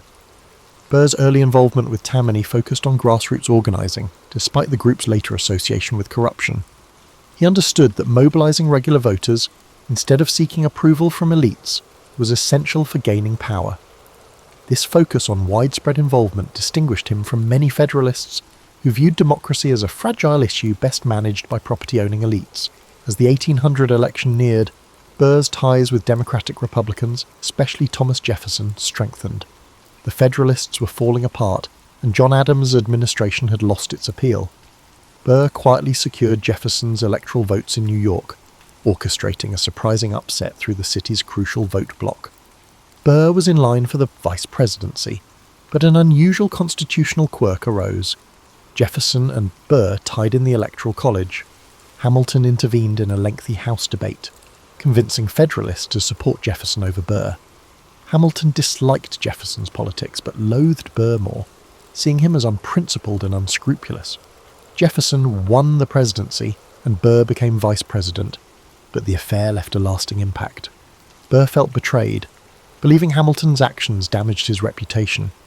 The idea of honour, crucial in early American politics, ultimately resulted in a disastrous conflict.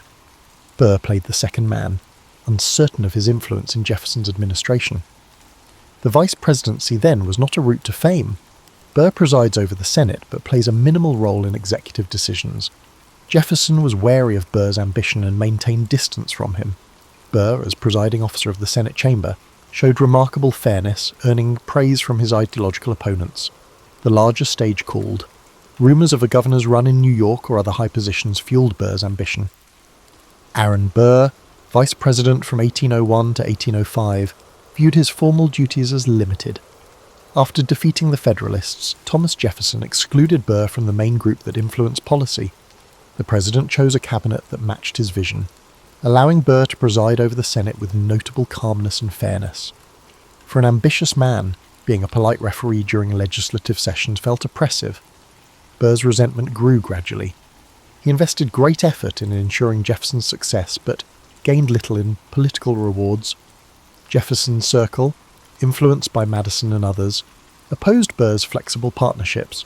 They viewed him as a political chameleon, prioritizing personal gain over intellectual beliefs. Burr viewed unwavering partisanship as unwise. He believed the Republic prospered when leaders worked together across factions. The ideological divide deepened. In 1804, Burr aimed for the New York governorship, believing this influential role would restore his national prominence. The race was full of intrigue. Burr faced tough competition from Morgan Lewis, supported by DeWitt Clinton, the notable nephew of Governor George Clinton, and Alexander Hamilton's group. Hamilton stood prominently against Burr's candidacy. Hamilton portrayed Burr as a power-hungry individual who found it difficult to manage a municipal council, let alone a state. Burr was appalled. Burr lost the race significantly. It felt worse than a political failure. It seemed like a personal betrayal by Hamilton. Rumours emerged that Hamilton made negative remarks about Burr at private dinners, describing him as morally corrupt. Burr worried they had irreparably damaged his reputation. Burr saw a duel as the sole means to restore his honour in that era. Though it may seem odd now, for many Americans in the 18th century, a man's honour was like vital currency, essential for engaging in public life. Burr challenged Hamilton to a duel in the summer of 1804. The men negotiated details through intermediaries, adhering to the conventions of the time. On July 11th, 1804, they met at Weehawken, New Jersey, a secluded spot on the Palisades above the Hudson River. Some versions suggest that Hamilton meant to throw away his shot, indicating he would intentionally miss, hoping Burr would do the same. Burr later claimed he thought Hamilton was aiming to kill. As the smoke cleared, a bullet hit Hamilton in the abdomen, killing him. Burr, unharmed, turned into a fugitive in the public's eye. Hamilton's death the following day ignited widespread condemnation. Burr faced murder indictments in New York and New Jersey, but the charges were never pursued. The tragedy overshadowed any detailed reasoning for their hostility. The public largely backed Hamilton. The Federalist Papers lauded him as a brilliant politician, hindered by a vain rival. Burr's political prospects fell apart. Jefferson explicitly barred him from any further participation in the government. Newspapers labelled him a murderer. Even those who once admired his intelligence or heroism had distanced themselves. Burr completed his vice presidency, eager to salvage what he could, yet the duel loomed over the painful conclusion. At the final Senate session, he delivered a heartfelt goodbye message that brought some senators to tears. Yet, dignity in language could not erase the mark of Hamilton's death. Burr found himself adrift after his departure from office in 1805. He was left without a public office, consistent support or a good reputation. He tried to manage his increasing debts. Some suggested he return to practice, but the incident left high-profile clients wary. Some believed he could move to Europe for a new beginning. Burr adopted a bold strategy, exploring the American frontier for new political opportunities. He journeyed west, connecting with frontier leaders and exploring the Ohio and Mississippi valleys. The Louisiana Purchase opened vast territories, igniting talks of new states or possibly independent nations from Spanish lands. Burr's motives are still up for debate. Some believe he aimed to occupy these regions legally, while others claim he sought to incite revolt and create a new empire. Burr, always enigmatic, revealed little about his ultimate goal. He built connections with influential frontiersmen like General James Wilkinson, the governor of the Louisiana Territory and a US Army officer. Burr recognized the potential in leading a private expedition to benefit from the southwestern frontier. Whispers circulated back east. Was the disgraced former vice president scheming against the United States? Federal officials found cryptic notes suggesting suspicious motives. Jefferson, not a friend of Burr, had to carry out an investigation. A dramatic legal spectacle was poised to challenge the nation's views on treason and explore the limits of personal ambition. Burr moved ahead, sure of his cleverness, oblivious that his next step would thrust him from political exile into a web of conspiracy trials that endangered his life. Between 1805 and 1807, Aaron Burr traversed the western border with a covert agenda. He spent time near the Ohio River, negotiating for land and speaking with militia officials. Burr's critics said he planned to conquer Spanish land along the southwestern border and establish a new empire, with himself at the helm. Others said he planned to push several western states or territories to capitulate from the Union, establishing a breakaway republic. Burr spoke cryptically, addressing great undertakings and confiding only in close pals. To some, his words evoked visions of fame and money. To others, they smelled of blatant treachery. James Wilkinson, a US Army officer, Governor Burr of the Louisiana Territory, and known double dealer, was at the centre of his scam. Burr and Wilkinson communicated encoded messages about army movements, resources, and potential alliances. Burr expected Wilkinson's help to gather recruits for an expedition. It is unclear whether the expedition's goal was to liberate Spanish-ruled Mexico or to seize American land. Regardless, Burr's plan to use armed force for personal gain crossed a dangerous boundary. President Thomas Jefferson urged authorities to closely monitor the situation after hearing increasingly disturbing rumours. In October 1806, Burr assembled a small fleet on the Ohio River, laden with men, provisions, and dubious intentions. He led them south toward the Mississippi. Public concern grew. If Burr actually intended to hit Spanish territory, it could spark an international crisis. If he collaborated against the United States, it was sheer treason. The disaster peaked when Wilkinson, always eager to rescue himself, disavowed Burr and sent dispatches to Jefferson depicting Burr as a conspirator. Burr quickly discovered that law enforcement was onto him. Burr was caught in January 1807 in what is now Alabama, having been deceived by individuals he had formerly considered supporters. He had just a small band of supporters left, the rest having dispersed when the expedition lost pace. Under protection, he endured a perilous journey back east to face charges. The journey was humiliating. He had been honoured as a military hero and vice president, but now he was paraded around dusty frontier communities as a criminal suspect. When he finally arrived in Richmond, Virginia, he was indicted for treason and high misdemeanour. The subsequent trial of Aaron Burr in 1807 was a national spectacle. The Constitution defines treason as waging war against the United States or assisting its enemies, and it requires two witnesses to the same overt act. In the prosecution against Burr, the government struggled to provide direct evidence that he had really fought in the war. They had reams of letters hinting at mischief and testimonies from turncoat collaborators, but no clear evidence of a definite plan to break off territory or confront US forces. Chief Justice John Azay, as a circuit judge, Marshall insisted on strict adherence to the constitutional requirements for treason. Marshall's stance infuriated President Jefferson, who saw Burr's culpability as evident and demanded speedy retribution. The trial's drama captivated the young nation. Every day, scores of people, lawyers and journalists jammed the courtroom. Burr, with his typical cool attitude, served nearly as co-counsel in his defence, meticulously scrutinising witnesses and evidence. He mocked the concept that frontier gatherings or ambiguous conversation constituted treason. At most, he contended. He could have been planning an expedition against Spanish possessions in the event of war, hardly a crime if no war had been declared. What's the verdict? The jury acquitted Burr of treason due to inadequate proof of an overt act. They also cleared him of a misdemeanour charge for mounting an unlawful military mission. Public opinion remained mixed, with many believing Burr was guilty in spirit if not in form. Jefferson was furious, fearing that clever legal techniques and Marshall's federalist leanings had protected Burr. However, the outcome stood, leaving Burr free, but permanently soiled. Following the trial, Burr's money and reputation were in shambles. Friends disappeared, credit was non-existent, and trust in any source was low. A fresh Western expansion plan was out of the question. His every step would be examined. Burr, facing near certain ostracism, chose to depart to Europe in 1808. He had an audacious plan. Perhaps foreign powers, such as Britain or France, could find value in his strategic mind and sponsor a fresh voyage to the Americas. If that fails, he may become a permanent exile, moving from one European capital to another. Embarking on a ship under an assumed identity, the once vibrant politician plummeted into what appeared to be irreversible obscurity, leaving behind a country that would remember him only as a duelist and an alleged traitor.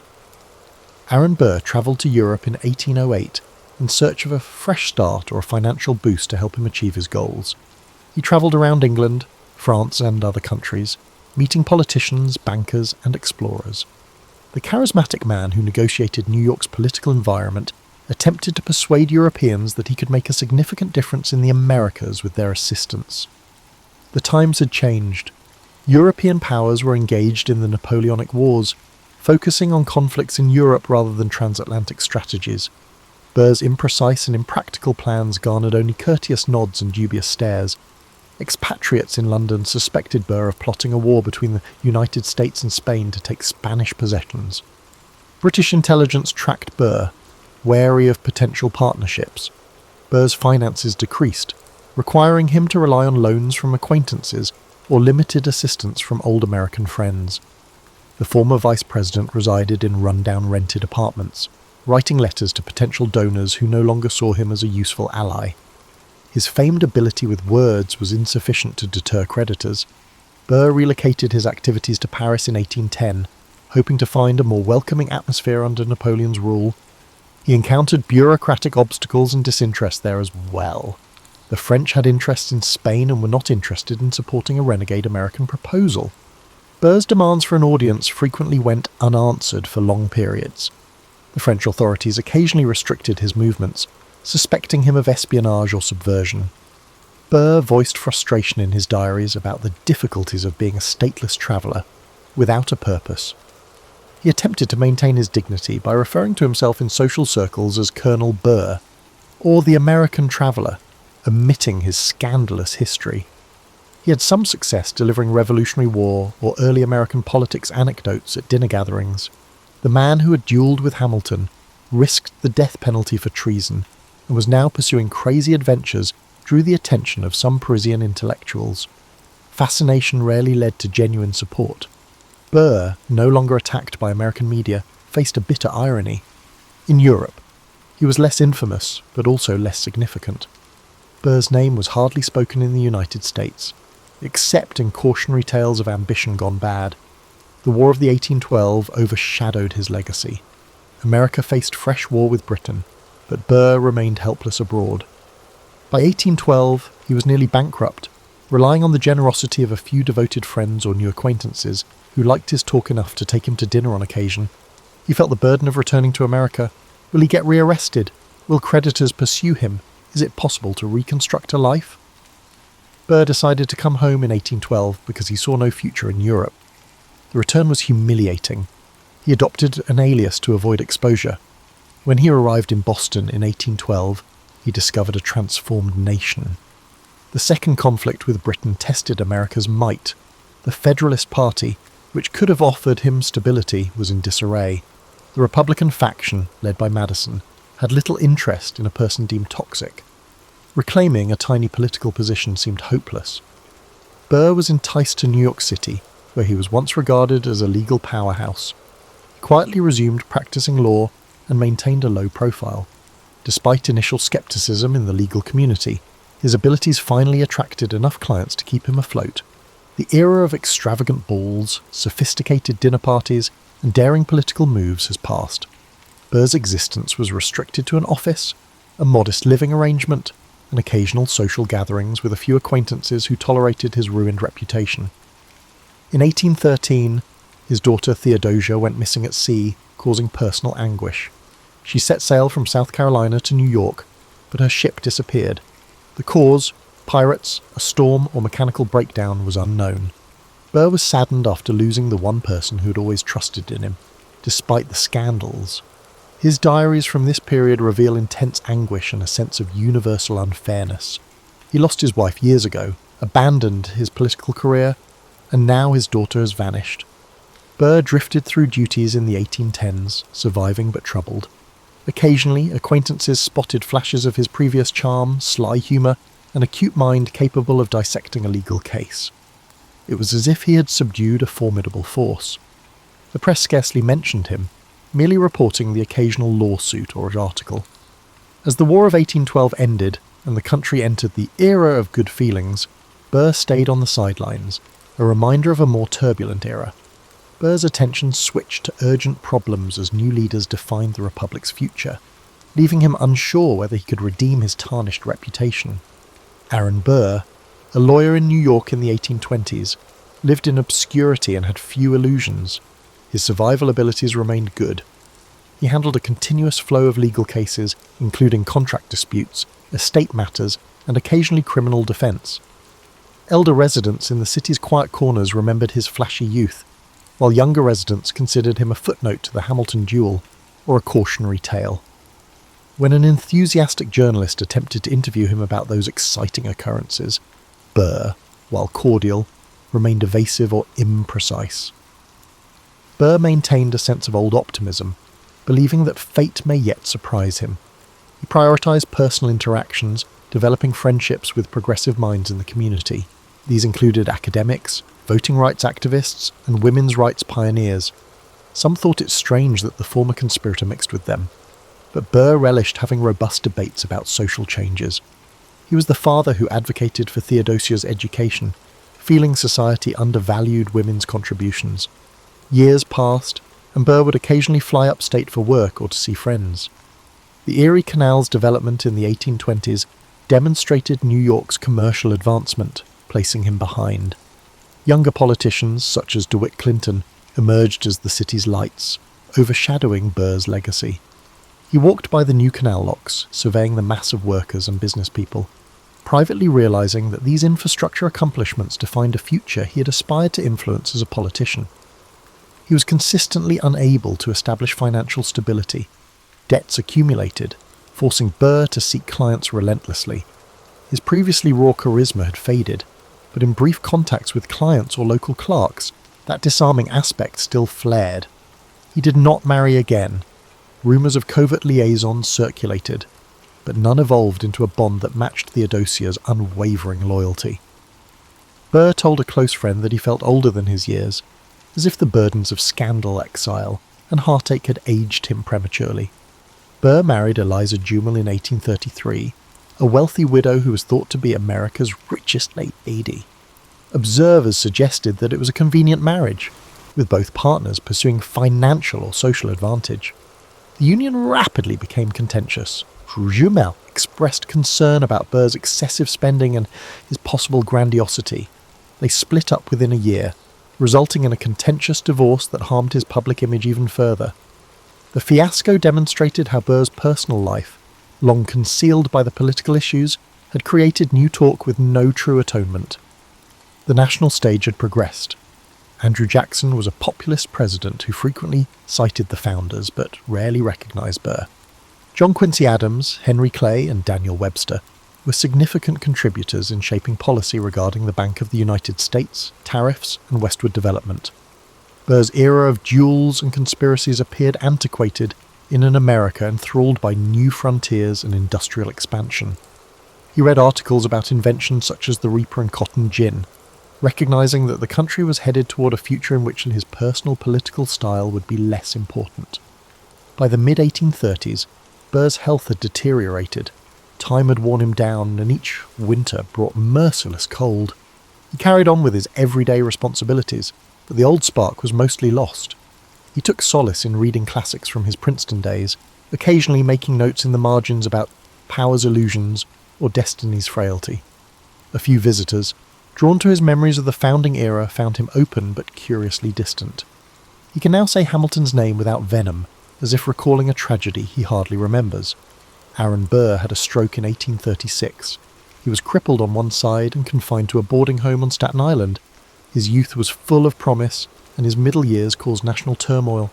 In brief periods of awareness, he apparently displayed neither sorrow nor contrition, only a stoic acceptance of fate's will.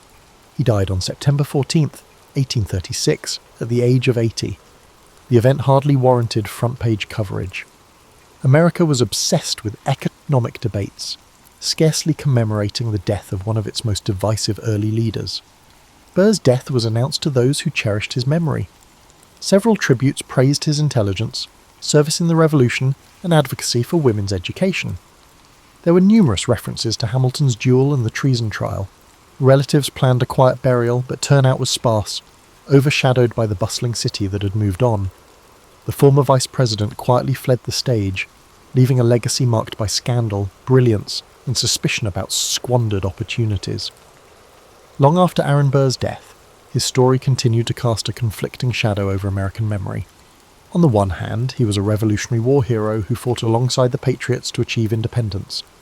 He was also a progressive lawyer, among the first to advocate for expanded roles for women, particularly in education.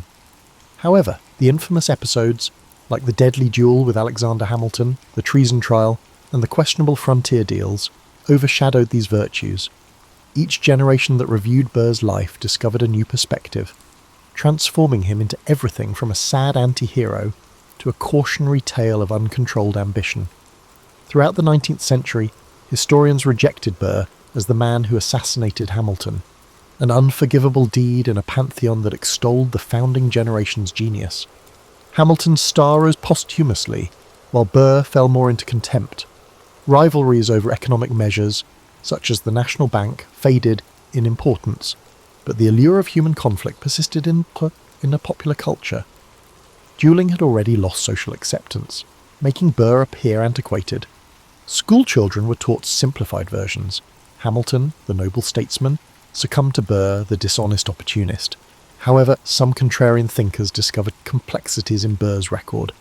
They emphasised that he was among the first politicians to use modern campaign organisation strategies, garnering grassroots support rather than relying solely on elites. They pointed out that Burr's efforts to ensure equitable education for his daughter Theodosia demonstrated progressive tendencies. The question persisted: how could a man with such promise become so despised? These questions prompted a re-evaluation of the founding period, revealing that the distinctions between hero and villain were never as clear as textbooks suggested. In the early 20th century, authors and dramatists discovered a treasure trove in Burr's life: the romance with Theodosia's mother, the agony of Theodosia's disappearance, and the cloak and dagger atmosphere of the purported southwestern conspiracy.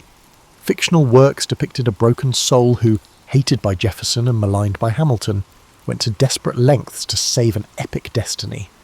Audiences absorbed these stories, partially realising they were reading gossip rather than history.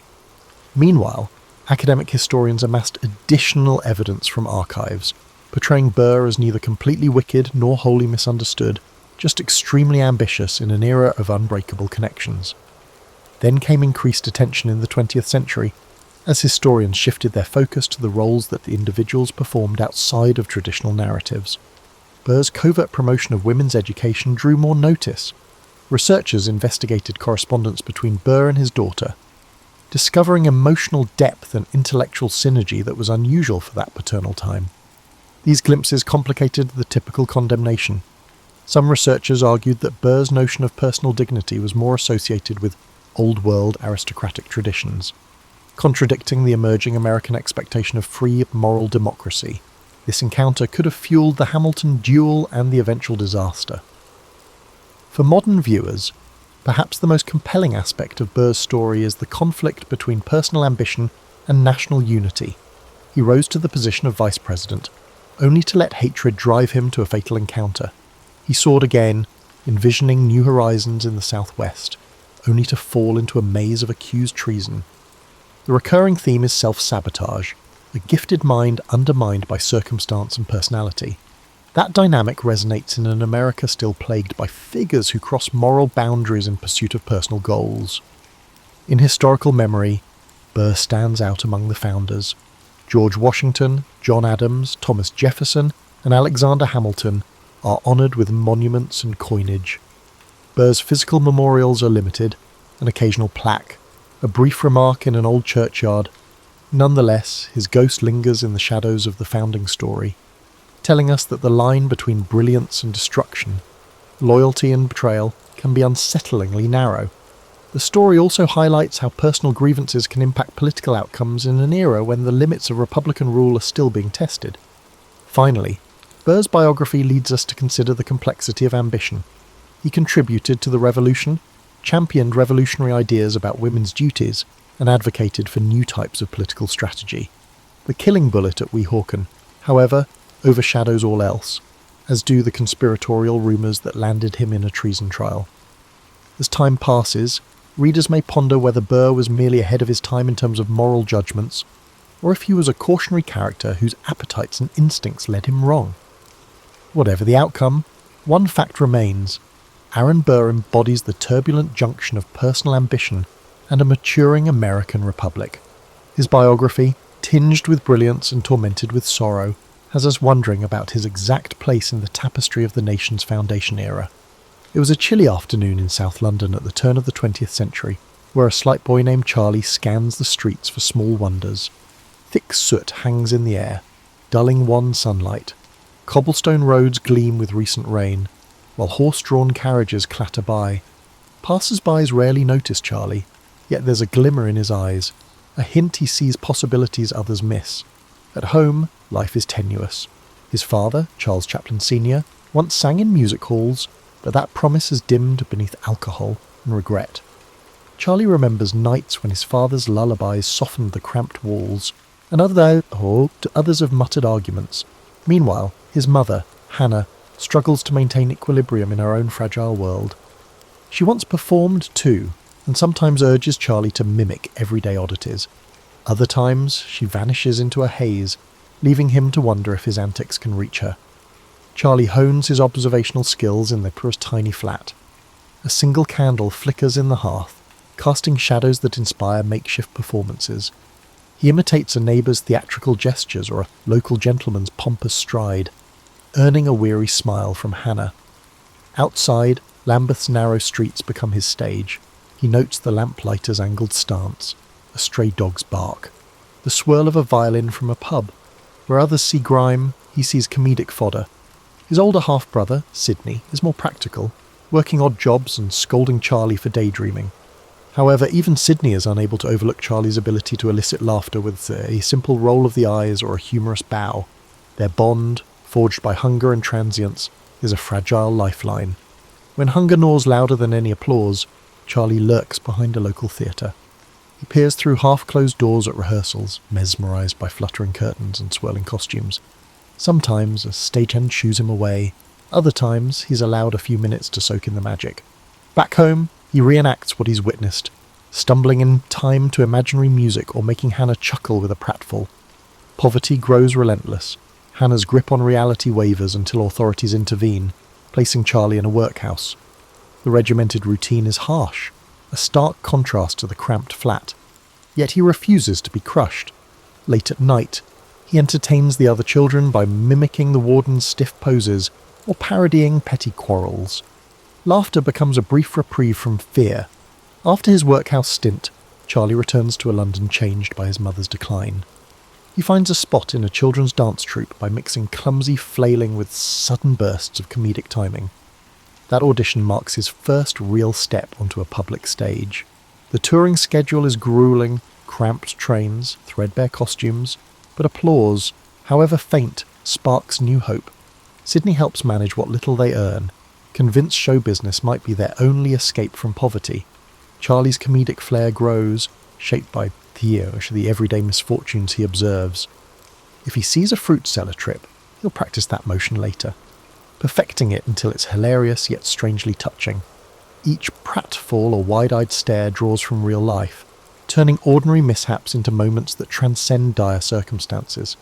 Though the future remains uncertain, Charlie's heart beats to the tempo of creative mischief. Even as he frets over Hannah's well-being, he senses destiny tugging him forward. The boy with the curious gaze is no mere spectator. He's an alchemist, spinning hardship into comedic vignettes. These youthful experiments foreshadow a voice that will one day captivate audiences worldwide. For now, Charlie stages any street corner he can find, and his greatest reward is the unifying power of shared laughter. He still remembers how his father's lullabies once soared through the night, a momentary balm against hunger pangs and the bitter taste of fear. Sometimes, just before dawn, Charlie would lie awake, dreaming of a stage where sorrow could be recast as joy. In these idle moments, he memorized the rhythms of laughter, how it could erupt from even the bleakest circumstances. If a drunken neighbour stumbled, Charlie transformed it into a dance step that sparked grins. No matter how drab the alleyways, he found a spark to kindle his imagination. He sensed a well-timed tumble could lift weary spirits, even briefly. Those small victories fueled him. Amid the city's grey skies and lingering coal dust, Charlie found colour in humour, layering each new insight into his evolving repertoire. Unbeknownst to the crowds who passed him by, he was already practising for a role far larger than any shabby stay could contain. He was resolute. Charlie's mother, Hannah, succumbs to deeper mental fragility, and officials place him in a workhouse. Suddenly, the cramped familiarity of home is replaced by rigid schedules and faceless corridors. Children cry quietly, their hope eroding under stern watch. In this dreary labyrinth, Charlie clings to memories of Hannah's half-smiles and the musty warmth of dimly lit music halls. At night, he entertains the other kids, imitating wardens or reenacting staff disputes. Laughter, however faint, punctures the gloom. His stay is brief, thanks to sympathetic relatives who reunite him with Sydney. But Hannah's condition has worsened. At times, she acknowledges them, but at other moments, her own sorrow overwhelms her. Charlie's small comedic routines become lifelines, offering a glimmer of normalcy when all else fades. He auditions for a children's dance troupe with raw comedic timing, stumbling and flailing in ways that somehow shine. Despite threadbare clothes, he stands out, capturing the leader's curiosity. Soon, he tours dingy stages and half-full halls. Applause, however modest, affirms that he's more than his circumstances. Sydney manages logistics, scrounging for bookings. Both believe that if Charlie can succeed, they might secure better care for Hannah. Charlie refines each movement, storing real-life encounters for future skits. A pompous conductor or a clumsy fruit vendor sparks new routines. Observing life's contradictions becomes second nature. The schedule is grueling, nights in cold rooms, uncertain pay, unpredictable crowds. Yet each performance is a chance to spark joy. He learns timing is vital. Hold a pose too long and the gag falls flat. Collaboration with fellow acts teaches him to blend multiple comedic beats into a cohesive show. Hannah remains in his thoughts. Letters from home describe her fluctuating moods. Each laugh he conjures feels like a plea for her recovery, a silent vow to return triumphant. Through comedic alchemy, he tries to transform personal anguish into fleeting happiness. Small theatre ads begin to mention his name, labelling him an energetic comic. He meets older performers, many jaded by showbiz. Seeing their cynicism, Charlie resolves to remain hopeful. Performance, he believes, can be more than a paycheck. It can be an escape from bleakness. Though still young, he feels pressure to evolve. As the troupe's childlike novelty wears off, he adapts, weaving physical comedy into more refined sketches. He notices audiences respond to sincerity, even amid pratfalls. He aims to bridge the gap between comedic caricature and heartfelt empathy, so that wealthy patrons and struggling labourers alike find a piece of themselves in his act. A fresh uncertainty lingers. Adolescence creeps in, and he wonders how long he can play the endearing child. Yet each new show steels his resolve. He's tasted the rush of approval and the ache of indifference. Both drive him forward. Through it all, Hannah's plight remains the quiet drumbeat beneath every routine. Sydney's unwavering faith helps Charlie persevere. It's not just ambition fueling him, it's a sense of responsibility that has him perfecting pratfalls long after others stop rehearsing. If performance can grant even a fleeting reprieve from misery, Charlie is determined to seize it. By the close of this chapter, he stands at a threshold. Show business offers a path he can't fully envision, yet its promise glows brighter than any alternative. Each time he stumbles on stage, The audience's laughter reassures him that life need not be defined by poverty and sorrow. He's found a portal to possibility, one that might lift Hannah from her despair and validate the dreams he cradles. Without fanfare, Charlie ventures onward, believing in the subtle power of laughter to reshape a fate long overshadowed by hardship. He meticulously observes how a silence can intensify a punchline, or how a single raised eyebrow can convey a powerful message. During dreary train rides, he imagines new scenarios that blend humour with pathos, each crafted to nudge the audience's hearts. Sometimes, stagehands roll their eyes at his perfectionism, but Charlie feels compelled to push his talent further. He learns to spot a crowd's energy from the wings, guessing whether they crave slapstick or subtler pantomime. During these early years, he begins to understand the transformative power of comedy. It serves as a comfort against fear and a subtle jab at life's harsh realities. Even the simplest gag can spark unity among strangers. What began as a mere means to eat and survive now feels like a calling that transcends the drabness of London's underbelly. For Charlie, each new routine is a promise that better days might lie ahead. He yearns to be a spark, igniting hope wherever shadows. Charlie's teenage years arrive with dizzying changes. His time in small revues and children's troupes evolves into appearances at modest music halls. He expands his comedic repertoire, practicing pratfalls and silent gags in threadbare dressing rooms. In each performance, he earns an uncanny ability to mimic life's quirks, be it the haughty nod of a station master or the timid shuffle of a stray dog. Every odd job or peculiar encounter in London's streets provides him with new material to refine. Money remains scarce, and Hannah's health teeters, yet Charlie's sense of purpose intensifies. He's drawn to the spotlight, not just for applause, but for the electricity it brings, a fleeting connection between performer and audience that feels transformative. Sydney stays close, offering both fraternal advice and business acumen. They share an unspoken pact to keep Hannah's well-being at the forefront of their ambitions. If Charlie can climb higher in the entertainment world, perhaps there will be funds to secure better care for her. Opportunity soon knocks in the form of a vaudeville act looking for fresh talent. Charlie seizes the chance. Stepping into a larger circuit that promises slightly better wages and exposure, he discovers an industry brimming with eccentric personalities. Jaded comedians who cling to worn-out routines, dancers who sparkle on stage but sob in back alleys, and promoters who talk of fame but pay with coins that barely cover a meal. Charlie navigates it all with a mix of wonder and guarded optimism, gleaning hard lessons about showbiz's fickle nature. On stage, he amplifies his comedic style. His routines feature rapid-fire physical antics interspersed with brief moments of pathos, a balance that intrigues audiences. Unlike some comedians who rely solely on slapstick, Charlie finds that a touch of vulnerability elicits deeper laughter, a camaraderie that bridges social divides. Even the rowdiest crowds quiet when he punctuates a bumbling pratfall with a wistful look, as though yearning for a gentler world.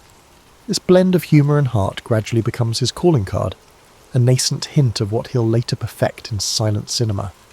Travelling across England, he sees communities battered by the inequality and jobs lost to new machinery. It resonates with his memories of squalor and hunger, and he weaves these realities into his sketches.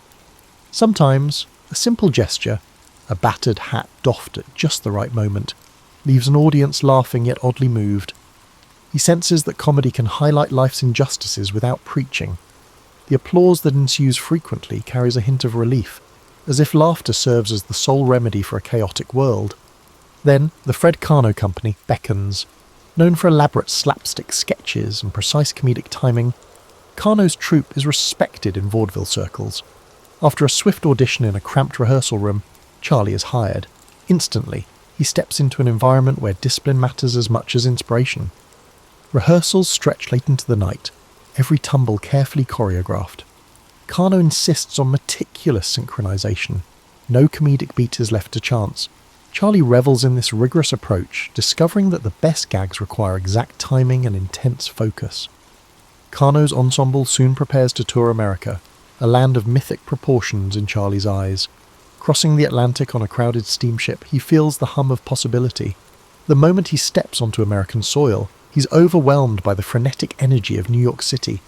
Towering skyscrapers, flashing electric lights, and melting pot neighborhoods ignite his curiosity. As Carno's troupe traverses the vaudeville circuit, Charlie devours fresh inspirations, the swagger of street vendors, the lilting drawl in a Mississippi town, and the raucous laughter of Midwestern audiences, performing night after night. He refines his craft under the pressure of instantaneous audience feedback.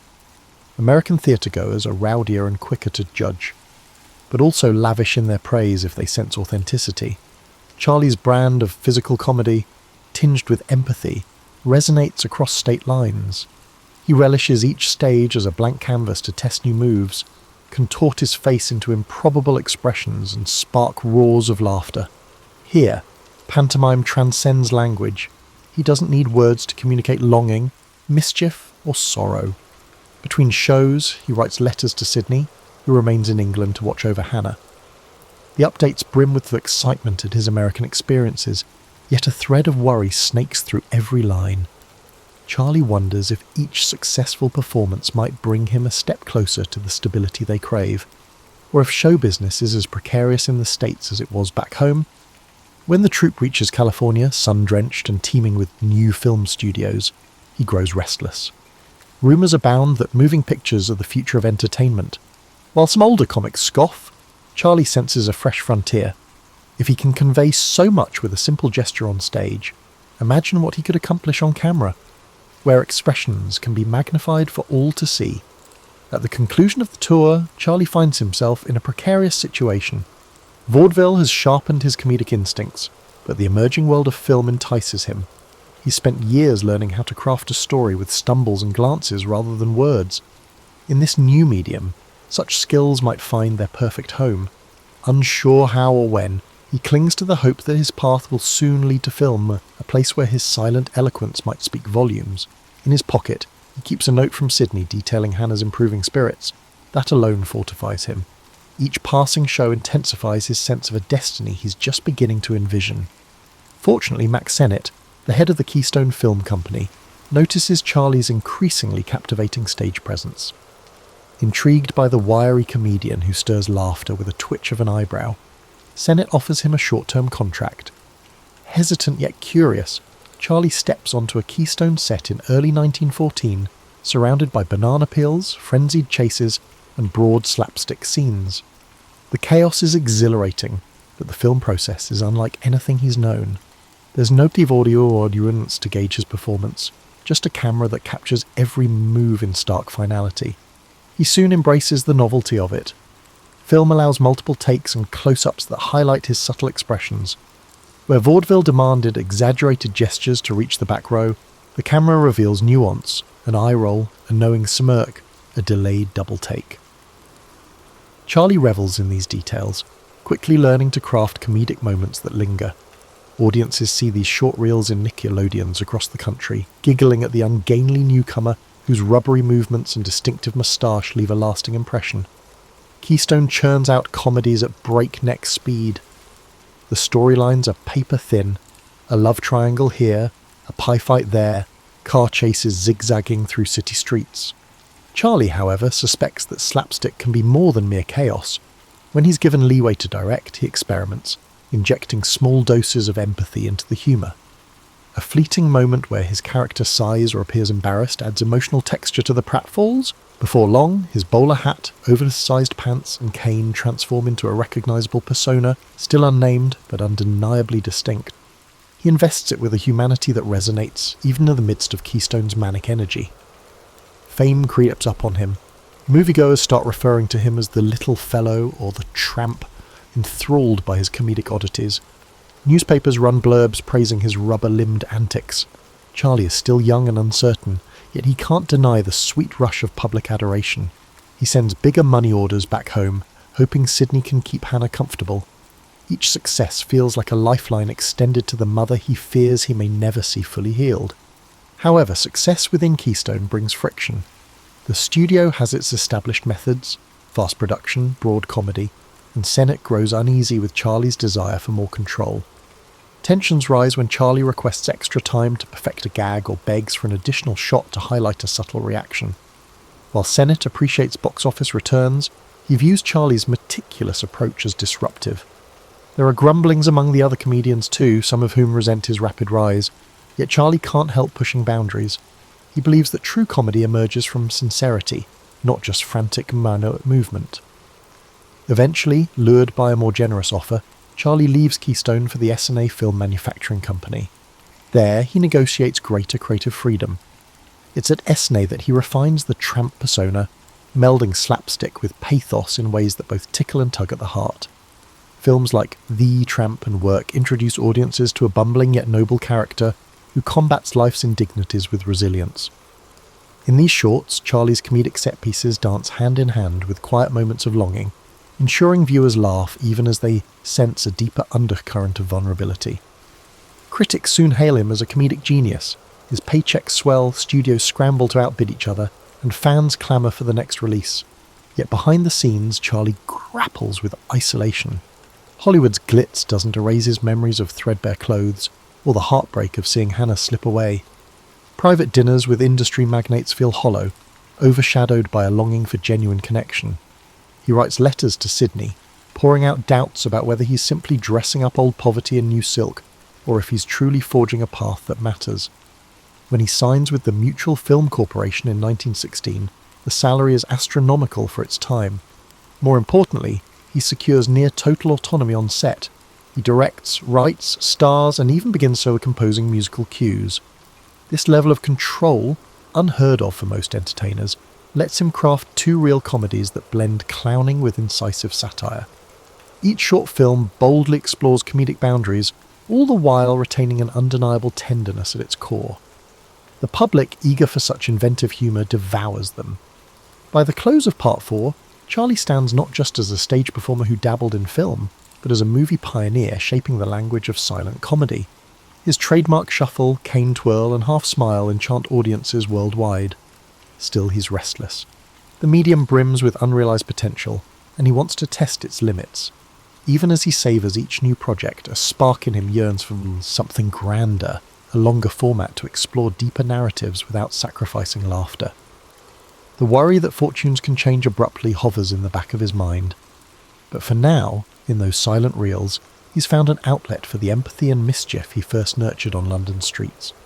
With each new contract, Charlie's creative aspirations escalate. Mutual grants him near complete freedom, and his two reel comedies draw record profits. His Chaplin studios soon rise in Los Angeles, a testament to how far he's come from Lambeth's soot-laden alleys.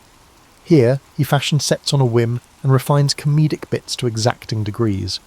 Prop men scramble to satisfy his sudden inspirations, while extras wait, intrigued by his meticulous approach. Some marvel at his devotion to scenes that run only a few minutes on screen, but Charlie insists every frame carry his unmistakable stamp. Now that he earns a fortune, Hollywood's high life beckons, yet he feels uneasy about opulence. Those who endured real poverty rarely shake its memory. Charlie prefers to pour resources into perfecting each film. His silent creations, like Easy Street or The Immigrant, layer pratfalls with social commentary. Even as audiences howl with laughter, they glimpse heartbreak in the tramp's eyes, the reflection of a man who's known desperation. Critics praise his artistry, calling his work a blend of whimsy and empathy, a comedic mirror held up to the tumult of everyday life. However, just as he settles into his routine, a sudden shift occurs. The silent era stands on the verge of a seismic transformation, the invention of talkies. Some studios embrace recorded sound with giddy excitement, certain it will revolutionize film. Others fear it might cheapen the universal language of pantomime. Charlie watches these developments warily. His art relies on expressive gesture. Wouldn't spoken dialogue fragment the broad appeal that made the tramp beloved worldwide? He's torn between clinging to silence and experimenting with sound. For a time, he sidesteps the issue by pushing silent film to new heights. Shoulder Arms, set amid the trenches of World War I, merges slapstick with the wartime satire, resonating with soldiers and families seeking a glimmer of hope in dark times. Audiences hail it as a testament to comedy's power to sustain morale. His studio becomes a bustling creative hive. Carpenters hammer away at elaborate sets, while musical directors work in tandem to ensure that live orchestras can perfectly underscore each comedic beat. As the 1920s roar on, silent cinema flowers, and Charlie stands at its pinnacle. Alongside other legends, he's revered for forging a distinct comedic grammar. close-ups that capture a flicker of pathos, comedic sequences that unfold like orchestrated ballets. Yet the clamour for sound intensifies. Films like The Jazz Singer stun Hollywood by demonstrating that moviegoers will pay to hear performers speak and sing. Investors in Charlie's ventures become restless, doubting his ability to navigate the new sonic storm. Unwilling to jump blindly, Charlie moves cautiously. His next major project, The Circus, remains silent, showcasing the tramp amid lion cages and high-wire antics. The production is fraught. Financial woes, technical snags, and a dissolving marriage all burden Charlie's spirit. However, despite his constant editing and re-editing, the core of the comedy remains unwavering. When the film premieres in 1928, audiences roar with laughter and tears. For Charlie, it's validation that silence, if wielded thoughtfully, can still conquer hearts. Behind the scenes, he wrestles with personal turbulence. Tabloids feast on his tumultuous romances, painting him as both genius and scoundrel. Hollywood thrives on scandal, and Charlie's rising fame makes him a prime target. He yearns for a quiet refuge to develop his ideas without constant scrutiny. Instead, he juggles public expectations, legal entanglements, and the relentless pulse of show business. Though reclusive by nature, he forces himself to mingle at lavish parties, aware that isolation can be as perilous as exposure. Gradually, he warms to the possibilities of sound, provided it can enhance rather than overshadow the silent charms of his tramp. By the end of the decade, he's toying with the idea of partially synchronized scores, using orchestras and effects to accentuate, not replace, pantomime. The talkies persist in their assault, yet Charlie decides to confront them according to his own terms. His worldview insists that laughter needs no translation, that a raised eyebrow or sly grin can transcend barriers words might construct. As the 1930s approach, Charlie contemplates taking bolder risks. Silent shorts have sufficed thus far, but cinematic evolution beckons him to attempt larger, more cohesive stories. Society, too, is in flux, teetering from the affluence of the roaring 20s toward ominous economic shadows. If the tramp was once a whimsical figure scrounging for dignity, perhaps now he might speak for an entire generation on the brink of upheaval. Standing atop the industry he helped define, Charlie faces the question: how to keep silent film's poetic essence alive while stepping into a future brimming with sound. The Great Depression grinds the world down, yet Charlie presses on, determined to show that humour can still provide solace. Despite intensifying pressure to produce talkies, he chooses to release City Lights in 1931, nearly silent except for a musical score and a few sound effects. Many in Hollywood consider him foolhardy, warning that audiences now crave spoken dialogue.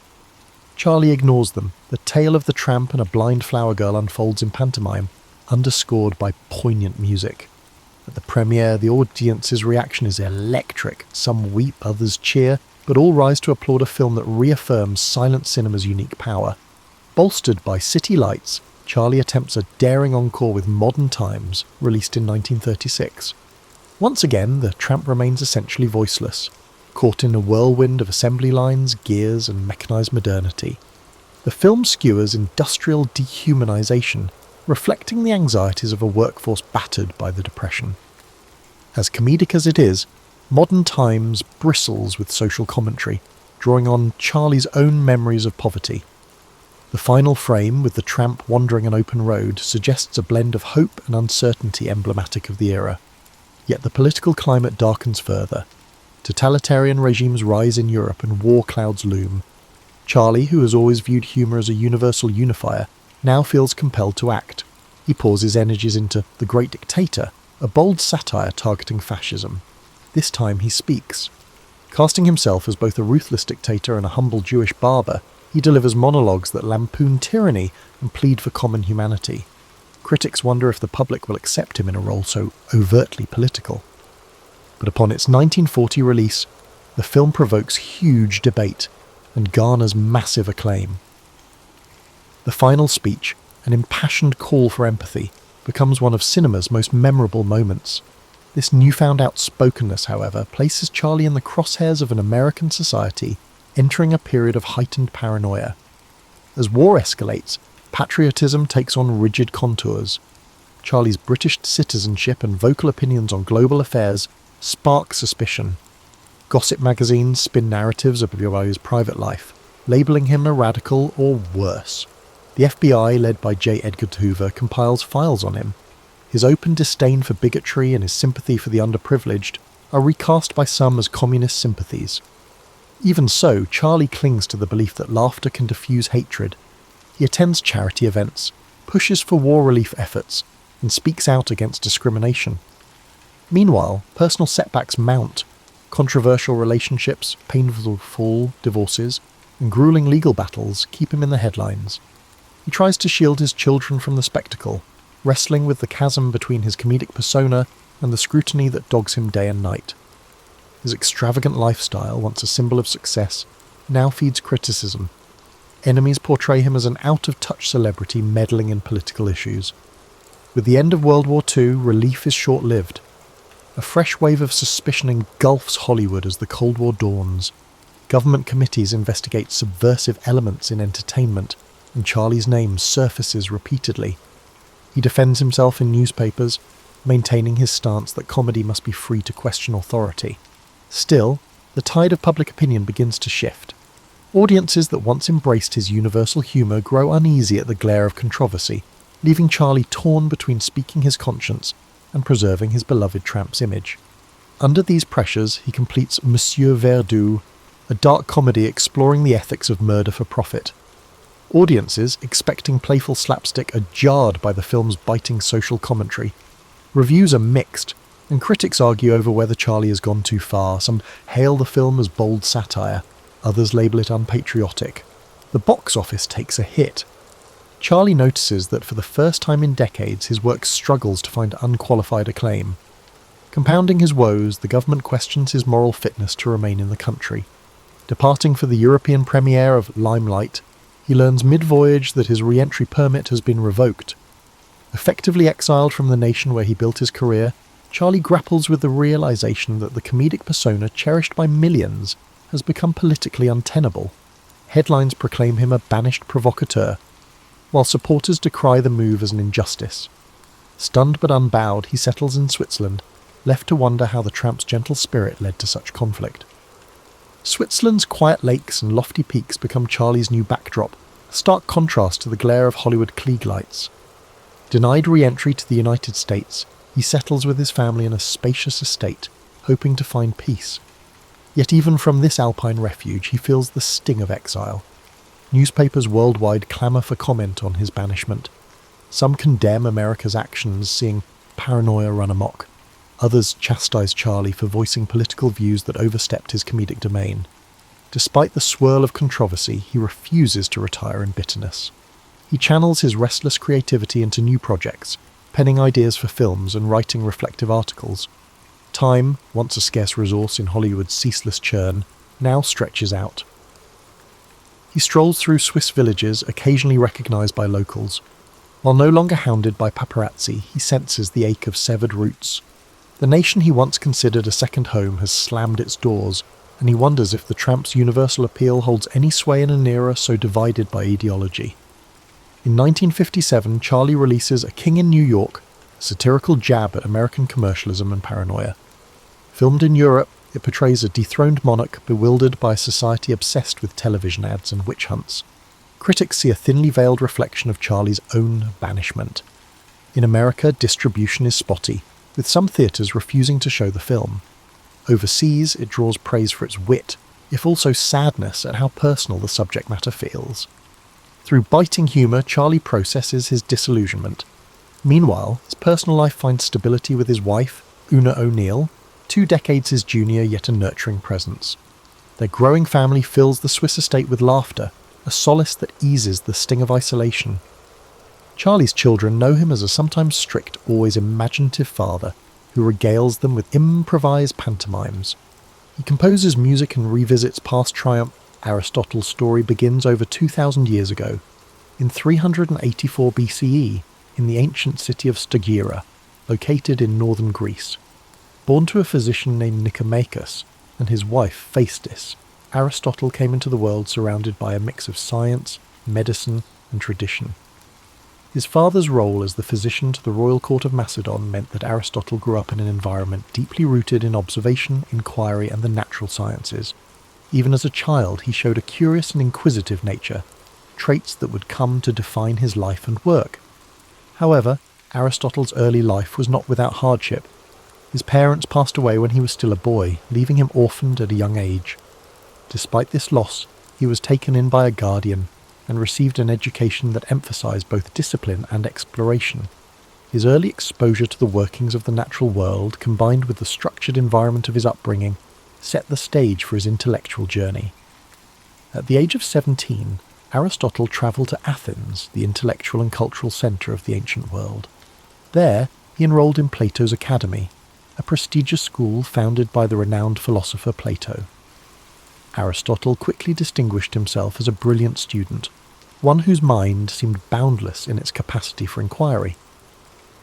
For 20 years he studied under Plato, immersing himself in philosophy, mathematics, and the natural sciences. Though Aristotle greatly admired Plato, he did not always agree with his teacher's ideas. While Plato focused on the realm of ideal forms, Aristotle's mind was drawn to the tangible, the observable, and the concrete. He believed that understanding the world required examining it directly, through observation and experience. This difference in approach would later define Aristotle's own philosophy, setting it apart from that of his mentor.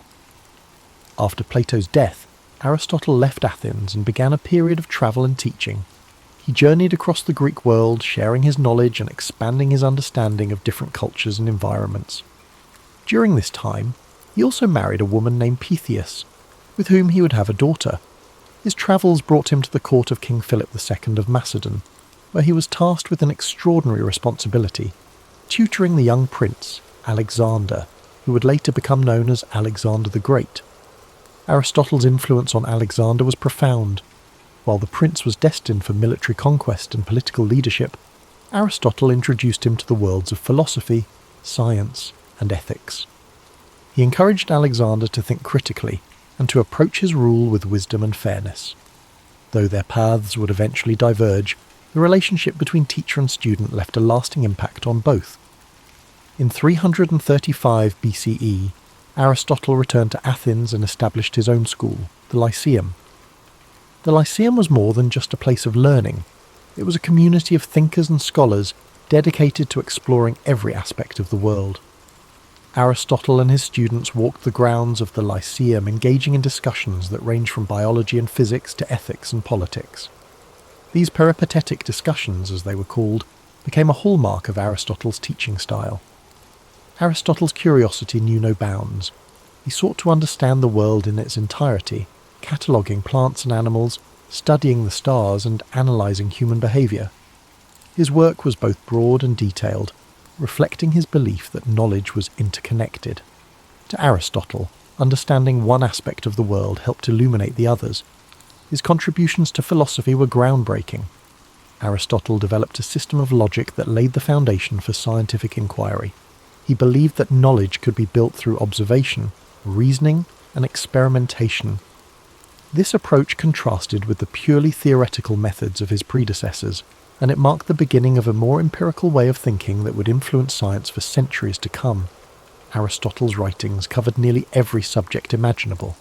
He explored metaphysics, examining the nature of existence and reality. He wrote extensively on ethics, proposing that the goal of life was to achieve eudaimonia, or flourishing through the cultivation of virtue. In politics, he analysed the structures of government and society, emphasising the importance of balance and justice. Yet, Aristotle was not infallible. Like all thinkers of his time, his work was shaped by the cultural and historical context in which he lived. Some of his ideas, particularly those on natural hierarchy and gender roles, reflected the limitations of his era. Even so, his methods of inquiry and his commitment to understanding the world continue to resonate. As Aristotle's influence grew, so too did the challenges he faced. In his later years, political tensions in Athens made his position increasingly precarious. Following the death of Alexander the Great, anti-Macedonian sentiment in the city put Aristotle, with his ties to the Macedonian court, under scrutiny. Accused of impiety, he chose to leave Athens, reportedly saying that he would not allow the city to sin twice against philosophy, a reference to the execution of Socrates decades earlier. Aristotle spent his final years in the city of Chalcis, where he continued to write and reflect. He passed away in 322 BCE at the age of 62, leaving behind a legacy that would endure for millennia.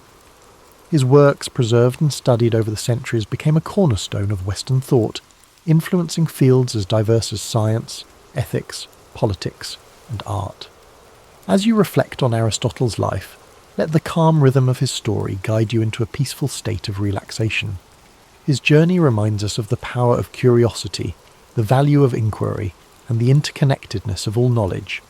Aristotle's life was not just about answers, it was about asking the right questions and seeking understanding in all things. Feel the quiet wisdom of his teachings as they settle in your mind, a gentle reminder that the pursuit of knowledge is a journey, not a destination. Let the story of Aristotle inspire you to embrace curiosity and to find wonder in the world around you. Now, as you drift off to sleep, imagine the serene halls of the Lyceum, the soft murmurs of philosophical discussions, and the gentle rustling of leaves as Aristotle and his students walk under the shade of ancient trees. Let these images carry you into restful dreams, where the wisdom of the past illuminates the infinite possibilities of tomorrow. As you continue to relax, let the profound legacy of Aristotle's life unfold in your mind. His dedication to understanding the world wasn't just about acquiring knowledge. It was about seeking harmony, balance, and truth in everything around him. Aristotle believed that knowledge was interconnected, and through his teachings, he encouraged others to see the unity between the natural world, human behaviour, and the cosmos itself. Imagine Aristotle walking through the Lyceum, the warm sun filtering through the trees as he engaged in thoughtful discussions with his students. His words carried a sense of purpose, guiding those who followed him to think critically and observe the world with care. These walks, known as peripatetic lectures, were not just a means of sharing knowledge, they were a journey of discovery, where every step brought new insights and understanding.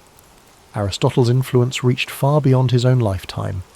His writings were preserved and studied by scholars throughout history, shaping the foundations of many disciplines. In the Middle Ages, his works became central to both Islamic and European philosophy, earning him the title of the philosopher among medieval scholars.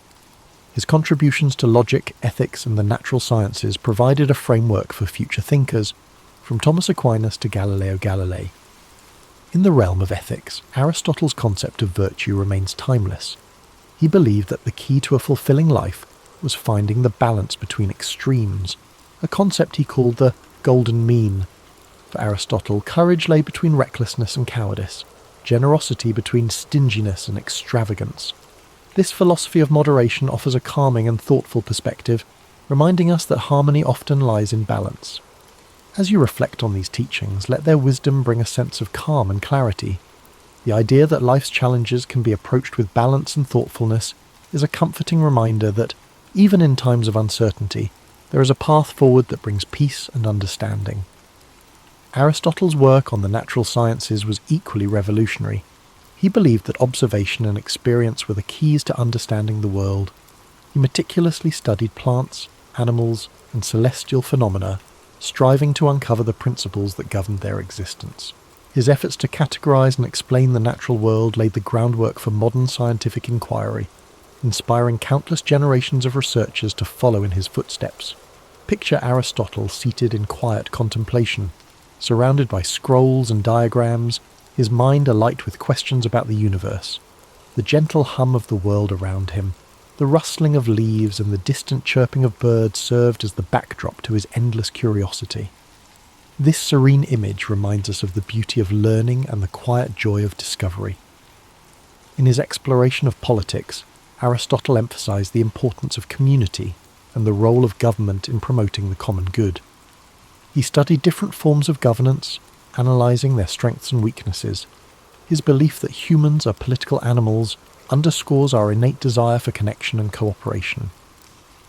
Aristotle's insights into the nature of society encourage us to think deeply about the ways we interact with one another and the systems we create to support our collective well-being. As the rain falls gently outside your window, imagine the ancient world Aristotle inhabited, a world filled with wonder, where the mysteries of existence invited exploration and understanding. Let his story remind you that curiosity is a gift, one that opens the door to endless possibilities. Now, as you drift deeper into relaxation, Picture the stars shining above the Lyceum, their light guiding Aristotle and his students as they pondered the mysteries of life.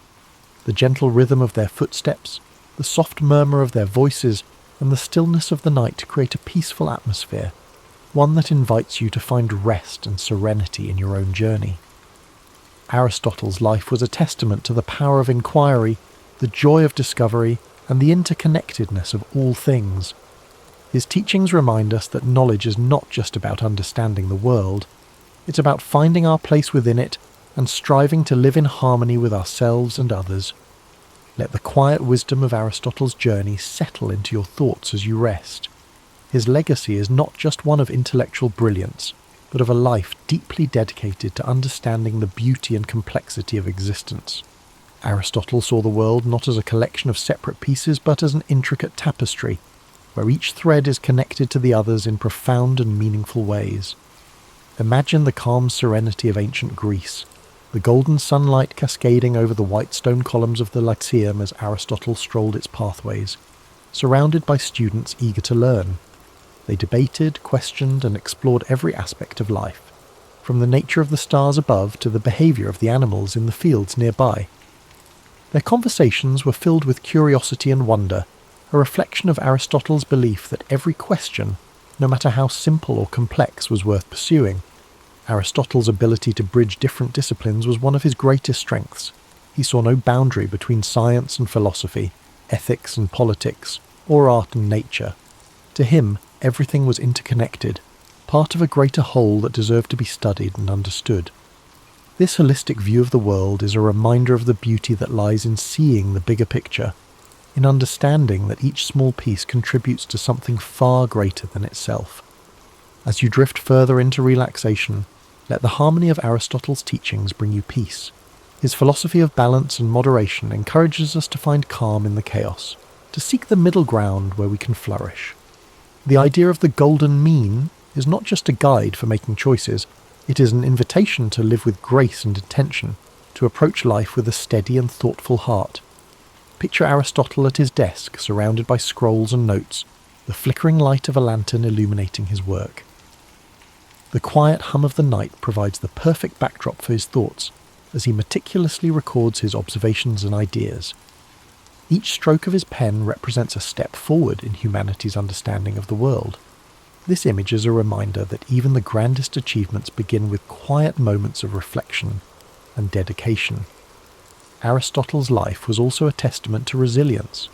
Despite the challenges he faced, from personal loss to political exile, he never stopped asking questions, never stopped seeking to understand. His commitment to learning and teaching, even in the face of adversity, is a powerful reminder that knowledge and curiosity are forces that can overcome even the greatest obstacles. Now, as you relax and prepare to drift into sleep, imagine the gentle sound of waves lapping against the shores of ancient Greece, the rhythmic flow of the sea echoing the timeless nature of Aristotle's wisdom. His story reminds us that the search for knowledge is an endless journey, one that brings us closer not only to the world around us, but also to ourselves. Let your breathing slow as you picture the peaceful gardens of the Lyceum, where Aristotle's students gathered to learn and grow. The rustling of leaves in the wind and the soft murmur of philosophical discussions create a tranquil atmosphere, one that invites you to rest and reflect. As the calm of the night surrounds you, let the echoes of Aristotle's wisdom carry you further into a restful state. His life's journey reminds us of the power of patience and persistence, the idea that true understanding unfolds slowly, like the petals of a flower opening to the morning sun. Each step he took, each question he asked, was a step toward unravelling the mysteries of life. Imagine the gentle rhythm of Aristotle's daily routines at the Lyceum, the sun casting soft shadows over the gardens, where he and his students would walk and talk. The air would have been filled with the scent of blooming flowers and the distant sound of birds singing, creating a serene environment for thought and reflection. It was in these simple, unhurried moments that some of the most profound ideas in human history were born. Aristotle's approach to life and learning reminds us that it's okay to take our time, to explore the world with curiosity and wonder. He understood that knowledge is not something to be rushed. It is a lifelong journey, one that unfolds gradually and beautifully. This philosophy of patience and exploration is one we can carry with us, a gentle reminder to approach our own lives with care and intention. Aristotle often turned his gaze upward, marvelling at the vastness of the universe and pondering the mysteries it held.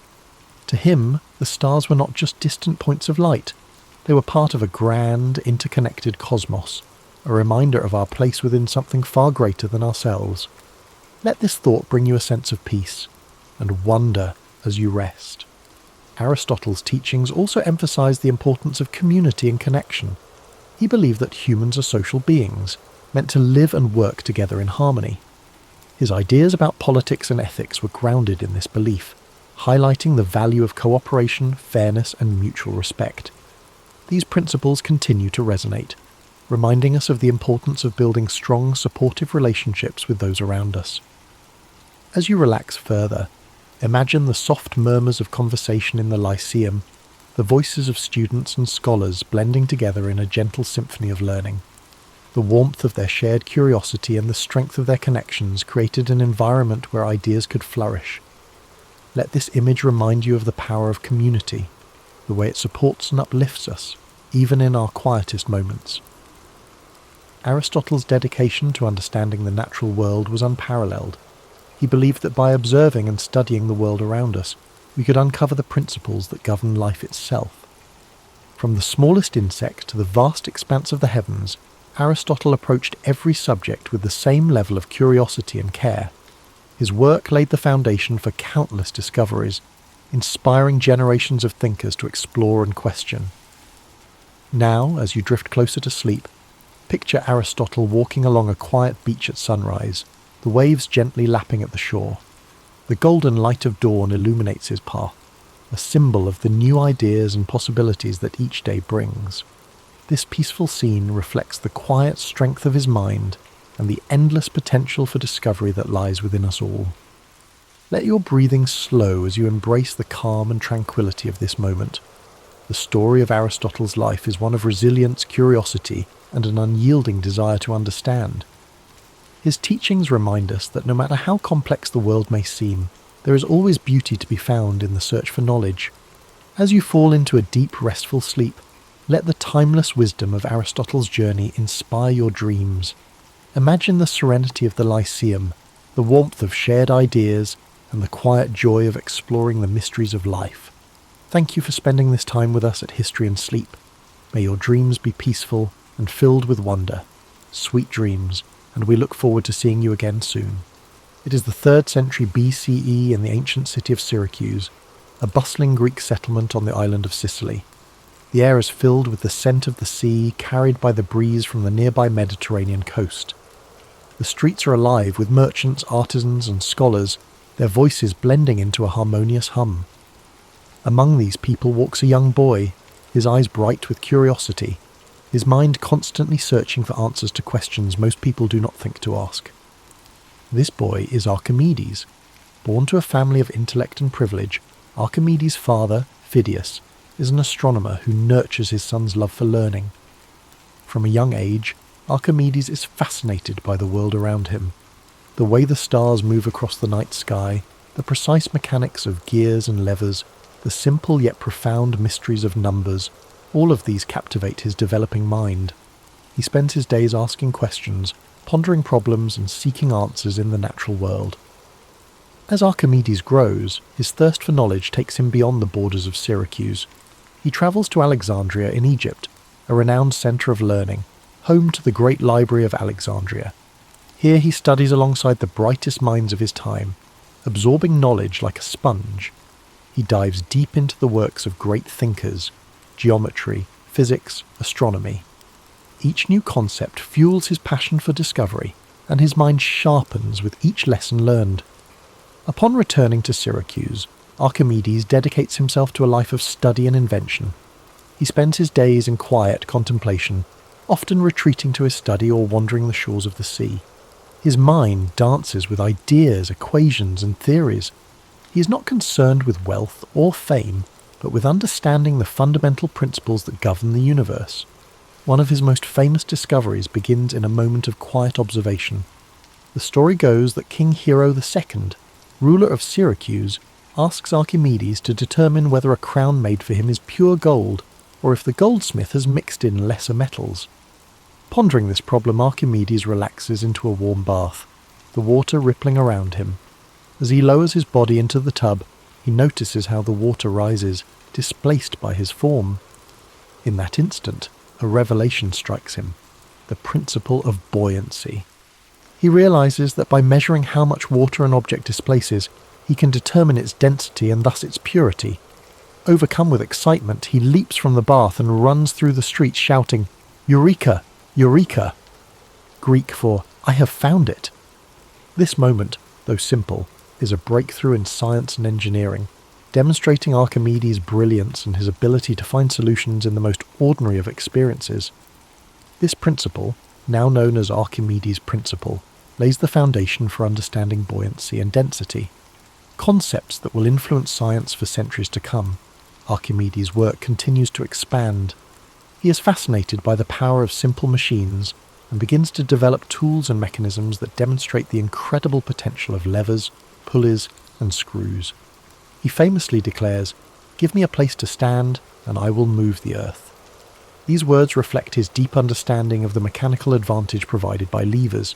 He designs ingenious contraptions such as the Archimedean screw, a device used to raise water for irrigation and drainage. This invention, with its elegant spiral structure, helps farmers move water efficiently and will continue to be used for centuries in different parts of the world. Archimedes' mind does not rest. He explores the mysteries of geometry, calculating areas, volumes and surfaces with astonishing precision. He develops formulas for the areas of circles, the volumes of spheres, and the properties of parabolas. His work on the mathematics of shapes lays the groundwork for calculus, a field that will not fully develop until many centuries later. In addition to his theoretical work, Archimedes applies his knowledge to practical problems. Syracuse faces threats from rival powers, and Archimedes' inventions become tools of defense. He designs war machines, catapults, cranes, and even rumored death rays that use mirrors to focus sunlight and set enemy ships ablaze. These devices, products of his genius, help protect his city from invaders. Yet for all his achievements, Archimedes remains humble, his mind always focused on the pursuit of truth. His days are spent drawing diagrams in the sand, solving equations and pondering the mysteries of the universe.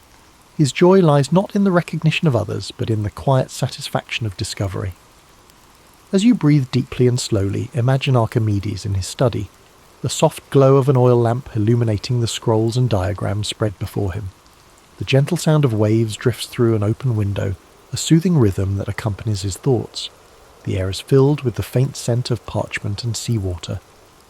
In this moment of stillness, there is a profound sense of peace, a quiet celebration of the mind's limitless potential. Archimedes' life, though dedicated to discovery, ends in a moment of tragic misunderstanding. During the siege of Syracuse by the Roman army, the city falls despite its defences. As the soldiers enter, Archimedes is engrossed in his work, drawing a mathematical diagram in the sand. A Roman soldier approaches him, but Archimedes, absorbed in his thoughts, asks the soldier not to disturb his circles. In a tragic instant, the soldier strikes him down, unaware of the brilliance of the man before him. But though his life is cut short, Archimedes' legacy endures. His discoveries, his inventions, and his insights into the world of mathematics and physics continue to inspire generations. His work becomes the foundation for future scientists, engineers, and thinkers, a testament to the enduring power of curiosity and intellect. As you drift further into sleep, let the story of Archimedes remind you of the beauty of exploration, the joy of discovery, and the quiet power of the mind. His life teaches us that the pursuit of knowledge, no matter how simple or complex, is a journey worth taking. Each question we ask, each problem we solve, brings us closer to understanding the wonders of the world. As you sink deeper into the gentle embrace of sleep, let the wisdom and wonder of Archimedes' life continue to guide your thoughts. His journey was one of relentless curiosity, an unquenchable thirst for understanding the mysteries of the universe. Even now, centuries later, his discoveries ripple through time, touching the modern world in ways both seen and unseen. Picture the quiet streets of ancient Syracuse once more. The sun has set and the city is cloaked in twilight. The gentle sound of the sea rolls in the distance, its waves washing softly against the stone walls of the harbour. Lanterns flicker along the narrow alleyways, casting warm pools of light onto the cobbled streets. Somewhere in this peaceful setting, Archimedes walks slowly, his mind alive with thoughts and ideas. He's at ease, his steps unhurried, the weight of his questions a welcome companion rather than a burden. This tranquility reflects a life devoted to understanding, to peeling back the layers of the world to reveal the beauty beneath.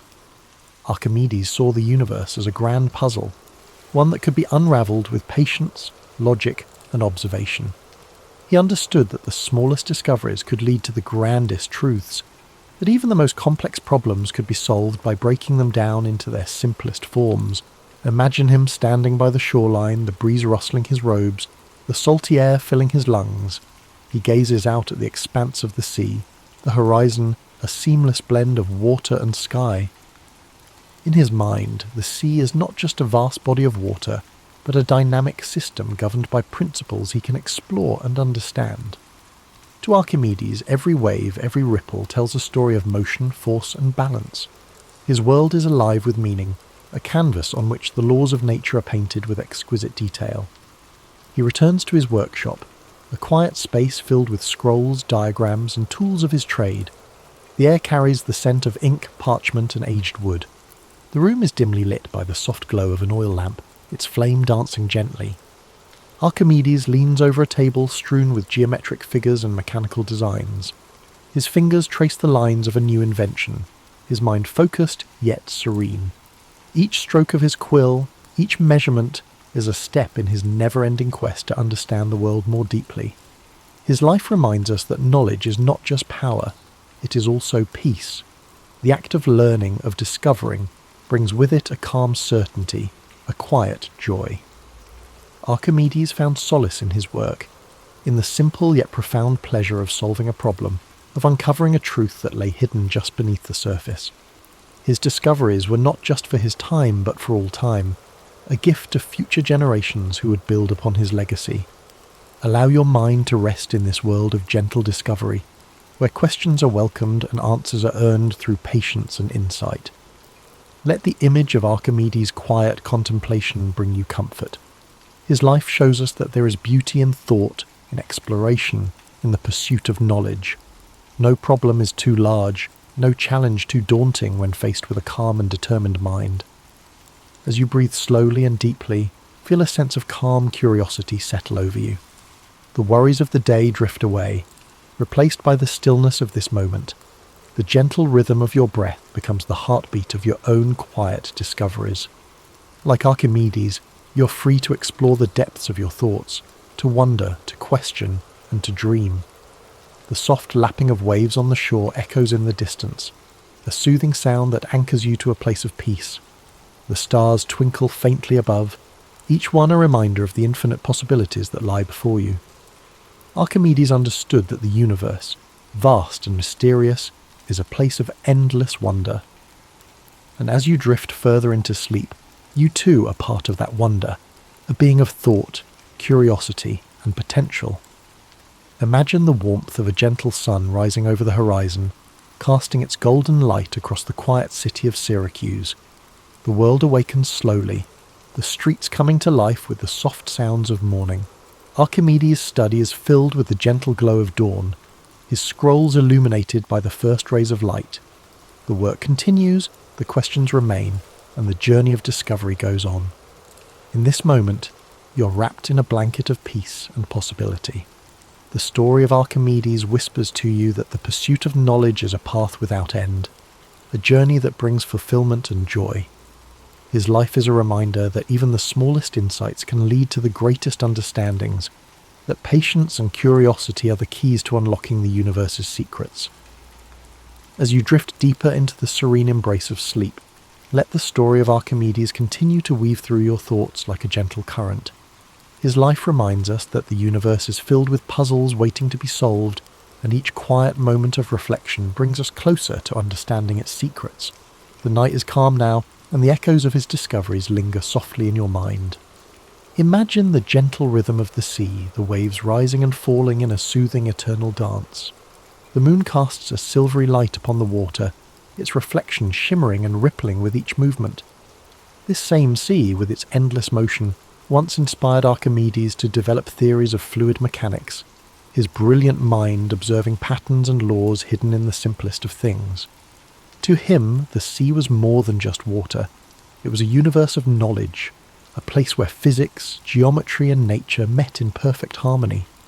Allow yourself to float upon this tranquil sea, the waves cradling you with their soft, steady motion.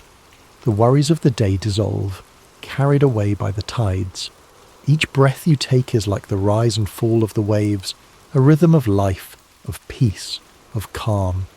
You're held safely in this space of quiet discovery, where the world's complexities fade into simplicity and every thought leads you closer to rest. Picture Archimedes seated on a sun-warmed rock by the shoreline, a piece of parchment resting on his knee. The wind tousles his hair as he sketches shapes and equations with a steady hand. His eyes are focused, yet there is a deep peace in his expression. The world is his canvas, and with every observation, every calculation, he adds a stroke to the masterpiece of human knowledge. His mind is a sanctuary, a place where curiosity flows freely, unencumbered by doubt or fear. In your own mind, you too have this sanctuary, a place where thoughts drift like clouds, where questions are welcomed, and where answers are like stars twinkling softly in the night sky. There is no need to rush, no pressure to understand everything at once. The act of wondering, of exploring is enough. This quiet space within you is a reflection of Archimedes' own calm, thoughtful mind, a place where peace and discovery coexist. As the night deepens, the sounds of Syracuse fade into stillness.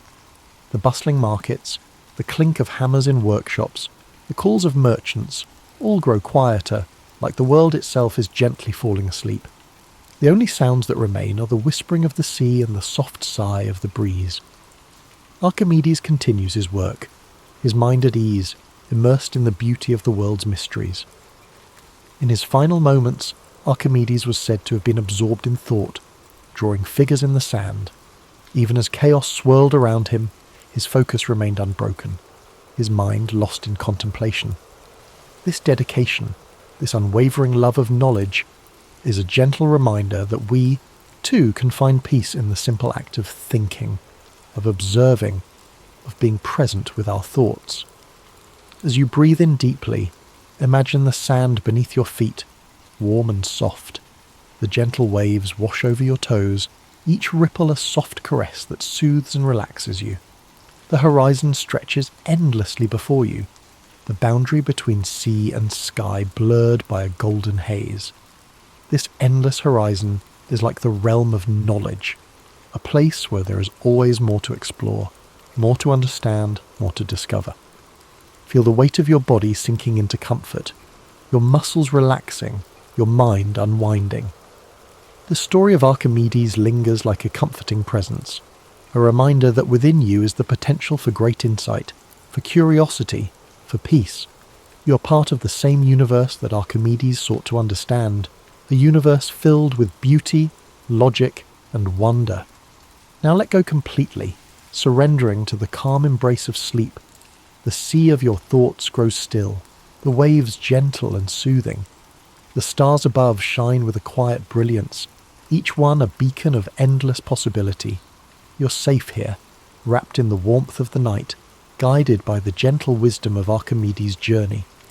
Thank you for joining us tonight on History and Sleep. May this story of discovery, resilience, and curiosity guide you into a deep, restful slumber. Let Archimedes' legacy remind you that every question, every thought, every moment of wonder is a step toward understanding the world around you. Sleep deeply, knowing that you are part of a grand, beautiful universe, and that peace and curiosity are always within your reach. The story of the Oregon Trail typically begins with wagons rolling west in the 1840s, but its true origins reach back much further, to pathways trodden by indigenous peoples for millennia. The Shoshone, Nez Perce, and dozens of other nations had established intricate trade networks across what would become the American West, long before European settlement.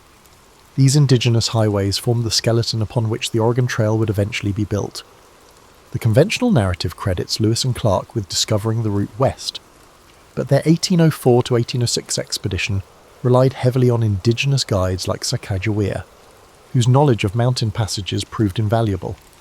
What's less discussed is how their journey was followed by fur traders who quietly expanded these routes throughout the early 19th century. In 1811, John Jacob Astor's Pacific Fur Company established Astoria at the mouth of the Columbia River, just 5 years after Lewis and Clark's return. To connect this remote outpost with St. Louis, fur trader Robert Stewart pioneered an east-to-west crossing in 1812-13, discovering South Pass in Wyoming's Wind River Range.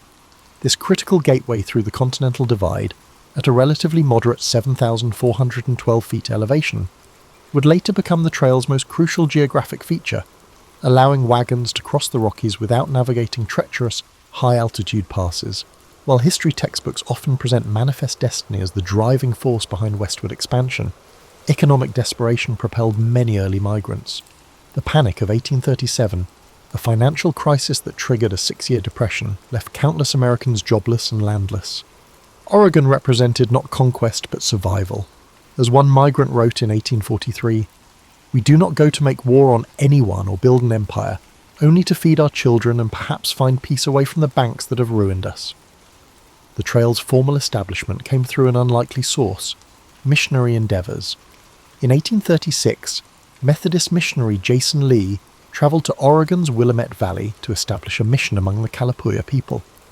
Though his evangelistic efforts yielded few converts, his letters eastward painted Oregon as an agricultural paradise. Presbyterian missionaries Marcus and Narcissa Whitman made the journey the same year, with Narcissa becoming one of the first white women to cross the continent overland. The Whitmans established their mission among the Cayuse people near present-day Walla Walla, Washington. Their letters home, describing fertile valleys and a moderate climate, caught despite downplaying the complex diplomatic negotiations necessary to maintain peace with indigenous nations whose land they occupied. Their letters captivated the nation's imagination. The Whitmans' mission would later become a landmark stop on the Oregon Trail, and the site of tragedy when deteriorating relations with the Cayuse resulted in violence. Perhaps the most overlooked aspect of the trail's formation was the role of free black settlers in establishing Oregon country. Though later Oregon legislation would shamefully prohibit black settlement, early pioneers included black Americans seeking freedom from the restrictions of eastern states. Moses Black Harris, a former slave-turned-mountain man, became one of the trail's most respected guides in the 1830s, leading multiple groups to Oregon and returning east to guide more. George Washington Bush, successful Pennsylvania businessman, led one of the first large wagon parties in 1844, eventually establishing a prosperous farm in what would become Washington's state. The trail's preliminary routes were mapped by government surveyor John C. Fremont between 1842 and 1844. His meticulous reports, widely published in eastern newspapers, transformed vague knowledge about Oregon country into practical guidance. While Fremont is remembered as the Pathfinder, his expeditions relied heavily on the expertise of Kit Carson and other seasoned guides who had already travelled these routes extensively. By 1843, when the first major wagon train of approximately 1,000 people departed Independence, Missouri, the Oregon Trail wasn't a sudden inspiration, but the culmination of decades of exploration, indigenous knowledge, economic necessity, missionary zeal, and careful mapping. These pioneers weren't venturing into an unmapped wilderness, but following an increasingly well-documented route toward what they hoped would be better lives. The story of the Oregon Trail's origins reveals how great migrations rarely spring fully formed from a single catalyst, but develop through complex interplays of geography, economics, politics, and human determination, a theme that would continue as the trail evolved from a hazardous journey into America's most consequential migration route. Popular culture has reduced the Oregon Trail to covered wagons and oxen, but the 2,170-mile journey spurred remarkable technological adaptations that changed American transportation forever. The challenges of traversing a continent necessitated practical innovation at every stage, establishing a mobile laboratory for 19th century ingenuity. The prairie schooner, the iconic covered wagon, was itself a specialized adaptation of the larger Conestoga wagon used in eastern freight hauling. These wagons, specifically designed for the western journey, it weighed approximately 1,300 pounds when empty, compared to the Conestoga's 3,000 pounds. Their beds were sealed with tar to float across rivers, while their white canvas covers were treated with linseed oil for waterproofing. The hooped canvas cover wasn't merely for protection from the elements. Its shape was deliberately designed to create air circulation, reducing interior temperatures on scorching prairie days. Inventors built fortunes supplying specialized equipment to emigrants. In St. Joseph, Missouri, blacksmith Joseph Murphy developed a reputation for crafting Western wagons, with innovative features like the Eisen axles that could be greased without removing the wheels and reinforced wheel hubs that withstood the trail's punishment. By 1850, Murphy's wagon factory employed over 200 workers producing trail-specific designs. Similarly, gunsmith Horace Dimmick created the Plains rifle, a hybrid firearm combining the accuracy of a rifle with the easy loading of a smoothbore musket, perfect for travellers who needed reliable hunting capabilities without specialised expertise. Contrary to romantic notions, pioneers weren't self-sufficient isolationists, but participants in a sophisticated supply chain. Entrepreneurs established outfit registries in departure towns, essentially early information bureaus where travellers could register their skills, blacksmithing, medical knowledge, carpentry and equipment, extra wagons, tools, draft animals. These registries matched complementary parties to mutually beneficial travelling companies. One registry operator noted in his 1849 records that he had matched 17 parties with needed physicians and 11 with wheelwrights, greatly improving their prospects for safe arrival. The Oregon Trail drove innovation in food preservation beyond the familiar pemmican and hardtack. Sylvester Graham, creator of the Graham cracker, developed specialized journey cakes, fortified with additional nutrients specifically for Western travelers. More significantly, witnessing trail deaths from contaminated milk inspired Gale Borden to develop condensed milk, which he patented in 1856 after years of experimentation. His innovation, motivated by Trailblodischer's trail hardships, would later save countless lives during the Civil War and transform food preservation globally. River crossings presented some of the trail's greatest technological challenges. At major crossings, entrepreneurs established ferry services using innovative flat-bottomed craft with guide ropes. By 1850, Cornelius Oregon Smith had built a remarkable pontoon bridge across the Kansas River constructed of empty sealed barrels as flotation devices, demonstrating how the trail spurred practical engineering. After multiple drownings at the dangerous crossing of the Green River in Wyoming, mountain man William Sublette developed a unique ferry design using indigenous-inspired bull boats, bison hide stretched over willow frames, scaled up to accommodate wagons. The risk of becoming lost prompted the development of sophisticated navigational tools beyond compasses. Thomas Jefferson Farnham published Travels in the Great Western Prairies in 1843, which included the first topographical guide to the trail, with landmark sketches travellers could identify from any approach angle. Entrepreneur J.H. Colton produced specialised emigrant maps printed on linen. These maps, designed to withstand rain and rough handling, replaced paper. Some maps incorporated innovative panoramic views of mountain passes and river crossings from multiple angles to help travellers confirm they were on the correct path. Perhaps the most remarkable technological adaptation was in the area of communication. Using tree caches, travellers developed an emigrant mail system to leave messages for later travellers. By 1850, this had evolved into a sophisticated relay system where eastbound travellers would carry letters from those further west, and established post trees became known relay points. At Independence Rock in present-day Wyoming, travellers didn't merely carve their names, they recorded detailed information about water sources, grass conditions, and Indian relations ahead, creating a constantly updated intelligence network. Some innovations failed spectacularly. The Prairie Motor of 1845, a sail-powered wagon that worked brilliantly on flat terrain until the first serious wind tipped it over, remains a cautionary tale. Wind-powered water pumps designed for trail use proved too delicate for travel, but later became staples of Western settlement. The trail functioned as both laboratory and testing ground, where practical solutions either proved their worth or were rapidly abandoned. By understanding the Oregon Trail as a corridor of technological adaptation, rather than merely a path westward, we gain insight into how the journey itself transformed America.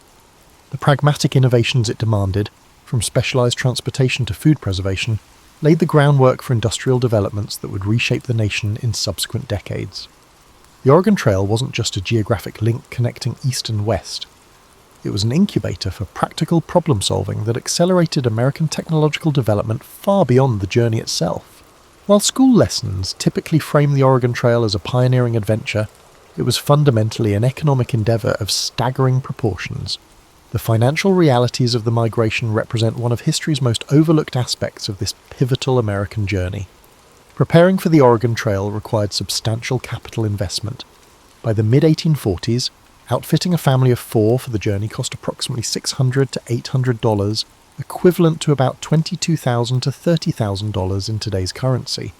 The cost included a wagon, $85, oxen teams, $50 per yoke, food supplies, $150, tools, weapons, and numerous specialized items. Consequently, the Oregon Trail was not primarily traveled by the destitute, but by middle-class farmers and tradespeople with significant resources to invest in relocation. Economic preparations often began years before departure. Families sold farms and businesses, called in debts, and liquidated non-essential possessions. Many worked additional jobs for several years to accumulate the necessary funds. Meticulous financial planning became a hallmark of successful emigrants. Samuel Parker of Illinois kept a remarkable preparation ledger beginning in 1841, documenting every purchase and sale made in preparation for his family's 1845 departure. His financial strategy included specifically planting flax and tobacco in his final 2 eastern harvests, crops that commanded premium prices with minimal land use. The journey itself generated a sophisticated economic ecosystem along the trail. By the late 1840s, over 150 businesses had been established at key points along the route. Trading posts evolved from simple supply caches into complex commercial operations. At Fort Laramie, Wyoming, ledgers from 1849 to 1852 show transactions not merely for supplies, but for services including wagon repair, $5 to $8, oxen shoeing, $1.50 per hoof, letter forwarding, $1 per letter, and even wagon storage for those who decided to continue on horseback, $3 per month. The development of specialized trail occupations remains largely unexplored in conventional histories. Ferrymen at river crossings could earn $500 to $1,500 during a single migration season. Wheelwrights traveled the trail, offering repairs at premium prices. Trail guides charged $75 to $150 per diem for partial route guidance. One entrepreneurial individual, James Pritchard, made his fortune not by going to Oregon, but by operating a mobile blacksmith shop that travelled back and forth along the first 500 miles of the trail during migration seasons between 1848 and 1855.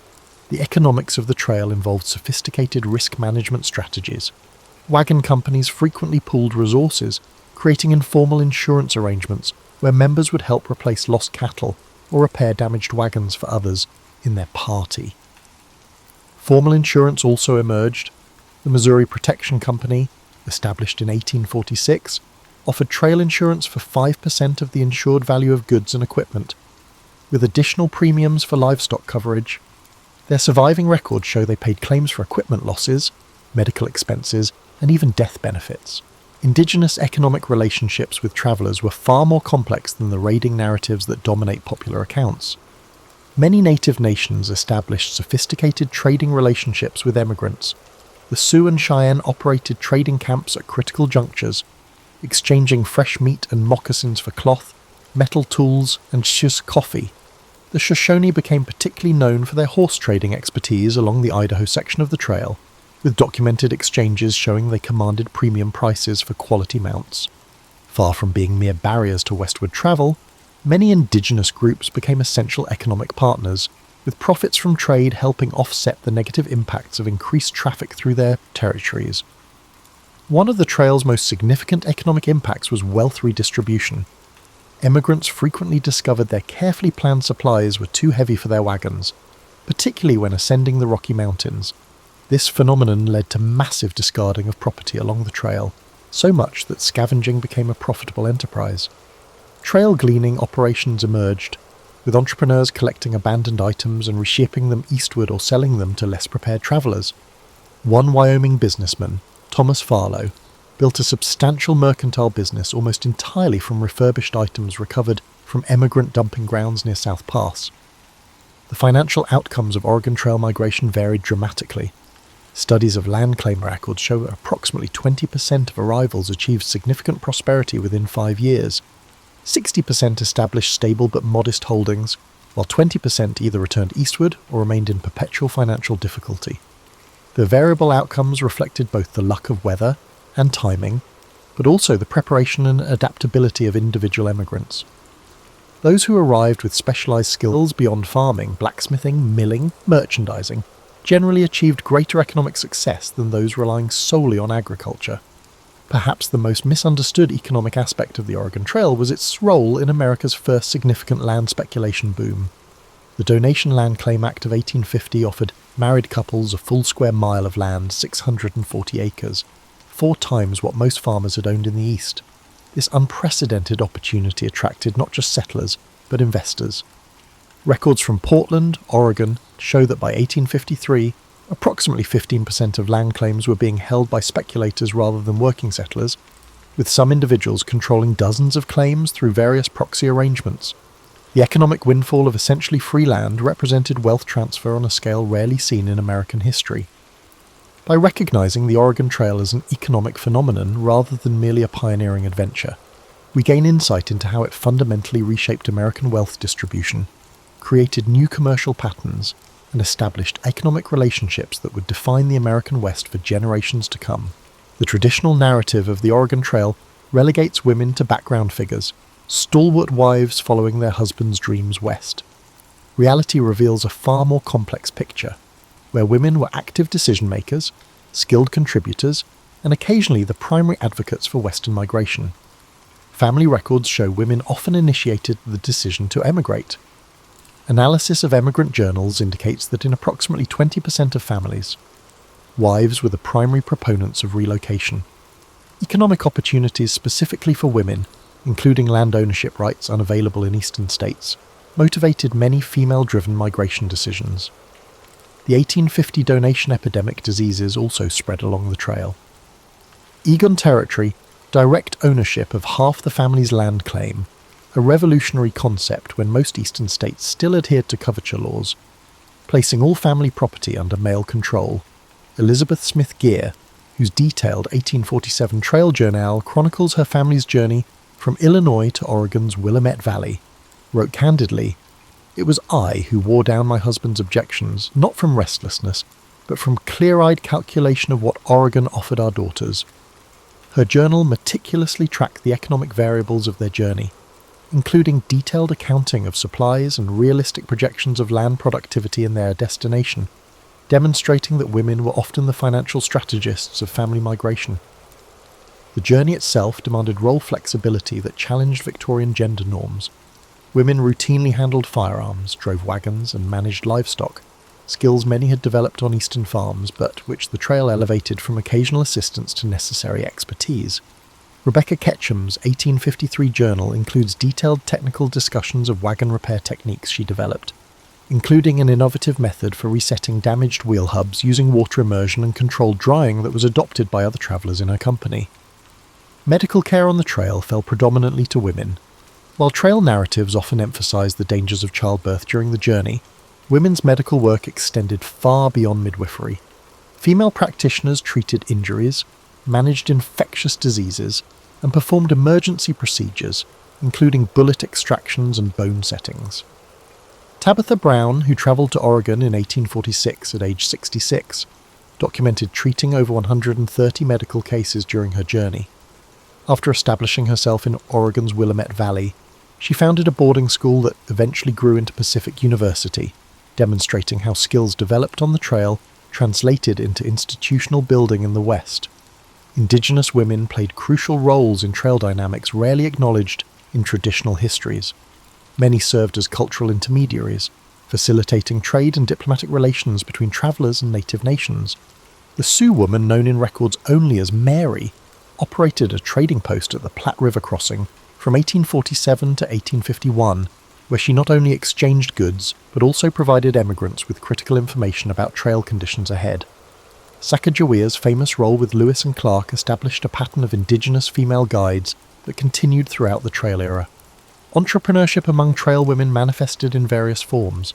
Some operated mobile businesses during the journey, with journals referencing women who offered laundering services, baked goods, or tailoring at evening encampments. Sarah Bowman, known as the Great Western, due to her 6-foot height, established eating establishments at major trail stopping points in the 1840s, eventually building a network of restaurants from Missouri to California. Her business records show annual profits exceeding $5,000, an exceptional sum for the era. The trail journey reshaped family dynamics in ways that persisted in Western settlements. Trail companies typically functioned as direct democracies, with each family having a vote in decisions. Although men officially represented families in these votes, evidence from multiple journals indicates women actively participated in pre-vote discussions and strategizing. This democratic experience influenced later advocacy for women's suffrage in Western territories. It's no coincidence that Wyoming Territory was the first to grant women voting rights in 1869, with Western states consistently leading suffrage efforts. Many women who had demonstrated their capability and judgment on the Oregon Trail were unwilling to accept political disenfranchisement in their new homes. Intellectual and artistic contributions by women documented the trail experience with distinctive perspectives.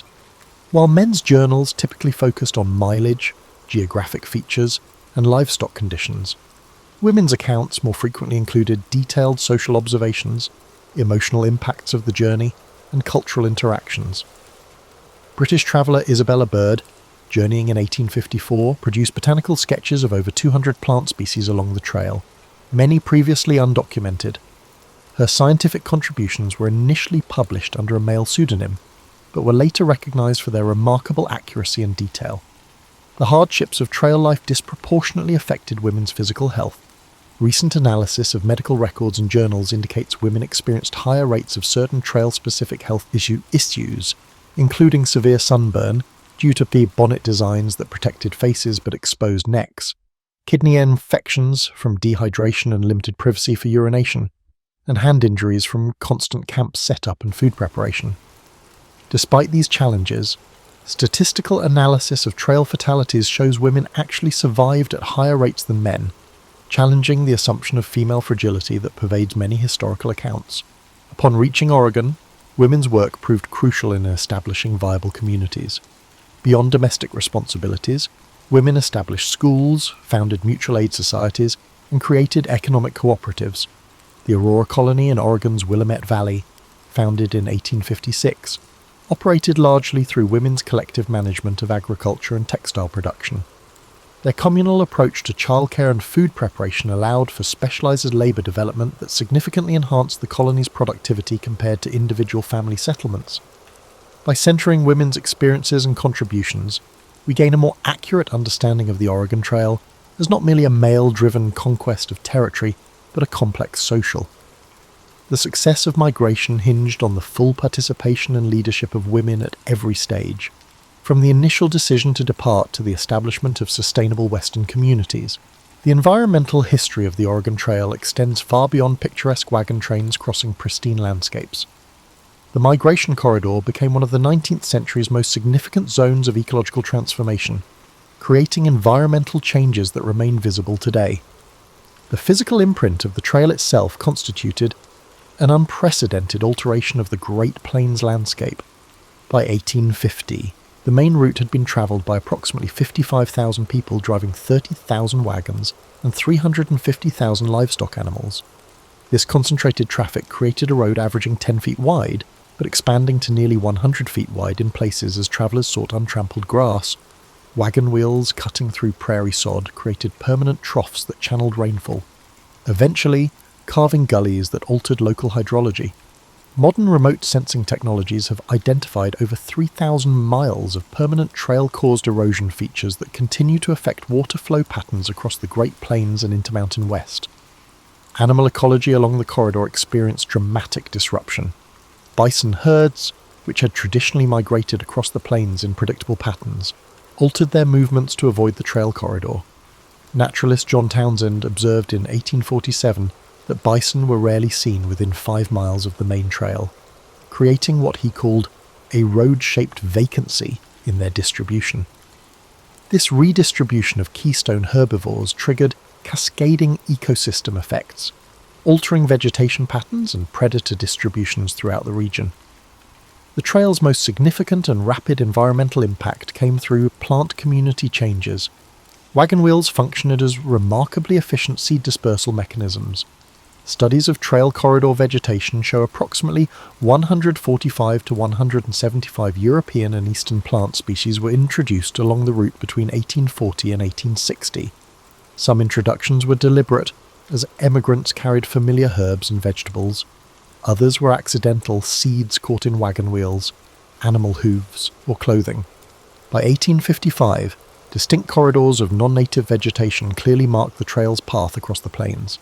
Not all ecological exchanges moved westward. Eastern nursery operators actively sought western plant specimens from returning travellers. The Llewellyn Nursery of Philadelphia offered financial bounties for viable seeds of western flowers and trees, receiving over 200 species from Oregon Trail returnees between 1847 and 1853. Many ornamental plants common in eastern gardens today, including several varieties of penstemon and Oregon grape holly, entered commercial horticulture through these trail-enabled exchanges. The trail's most devastating ecological impact involved water resources. Emigrant parties typically travelled in spring and summer, precisely when western water sources were most vulnerable to contamination. Each evening, hundreds of animals and humans would concentrate around limited water sources. Diaries describe streams and springs becoming muddy, trampled, and contaminated with animal waste. Epidemic diseases also spread along the trail. Cholera outbreaks in 1849 and 1850 led to infected waste contaminating water sources used by subsequent travellers and indigenous communities, creating disease vectors that reached far beyond the trail corridor. Timber resources faced particular pressure from trail travel. Each wagon party required wood for cooking and warmth, creating zones of deforestation around major camping areas. At Fort Laramie, historical photographs from 1845 show substantial cottonwood groves along the North Platte River. By 1857, these riparian forests had been reduced to scattered individual trees, fundamentally altering the riverine ecosystem and causing accelerated bank erosion. Similar deforestation occurred at all major stopping points, with ecological effects that persisted for generations. Indigenous ecological management systems, developed over centuries to maintain productive landscapes, were disrupted by trail traffic. The Pawnee practice of controlled prairie burning, which maintained optimal grass composition for both bison and human food plants, became impossible to implement safely with constant wagon traffic. The annual hunting migrations of mounted Lakota and Cheyenne bands were interrupted by the need to avoid or engage with emigrant trains. As these traditional landscape management practices diminished, ecosystem composition began shifting toward less productive arrangements. Wildlife population changes occurred with surprising rapidity. Wolves and bears, initially common along the eastern portions of the trail, retreated from the corridor within a decade of heavy traffic. Beaver populations, already depleted by the fur trade, faced additional pressure as emigrants trapped them for food and pelts at critical water crossings. Meanwhile, opportunistic species, including ravens, coyotes, and certain rodents, thrived in the modified environment, expanding their populations along the trail corridor. The trail's impact extended to climate perception and expectations. Emigrant journals reveal evolving understandings of Western environments. Early travellers frequently described the plains as a desert, not meaning dunes, but using the 19th century definition of lands unsuitable for conventional Eastern agriculture. By the 1850s, promotional literature and guidebooks challenged this perception, advancing theories that rain follows the plough and claiming settlement would transform the climate. These optimistic misconceptions would later contribute to the Dust Bowl when farming expanded into regions with inadequate rainfall. The environmental legacy of the Oregon Trail persists in subtle but measurable ways. Modern botanical surveys reveal distinct patterns of non-native vegetation still following the historic route. Genetic studies of trout populations in streams crossing the trail show evidence of historic transplantation, as emigrants occasionally transported live fish in water barrels. Remote sensing reveals persistent changes in soil composition and hydrology along the corridor, creating what scientists now term a landscape legacy that remains visible nearly 2 centuries later. By understanding the Oregon Trail as an environmental event rather than merely a human migration, we gain insight into how 19th century population movements created lasting ecological transformations. The journey wasn't simply through nature, but represented a fundamental reworking of environmental relationships that would define the American West for centuries to come. Traditional narratives of the Oregon Trail often portray indigenous emigrant relations through a simplistic binary, either romanticise peaceful encounters or sensationalise conflicts. The reality reveals a complex spectrum of cultural exchanges, diplomatic negotiations, and evolving relationships that transformed both native and Euro-American societies.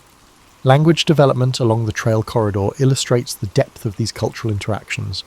By the 1850s, a distinct trail pidgin had emerged, a simplified trade language combining English with Lakota, Shoshone, and other indigenous language elements. This practical communication system facilitated trade and diplomacy between travellers and various native nations. Phrases documented in emigrant journals show linguistic borrowing in both directions. Lakota words for geographic features entered emigrants' vocabulary, while indigenous traders incorporated English terms for trade goods. William Elsey, documenting his 1849 journey, recorded learning 37 Shoshone expressions specifically for negotiating river crossings and livestock exchanges. Records from Fort Laramie and Fort Hall reveal the evolution of complex diplomatic protocols.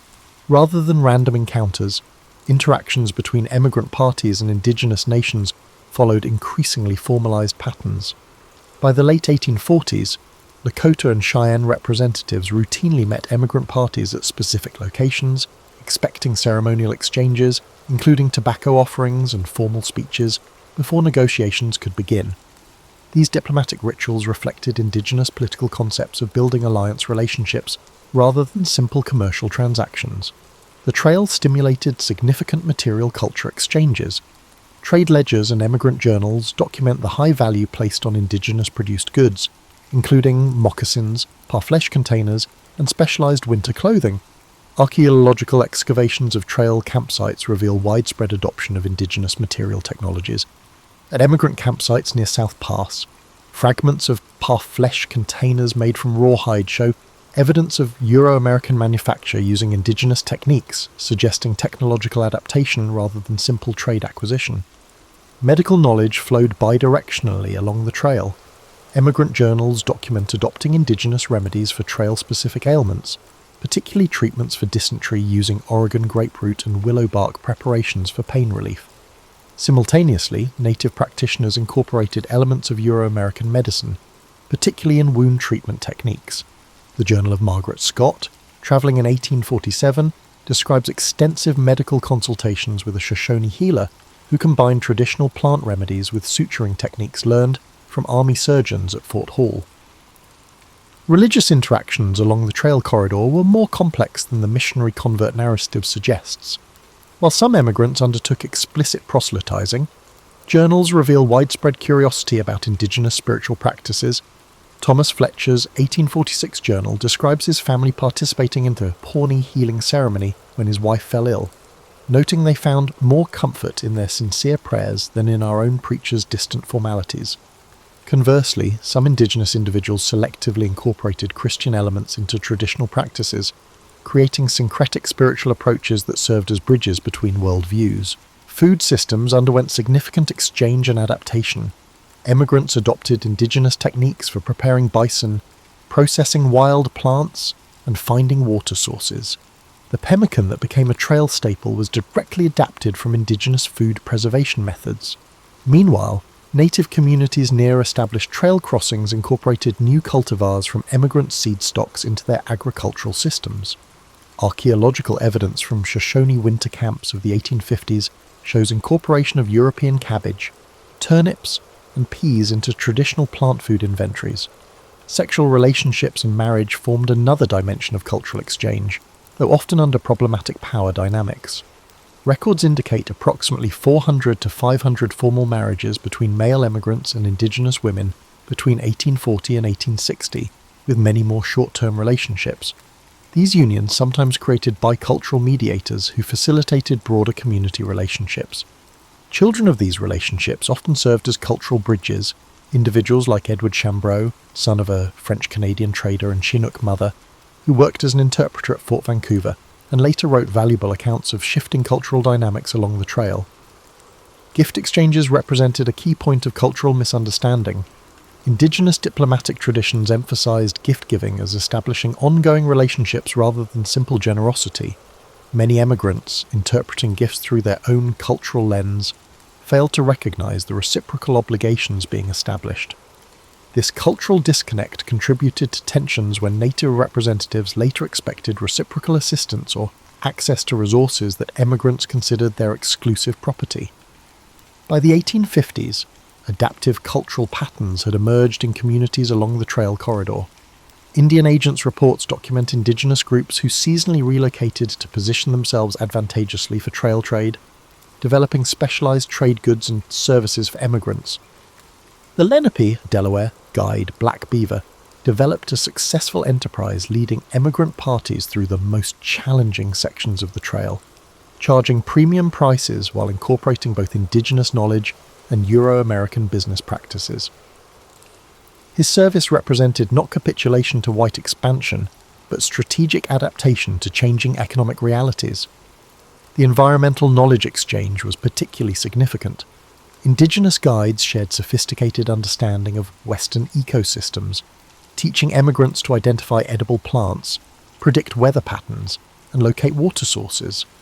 This knowledge transfer played a crucial role in emigrant survival, but has been largely erased from popular narratives that emphasize pioneer self-sufficiency. Emigrant William Clayton's detailed 1847 journal attributes over 40 specific survival strategies to information gained from Shoshone guides, including techniques for finding potable water in apparently dry landscapes. The cultural legacy of these trail encounters shaped the developing American West in ways that persist today. Legal concepts, including usufruct rights, using land without owning it, entered Western water law through exposure to indigenous resource management systems. Agricultural techniques adapted from native practices influenced the development of dryland farming. Even Western architectural elements, including specific adaptations for extreme temperature variations, show evidence of indigenous influence. By recognizing the Oregon Trail as a corridor of cultural exchange rather than simply a pathway for one-directional settlement, we gain insight into how the American West developed through complex negotiations between worldviews. The resulting cultural adaptations created hybrid practices that were neither purely European nor indigenous, but distinctly Western, a legacy that continues to shape regional identity nearly 2 centuries later. The Oregon Trail ended for most emigrants in the Willamette Valley, but its impact on American identity and geography continues. How we remember and misremember this exodus reflects our current ideals as much as it does historical events. Land modification continued after the last wagons arrived. Early environmental historian William Least Heat Moon described how path features shaped settlement patterns. About 85% of major trail campgrounds became towns, with their positions established by a 19th century wagon transit. Rather than geographic advantage, route logistics determined the locations of Scotts Bluff, Nebraska, and Baker City, Oregon, showing how a transient migrant corridor permanently changed Western human geography. After the Transcontinental Railroad opened in 1869, the trail was abandoned, but its cultural significance changed immediately. Local historical organizations began erecting monuments and markers in the 1870s, starting America's most remembered migration path.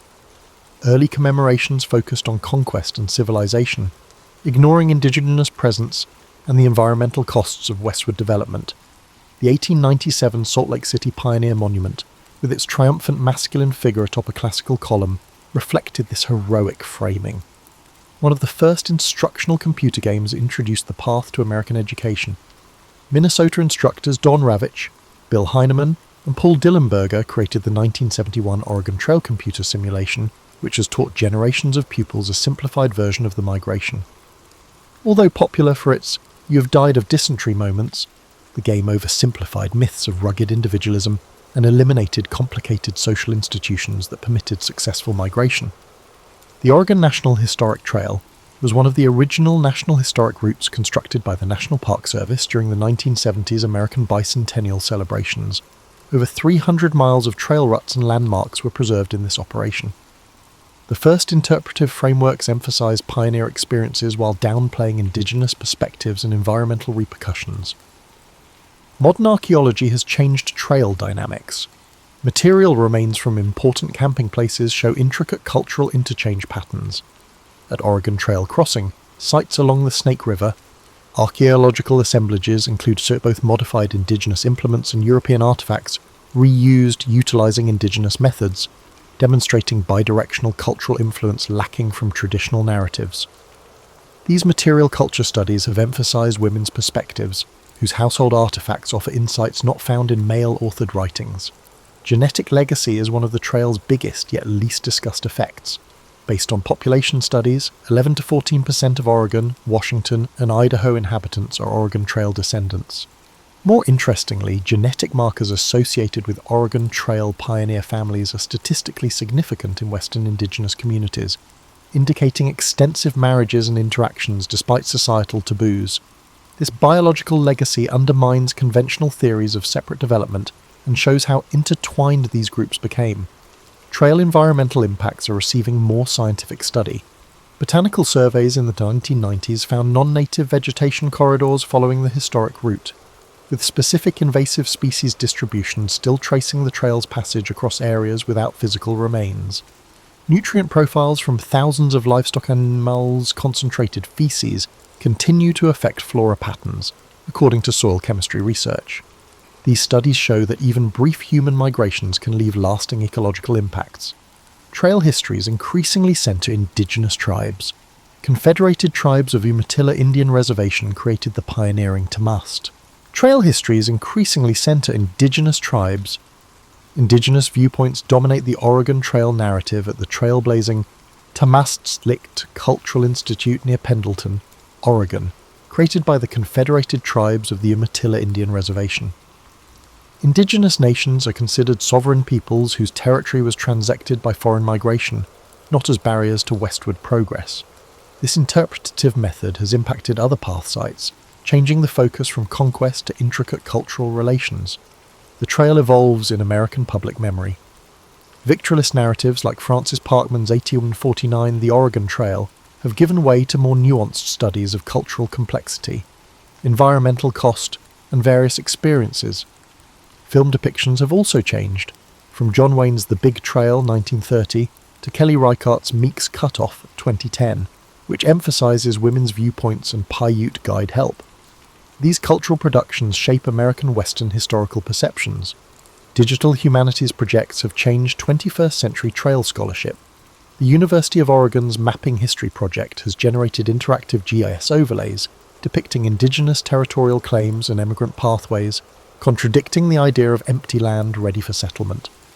In digitized emigrant journals, linguistic patterns like the gradual adoption of indigenous terminology for landscapes and natural features as travellers moved westward have been found, revealing subtle cultural influences that traditional historical methods miss.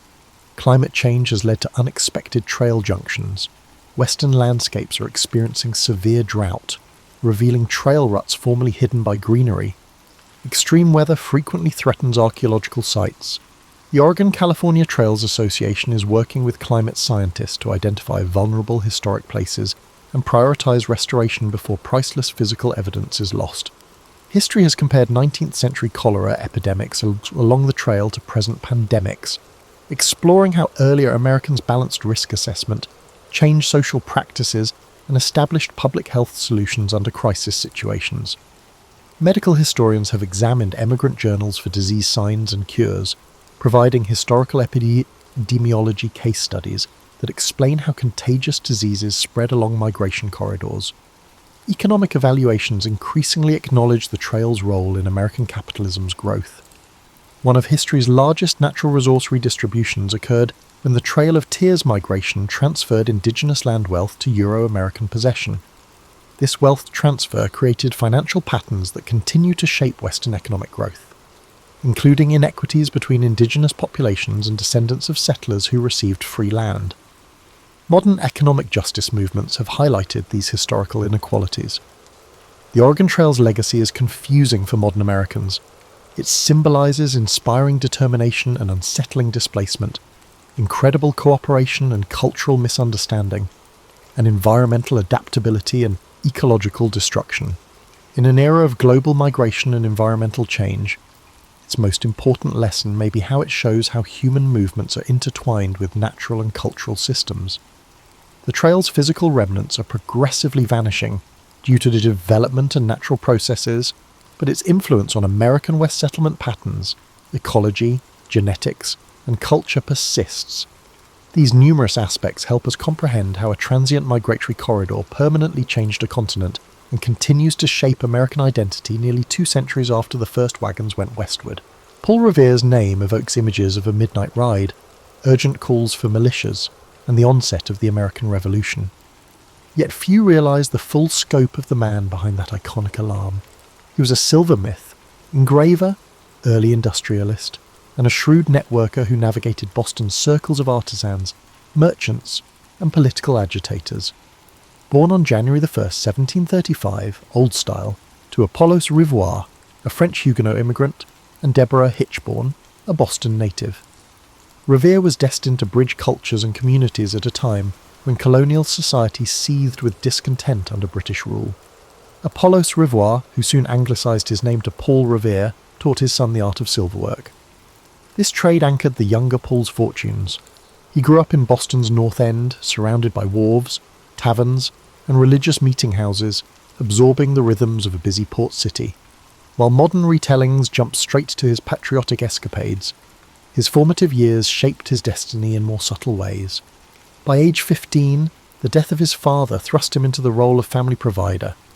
The teenage apprentice had to complete his training, manage the family's affairs, and forge connections with established silversmiths and merchants during the 1750s.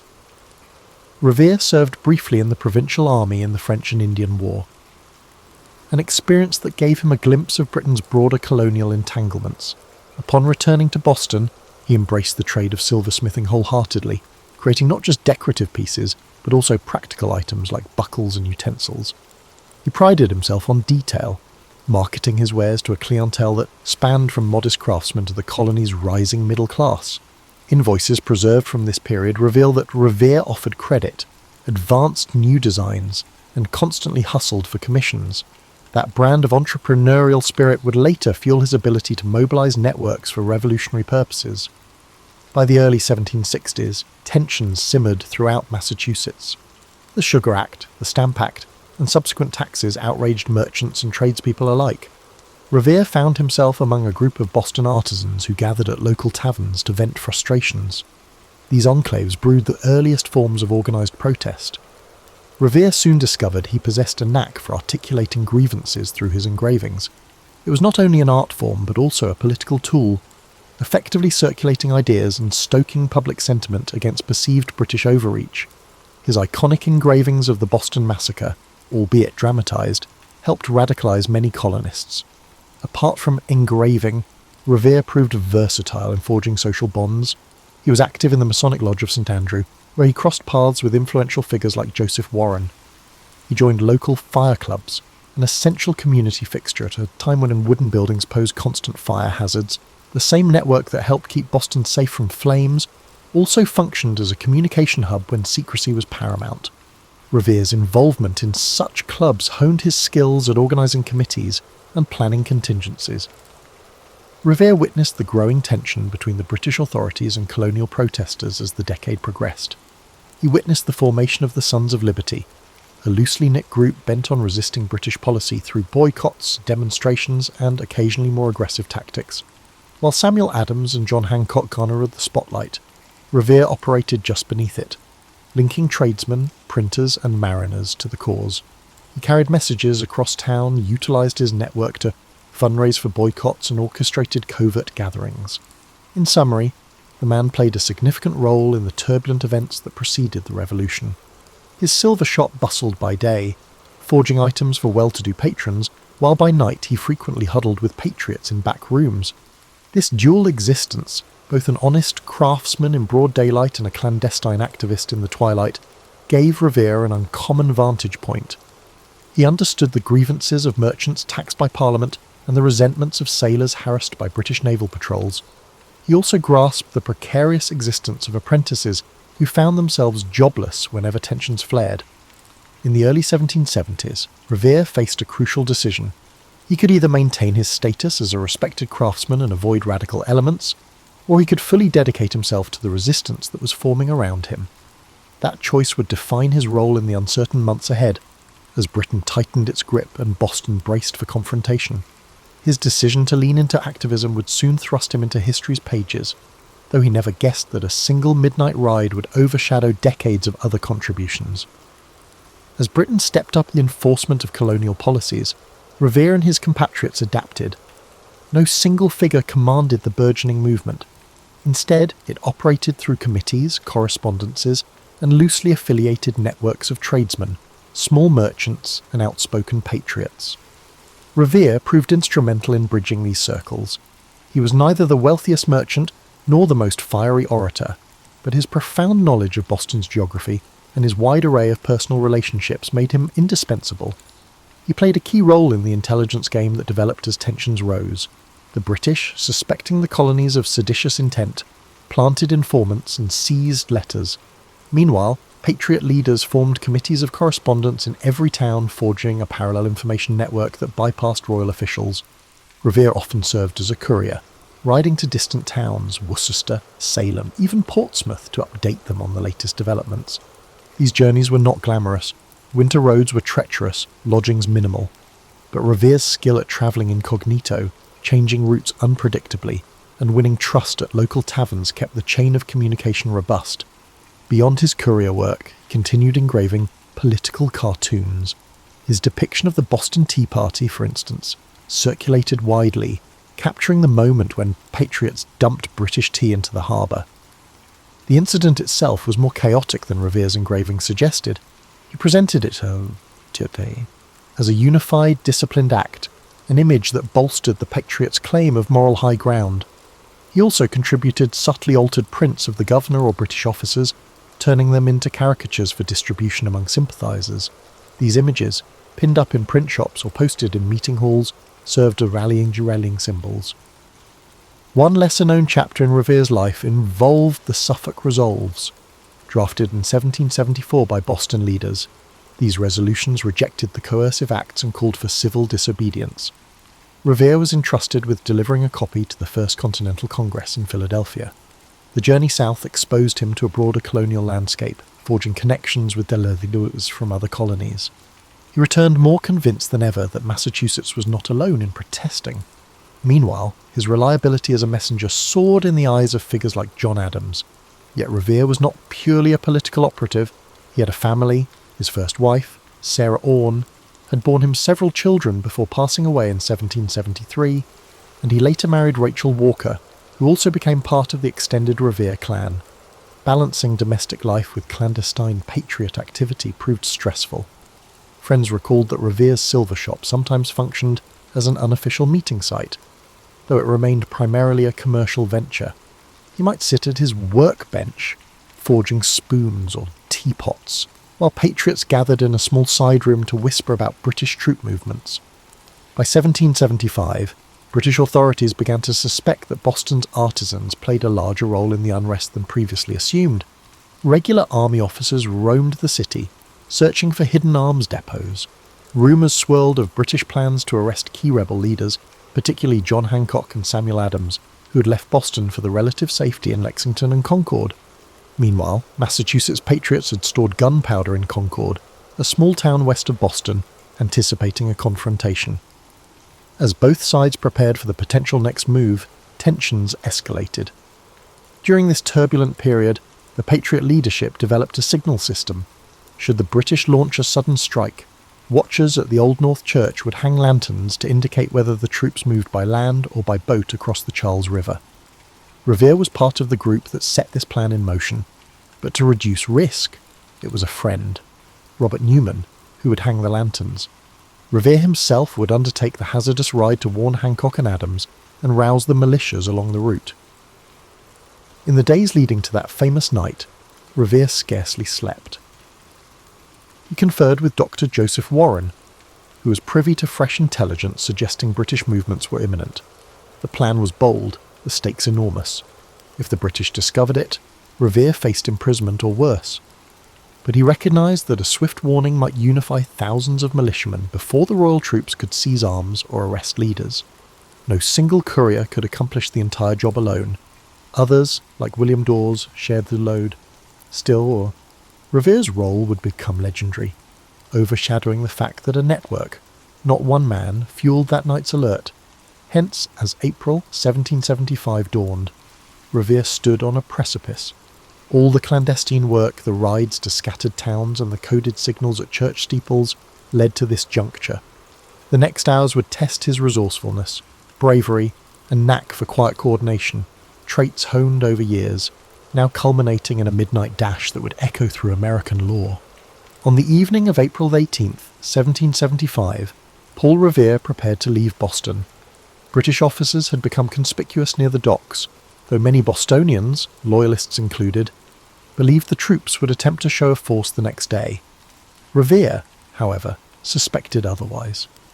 He navigated through dark streets to the Charles River's edge, where a small boat awaited. Two friends rowed him quietly across, muffling oarlocks with cloth to avoid drawing the attention of the British warship anchored to nearby. Revere reached the Charlestown side and found a borrowed horse waiting. Simultaneously, Robert Newman stood at the Old North Church Tower, prepared to hoist 2 lanterns in the event of British troops launching from the water. Those signals would inform watchers in Charlestown, who would then spread the alarm by alternative routes. Revere's task was to ride directly to Lexington, rousing the countryside as he went. Another rider, William Dawes, would take a separate path, ensuring that if one was stopped, the other might succeed. Mounting his horse, Revere began the journey. At first, the roads lay eerily quiet, lit only by moonlight or the occasional lantern in a window. He knocked on farmhouse doors, calling to sleeping patriots, "The regulars are on the move," or words to that effect. He never actually shouted, "The British are coming," since many colonists still considered themselves British. Instead, he typically used phrases like, "The regulars are out," to alert local militias. Families woke groggily, but recognised Revere by name or from prior visits. Swiftly they dressed, collected muskets, began passing word to neighbours further inland. The ride was not free of peril. At one point, Revere spotted 2 British officers on horseback. Fearing capture, he evaded them by dashing off on a side path, relying on his memory of the terrain. The near encounter heightened his urgency. Every minute counted. If the British marched swiftly, they could seize the arms in Concord or intercept Hancock and Adams before local militias mustered. Arriving in Lexington around midnight, Revere found Hancock and Adams lodging at the home of Reverend Jonas Clark. He delivered his news. British forces would soon move to confiscate colonial weapons and possibly arrest Patriot leaders. The 2 men hesitated, uncertain whether the threat was immediate. Meanwhile, locals debated the best course. Having done his duty of warning them, Revere prepared to continue on to Concord to spread the alarm further. By coincidence, Dawes arrived in Lexington shortly after Revere, having navigated a separate route. They connected with another rider, Dr. Samuel Prescott, who agreed to guide them to Concord, being intimately familiar with the area. The trio set off, determined to alert the entire region. Not far along, a British patrol lay in wait. The redcoats tried to block them on a narrow road. Dawes managed to slip away, though he lost his horse soon after. Prescott, an agile rider, vaulted a fence into the woods and escaped captivity, successfully reaching Concord. Revere, however, was detained. The officers interrogated Revere, suspecting he carried vital intelligence. He admitted British troops were heading to Concord, but did not conceal that the militias had been forewarned. Stunned by his candour, the officers tried to hustle him along to figure out the scope of the Patriot plan. They soon heard gunfire in the distance, the sound of militiamen already mobilising. Alarmed that their mission was compromised, the officers let Revere go. He found his way back to Lexington on foot, arriving just in time to witness the earliest skirmishes on Lexington Green at dawn. Thus ended Revere's ride, and thus began open conflict in the war that would shape a nation. The militias converged as intended. Though the British pressed on to Concord, they encountered a growing throng of armed colonists. The day ended in a chaotic retreat for the Redcoats, an event that echoed far beyond Massachusetts. News of this standoff would spark the colony's transformation from scattered protests into a full-blown revolution. Paul Revere's role on that pivotal night was merely one component of a larger chain. Others, Dawes, Prescott, local watchers, played equally critical roles. Yet over time, popular mythology spotlighted Revere as the lone hero, galloping through the countryside. Decades later, Henry Wadsworth Longfellow's poem, which condensed the story into a stirring call to arms, greatly contributed to Revere's fame. In reality, Revere's ride was but one expression of a complex strategy. However, it was sufficient to permanently inscribe him in America's collective consciousness as the individual who raised the alarm, thereby altering the course of history. once the battles at Lexington and Concord ignited warfare. Paul Revere's story did not pause. He continued serving the revolutionary cause in myriad ways, some unsung, others overshadowed by the flash of his midnight ride. In the following months, Boston became a hotbed of tension. The British held the city, while colonial forces encircled it. Revere worked on intelligence and logistical tasks, using his expertise in messaging and crowd coordination to keep patriots informed. One key project saw him turning from silver to metal of another kind. Massachusetts needed cannon, shot, and other munitions. As a skilled artisan, Revere adapted his workshop for manufacturing. Though not a large-scale operation, his foundry contributed metal fittings and small arms components. He tinkered with the ways to produce gunpowder, though that challenge required specialised mills. Meanwhile, Revere participated in local committees that governed the region in the absence of British authority, ensuring daily life continued amid chaos. Amid these labours, tragedy struck. Dr. Joseph Warren, Revere's friend and fellow patriot, was killed in June 1775 at the Battle of Bunker Hill. Warren's death hit Revere hard. The two had collaborated closely in brutalising the earliest resistance, and Warren's medical skill had saved countless lives in prior skirmishes. The heartbreak sharpened Revere's resolve. The cost of independence was high, yet men like Warren believed in it passionately. Revere channeled that sorrow into further commitments, travelling frequently between revolutionary committees in Cambridge and outlying towns. The British finally evacuated Boston in March 1776, a turning point that caused jubilation among the patriots. Revere moved back into the city, reclaiming his silver shop, but found it in disarray after months of occupation. Repairs were needed before normal business could resume. However, normal business had become a distant memory by that point.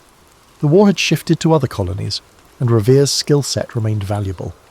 He volunteered for militia service and was appointed a lieutenant colonel of artillery in the Massachusetts militia.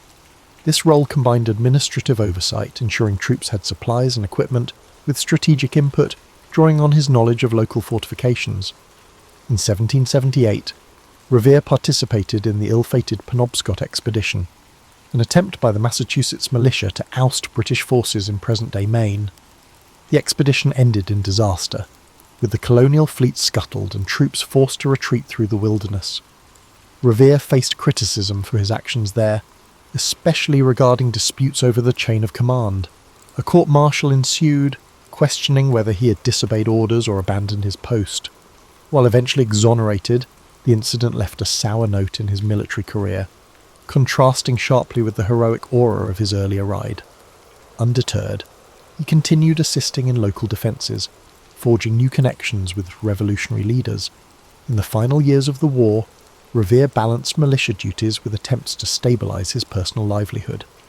The prolonged conflict had disrupted normal commerce, and craftsmen across the colonies struggled. Revere's adaptability shone once more. He introduced new techniques, such as rolling copper sheets for naval use, precursor to his later achievements in metalworking that would flourish post-war. Throughout these years, Revere also engaged in the social fabric of the budding republic. He joined societies discussing ways to structure the new nation's governance. He was active in the movement that eventually produced the Massachusetts Constitution. Among his lesser-known efforts was involvement with the local intelligence apparatus to verify rumours of British espionage or infiltration. He was not a central spy master, but he knew the city intimately and could trace suspicious activity. The same street smarts that fueled his 1775 ride aided him once again. When the Treaty of Paris finally ended the Revolutionary War in 1783, Revere was approaching 50. He had served as a craftsman, courier, militia officer, and community organiser, roles overshadowed by that single night's gallop into legend. Yet he emerged from the war with a moderate standing, his workshop battered, but not ruined. Boston's economy was in flux, but Revere saw opportunities ahead. He recognised that the new United States, short on domestic manufacturing, would need local industries to replace imports once supplied by Britain. Thus, as the guns fell silent, Revere pivoted from the chaos of war to the prospect of peace. He had learned about large-scale metalwork from wartime demands. Now he sought to parlay that knowledge into a business advantage. He opened new ventures, such as a hardware store and a foundry capable of casting bells and cannons. This transformation signalled his next chapter, a shift from revolutionary operative to pioneering industrialist. Despite everything, he held on to the memory of Bunker Hill, lost friends, and that ride on a moonlit night, which shaped him into a man determined to help forge a stable, prosperous future for the Republic he helped birth. In the post-war era, Paul Revere harnessed his entrepreneurial spirit to elevate Boston's manufacturing capabilities. While many Americans clung to small-scale artisanal methods, he envisioned something grander, an industrial growth that could rival Europe's established foundries. His experiences rolling copper for naval uses and casting small cannons during the war primed him for expansions. Through determined trial and error, Revere built a thriving copper works enterprise. It began with smaller tasks, producing copper bolts, spikes, and fittings for local shipyards. Boston, a bustling maritime hub, offered a ready market. Over time, Revere realized the potential for roofing large buildings with copper sheets, a technique popular in European cathedrals but rare in the young United States.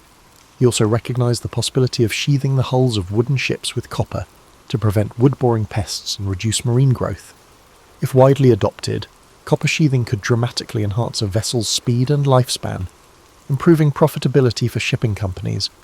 Yet capital was scarce. Revere searched for partners or backers, but often found skepticism. Most believed large-scale metalwork too risky. Unfazed, Revere used his personal savings, accumulated from decades of silver work, taking on loans at high interest. He arranged shipments of raw copper from mines in Connecticut or further afield. By the late 1780s, he operated a modest rolling mill, though it struggled to match the consistency of British imports. Undeterred, he laboured to refine techniques, tinkering with furnace temperatures and rolling machinery designs. Alongside forging a copper empire, Revere remained active in civic life. He joined the Massachusetts Charitable Mechanic Association, which championed tradesmen's rights and advanced mechanical innovations. In addition, he oversaw community initiatives aimed at improving infrastructure, Boston's roads, bridges, and fire services. This synergy of public service and private enterprise mirrored the developing ethos of the New Republic, where personal success and collective well-being intertwined. His family also expanded, father to a large brood. Revere expected his children to learn a trade or assist in the family businesses. Sons began helping in the foundry, learning practical skills from their father. Daughters were often educated enough to maintain household finances and even dabble in commercial tasks. The Revere clan became a microcosm of the emergent middle class, part tradition-bound, part forward-looking. At times, dinner discussions likely encompassed everything from forging techniques to local politics. During this period, the new federal government sought to strengthen America's naval capacity. Threats loomed off the Barbary coast, where pirates seized merchant ships. The US Navy needed warships, and Revere saw his chance. He pitched his copper sheathing to the government, arguing that adopting homegrown manufacturing would reduce dependence on foreign supplies. Despite initial reservations, officials recognized the strategic advantage. By the mid-1790s, Revere's copper found its way onto the USS Constitution, nicknamed Old Ironsides, a famed frigate built in Boston. This success was huge. It demonstrated that domestic production could match or exceed British quality. With pride, Revere marched his workers to the Charlestown Navy Yard to see the Constitution outfitted. The event symbolized the synergy of industrial progress and national defense. In an era when many still saw the US as an agrarian confederation, Revere's pursuits hinted at a more industrial future. He began receiving more orders for bell casting too. Churches across New England wanted bells that combined pleasing acoustics with durability. Revere's foundry delivered. Some of these bells still ring today.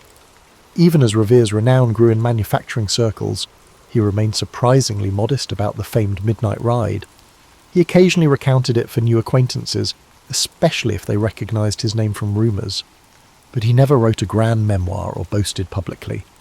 He seemed more captivated by forging new wares and improving his foundry's output. The ride that would define him for posterity was just one chapter in his own eyes. By the early 1800s, Paul Revere was recognized as a leading industrial innovator in Massachusetts. The aging patriot was no longer the lean courier bounding off into the night. Instead, he was a solid figure with greying hair, strolling through a noisy foundry, checking the quality of molten copper, and guiding younger craftsmen. He remained engaged in local politics, advocating for a balanced approach to commerce. Occasionally, he accepted invitations to speak at associations of mechanics or veterans groups, though these gatherings rarely matched the grandeur of modern rallies.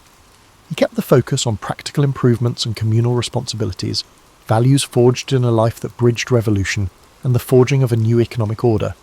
Thus, Paul Revere advanced from revolutionary messenger to full-fledged industrial pioneer. Where once he had hammered silver teapots, he now shaped the nation's naval might.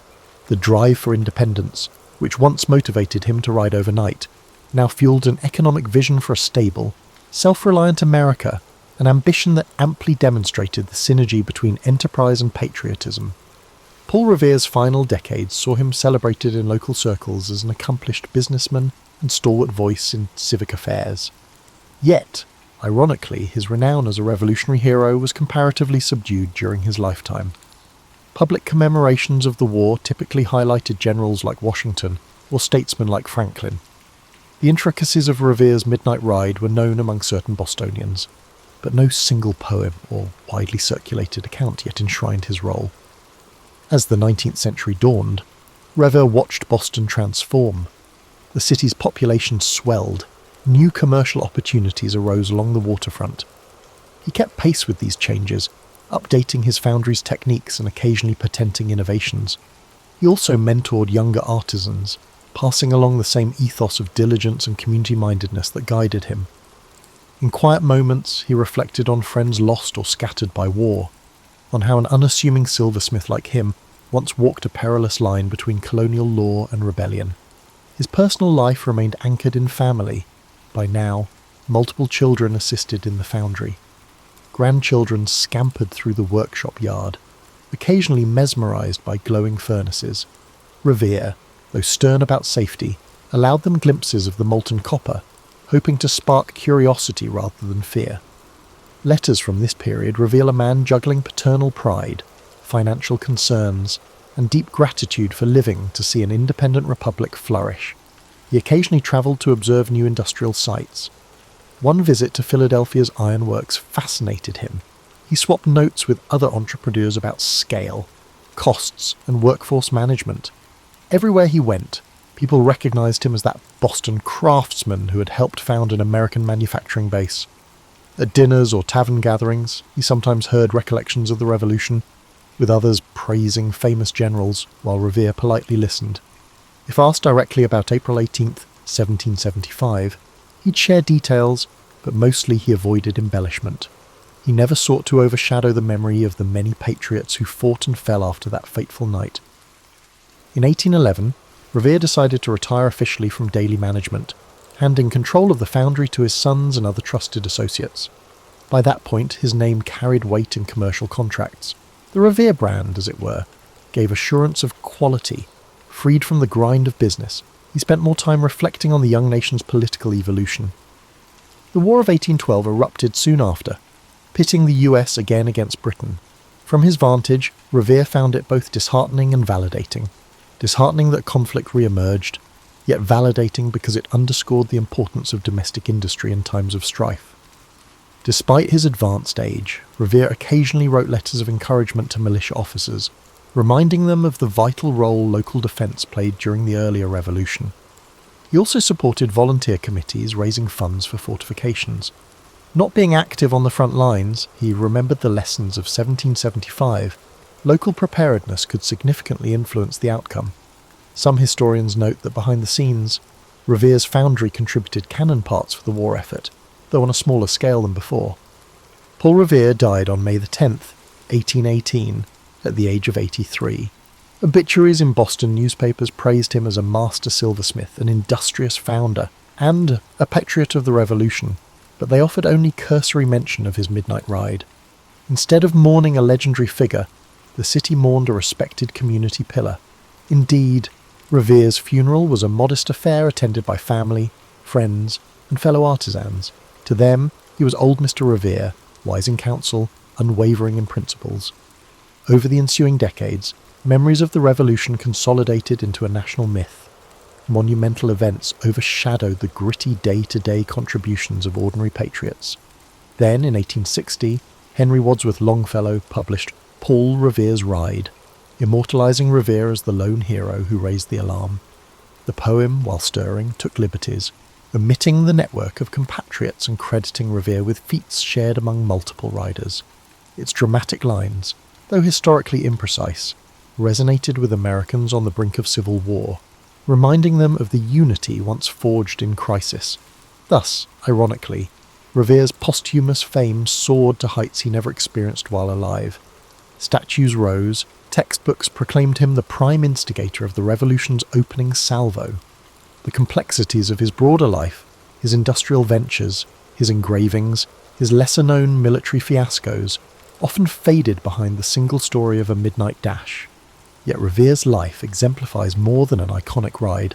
It reflects the synergy of craft, commerce, activism, and civic responsibility in shaping a fledgling nation. That synergy, perhaps, is the greatest testament to the man who ended. As an unassuming, elderly industrialist, yet endures in collective memory astride a galloping horse. Long after Paul Revere's passing, historians pieced together a fuller portrait of his life, transcending the narrow lens of that famous ride. Documents emerged, shop ledgers, personal letters, court-martial records from the Penobscot expedition, showcasing a man constantly evolving with the times. Such evidence clarified that Revere's significance lay not in one heroic night, but in a sustained commitment to building community ties, forging new industries, and championing a cause he believed just. In modern Boston, tourists throng the Freedom Trail, winding past sites like the Old North Church, where docents recount the signal lanterns. Revere's house, painstakingly preserved, stands as an example of 17th century architecture adapted by an 18th century craftsman. Visitors marvel at the cramped rooms where children must have crowded together, and at the workshop space out back where Revere chased creative ideas that shaped silver into everything from teapots to intricate buckles. In the yard, one can almost imagine him conferring with secret committees, or stepping out at dusk for a quiet conversation with a fellow Sons of Liberty member. Revere's industrial legacy also lingers. The copper-clad US's Constitution still floats in the Charlestown Navy Yard, a testament to his metallurgical foresight. Bells cast in his foundry continue to ring in churches across New England. These artefacts speak to a principle Revere championed, that self-sufficiency and local craftsmanship buttress freedom. In a young republic uncertain of its future, he demonstrated that Made in America was not a pipe dream, but a workable reality, given enough ingenuity and perseverance. Academic discourse has also refined Revere's place in revolutionary history. While Longfellow's poem romanticised a lone rider, scholarship highlights a broader network known as the Intelligence and Alarm System.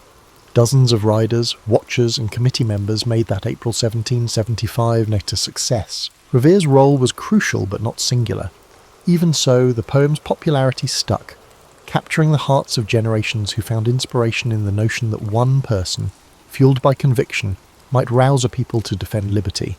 Some argue that the legend's simplicity overshadowed the truth of collective action, while others contend it provided a rallying symbol more powerful than any purely factual account. Contemporary portrayals, whether in children's books or historical dramas, balance the factual Paul Revere with the mythic figure. They mention his silver shop, his involvement in the Boston Tea Party, and his lesser-known feats beyond the famed ride. They note how he bridged multiple roles: artisan, father, activist, soldier, and entrepreneur. Teachers use his story to illustrate how revolutions depend on everyday citizens stepping forward, not just charismatic generals.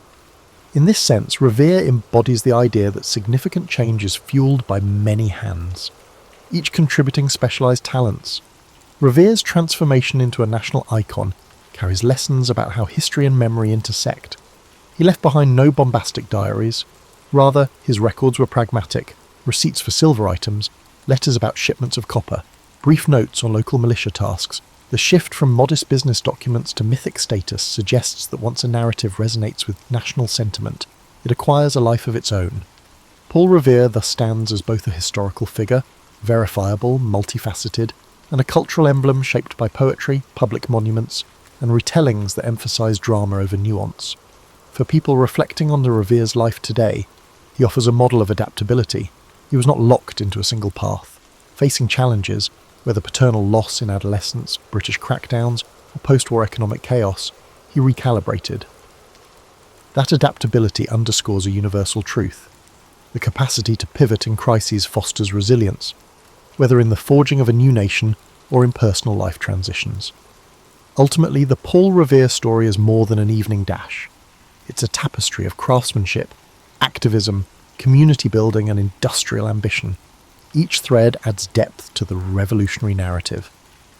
And while the phrase "one if by land, two if by sea" rings through the ages, the real Revere thrived on forging alliances and relentlessly solving problems. His memory endures in hammered silver, in the echoes of church bells, and in the forging of a collective identity that transcends any single heroic moment. In that sense, Revere's life exemplifies how a determined citizen can indeed shape history, quietly weaving purpose into every role he fills, leaving behind an imprint that resonates well beyond the midnight calls of war. Over 2,000 years ago, in 469 BCE, Socrates was born in Athens, Greece. Athens was a city at the heart of the ancient world, a centre of art, culture, and intellectual thought. Socrates' early life, however, was modest. His father, Sophroniscus, was a stonemason, and his mother, Phaenorete, was a midwife. From these humble beginnings, Socrates would grow to become one of the most profound thinkers in human history. As a young man, Socrates likely followed in his father's footsteps as a stonemason, learning the craft of shaping stone and building structures. Yet, even then, his curiosity about the world and human nature set him apart. Socrates was not drawn to wealth or power. Instead, he found fulfillment in observing life, questioning beliefs, and seeking wisdom. Unlike many of his contemporaries, Socrates did not write books or leave behind written records of his teachings. Instead, we know about his life and philosophy through the writings of his students, particularly Plato. Through these accounts, we gain insight into Socrates' unique method of teaching and his relentless pursuit of truth. Socrates' approach to philosophy was deeply rooted in dialogue and inquiry. He believed that wisdom began with recognizing one's own ignorance. To him, admitting that we do not know everything opened the door to learning and growth. This idea became the foundation of the Socratic method, a process of asking and answering questions to stimulate critical thinking and uncover underlying truths. Socrates spent much of his life walking the streets of Athens, engaging in conversations with people from all walks of life. He would approach artisans, politicians, and everyday citizens, asking probing questions that challenged their assumptions and beliefs. These discussions were not meant to humiliate or demean, but to encourage reflection and deeper understanding. Despite his humble appearance, barefoot, dressed simply, and often unkempt, Socrates' intellect and charisma drew people to him. Many young Athenians admired his wisdom and became his students, eager to learn from his insights. However, his habit of questioning authority and exposing contradictions in people's beliefs also earned him powerful enemies. Socrates believed that a life worth living was one dedicated to virtue and the pursuit of truth. He often spoke of the importance of the soul and the need to care for it through ethical living. To Socrates, material wealth and social status were insignificant compared to the value of living a just and honourable life. Athens, during Socrates' lifetime, was a city in flux. It faced political turmoil, military conflicts, and shifting cultural values. Socrates' teachings, which encouraged critical thinking and challenged traditional norms, were seen by some as a threat to the stability of society. His questioning of the status quo made him a controversial figure, admired by many but also viewed with suspicion and hostility by others. In 399 BCE, when Socrates was 70 years old, he was brought to trial on charges of corrupting the youth and impiety, essentially for not recognizing the gods of Athens and introducing new ones. His accusers painted him as a dangerous influence who undermined the fabric of society. During his trial, Socrates stood firm in his beliefs. Rather than plead for his life or renounce his teachings, he used the opportunity to defend the principles he held dear. He argued that his questioning and discussions were a service to Athens, pushing its citizens to think critically and live virtuously. The trial was both a demonstration of Socrates' unwavering commitment to truth and a reflection of the political tensions in Athens. Despite his eloquence and integrity, the jury found him guilty. He was sentenced to death by drinking a cup of hemlock, a poison that would end his life. In the days leading up to his execution, Socrates remained calm and composed. Surrounded by his closest friends and students, he continued to discuss philosophy and the nature of life and death. He viewed death not as something to fear, but as a transition to another state of existence, where the soul might find true knowledge. On the day of his execution, Socrates drank the hemlock with dignity and courage, accepting his fate without bitterness or resentment. His final moments were spent in conversation, a testament to his belief that the pursuit of wisdom and truth transcended even the boundaries of life itself. Socrates' death marked the end of his physical presence in Athens, but his ideas lived on through his students and their writings. Plato in particular dedicated much of his work to preserving and expanding upon Socrates' teachings, ensuring that his philosophy would endure for generations to come.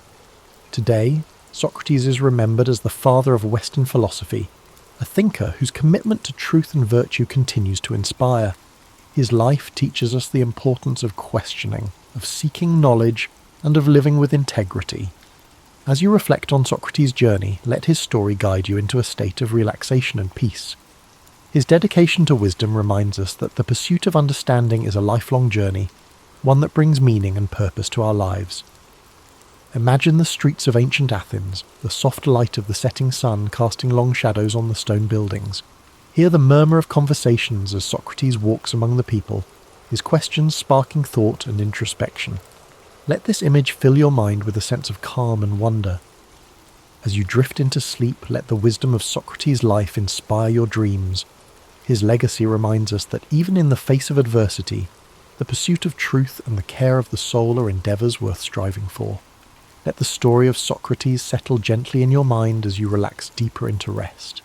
His life, though lived so many centuries ago, carries timeless lessons that resonate in every moment of reflection and inquiry. Socrates reminds us that the simplest question can lead to the most profound discoveries, and that truth, even when difficult, is worth pursuing. Picture Socrates standing in the agora, the bustling marketplace of Athens. The air hums with activity, merchants calling out their wares, philosophers debating ideas, and citizens discussing the affairs of the city. Amid this lively scene, Socrates stands calmly, engaging those around him with his thoughtful questions. His unassuming presence and sharp intellect captivate those who stop to listen, drawing them into conversations that challenge their deepest beliefs. As the sun sets over Athens, the city quiets, and Socrates continues his discussions under the glow of oil lamps. The stars above twinkle faintly, a reminder of the vast universe beyond, as his voice carries the gentle rhythm of inquiry and understanding. Socrates believed that philosophy was not just an intellectual pursuit, but a way of life, a commitment to questioning, learning, and living with integrity. Imagine his students gathered around him, their faces illuminated by the soft light as they listen intently.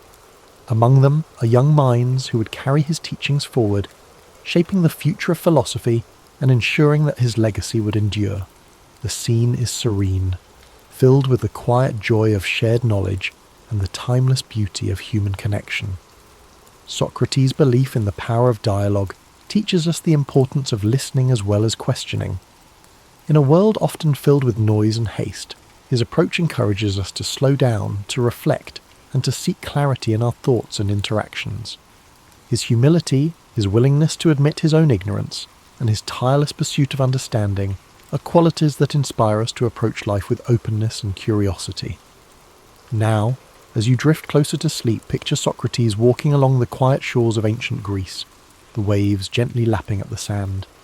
The moon casts a silver light over the sea, and the cool breeze carries the scent of salt and earth. Socrates walks slowly, his thoughts as calm and steady as the rhythm of the waves. In this peaceful moment, his dedication to truth and wisdom feels as vast and eternal as the ocean itself. Feel the serenity of this image envelop you as you rest. Socrates' life reminds us that even in moments of uncertainty, the search for meaning and understanding brings us closer to the essence of who we are. His courage to stand by his principles, even in the face of great adversity, is a gentle reminder to live with integrity and purpose. As you relax further, imagine the soft sound of sandals on stone as Socrates ascends the steps of a temple, the sky painted with the warm hues of dawn. The first rays of sunlight illuminate the ancient city, a symbol of renewal and the endless possibilities that come with each new day. Let this image fill you with a sense of hope and calm, a quiet reassurance that the pursuit of truth is always worth the effort. As you drift into a deep and restful sleep, carry with you the wisdom and spirit of Socrates. His life teaches us that even the simplest questions can open the door to profound insights, and that the search for understanding is a journey without end. As the gentle rhythm of Socrates' life story echoes in your mind, allow yourself to relax even further. His life, dedicated to the pursuit of wisdom and the betterment of the human soul, is a profound reminder that every question we ask is a step toward understanding the world and ourselves. Socrates believed that knowledge was not about having answers, but about the courage to ask and to seek. Picture the calm stillness of ancient Athens at night, the soft glow of lanterns lining narrow streets. Socrates, with his simple cloak draped over his shoulders, moves quietly among the people, his presence as humble as it is impactful. Each conversation he sparks is a journey into thought, a reminder to those around him that wisdom begins with wonder. Socrates' approach to life was marked by an unshakable commitment to virtue. He often spoke of the importance of living a life in harmony with one's values, of aligning actions with principles. To him, the care of the soul was the highest purpose, far more important than wealth, fame, or material success. This philosophy reminds us that true fulfillment comes not from external achievements, but from inner growth and ethical living. As you rest, let the wisdom of this teaching soothe your thoughts. The idea that our choices shape not just our lives, but the essence of who we are, encourages us to approach each moment with intention and care. Socrates' belief in the transformative power of self-reflection invites us to look inward, to nurture our inner lives with the same dedication and compassion we offer to others. Now imagine the gentle breeze of a spring morning in ancient Greece, the hills around Athens bathed in golden light. Socrates walks with his students along a quiet path, the sounds of birdsong and rustling leaves creating a peaceful symphony. Their conversation flows naturally, filled with questions and ideas that challenge and inspire.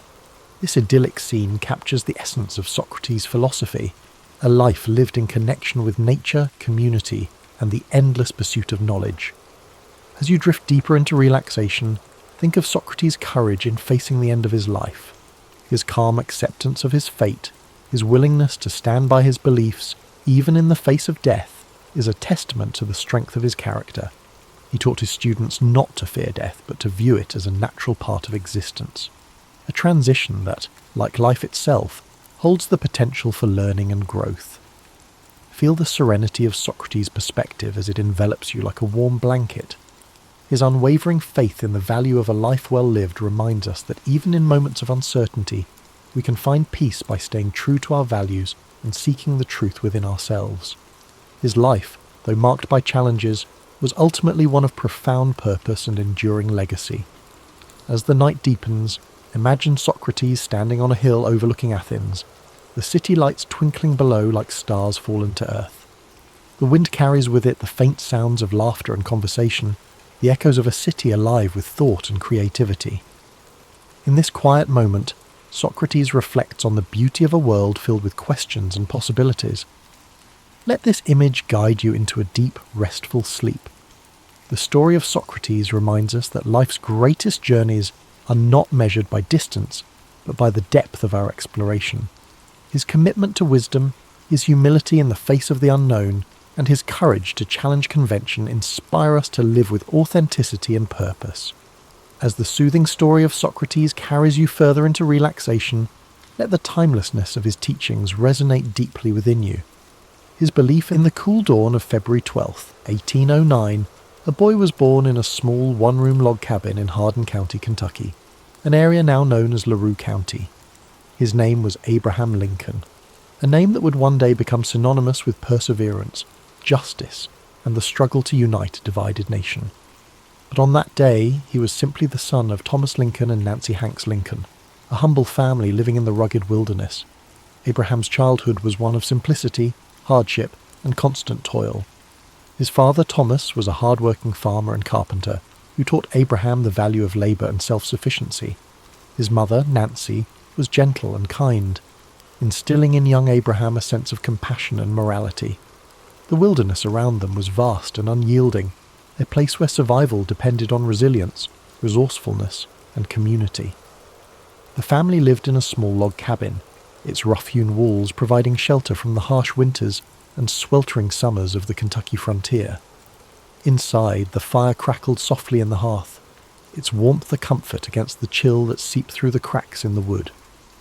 Abraham, with his lanky frame and curious mind, spent his days helping his father with the heavy tasks of clearing land, chopping wood, and planting crops.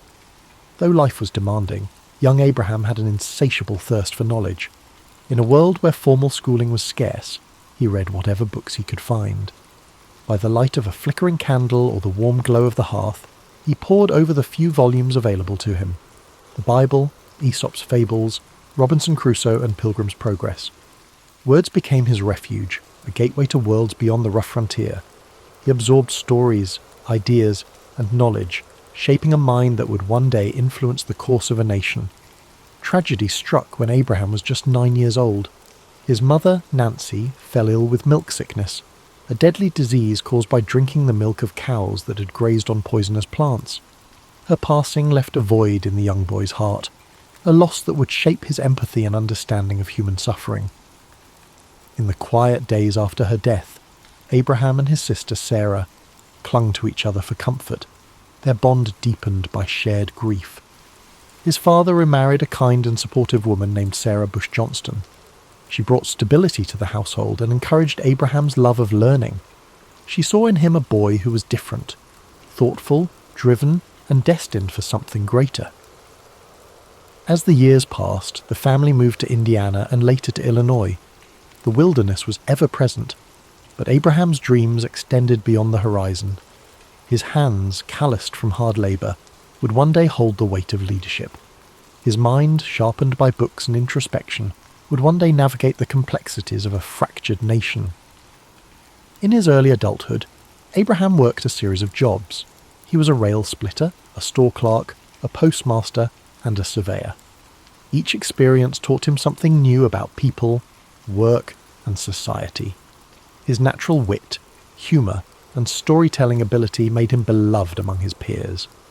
But beneath his easygoing demeanour was a man driven by a desire to understand the world and make it better. At the age of 21, Abraham began to study law.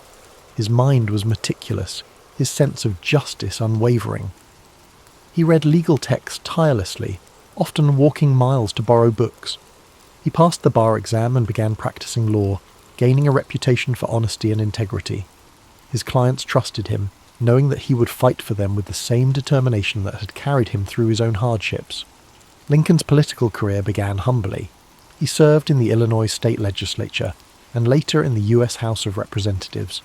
He was not born into power or privilege, but his commitment to fairness, equality, and justice earned him respect. He spoke out against the expansion of slavery, believing deeply in the principles of liberty and human dignity. In 1860, at the age of 51, Abraham Lincoln was elected as the 16th President of the United States. The nation he inherited was teetering on the edge of collapse. The deep divide between the North and the South over the issue of slavery had reached a boiling point. Just months after his election, the southern states began to secede, and the shadow of civil war loomed large over the country. Lincoln faced this monumental crisis with steadfast resolve. He believed that the Union must be preserved, that the ideals of freedom and equality enshrined in the Declaration of Independence must not be lost. His speeches, delivered in his calm and measured voice, sought to heal the nation's wounds even as war erupted. The years of the Civil War were grueling. Battlefields were filled with the smoke of cannon fire, and the land was stained with the sacrifice of thousands. Lincoln carried the weight of every decision, knowing that the fate of a nation rested upon his shoulders. The lines on his face deepened, his eyes often heavy with the burden of loss.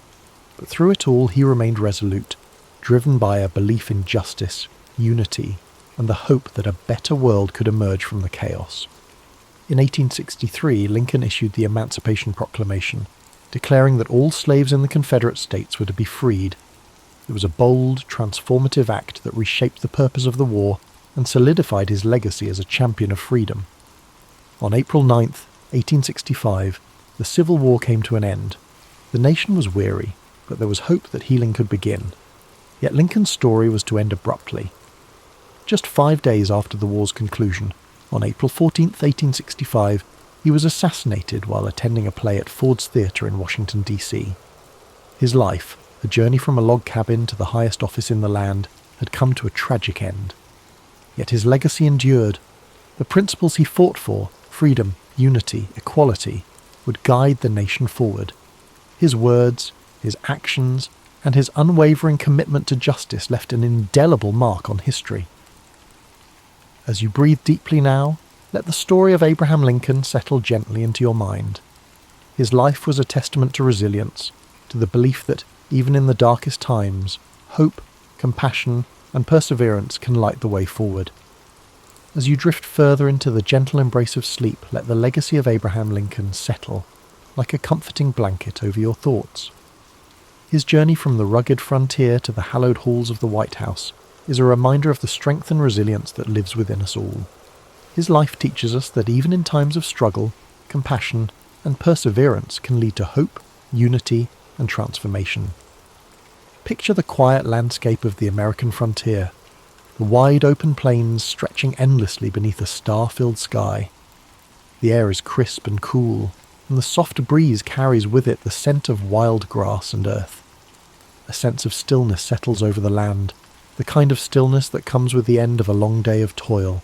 This is where Lincoln's journey began, where each sunrise and sunset shaped a man who would one day guide a nation through its darkest hours. As you breathe in deeply, feel that same calm resilience within you. The steady rhythm of your breath mirrors the gentle sway of the tall grasses, their tips shimmering in the pale moonlight. The sky above is vast and serene, a reminder that even amidst the chaos of life, there exists a quiet, enduring peace. Let this image fill your mind with tranquility, a sense of knowing that no matter the trials you face, there is strength to be found in perseverance and patience.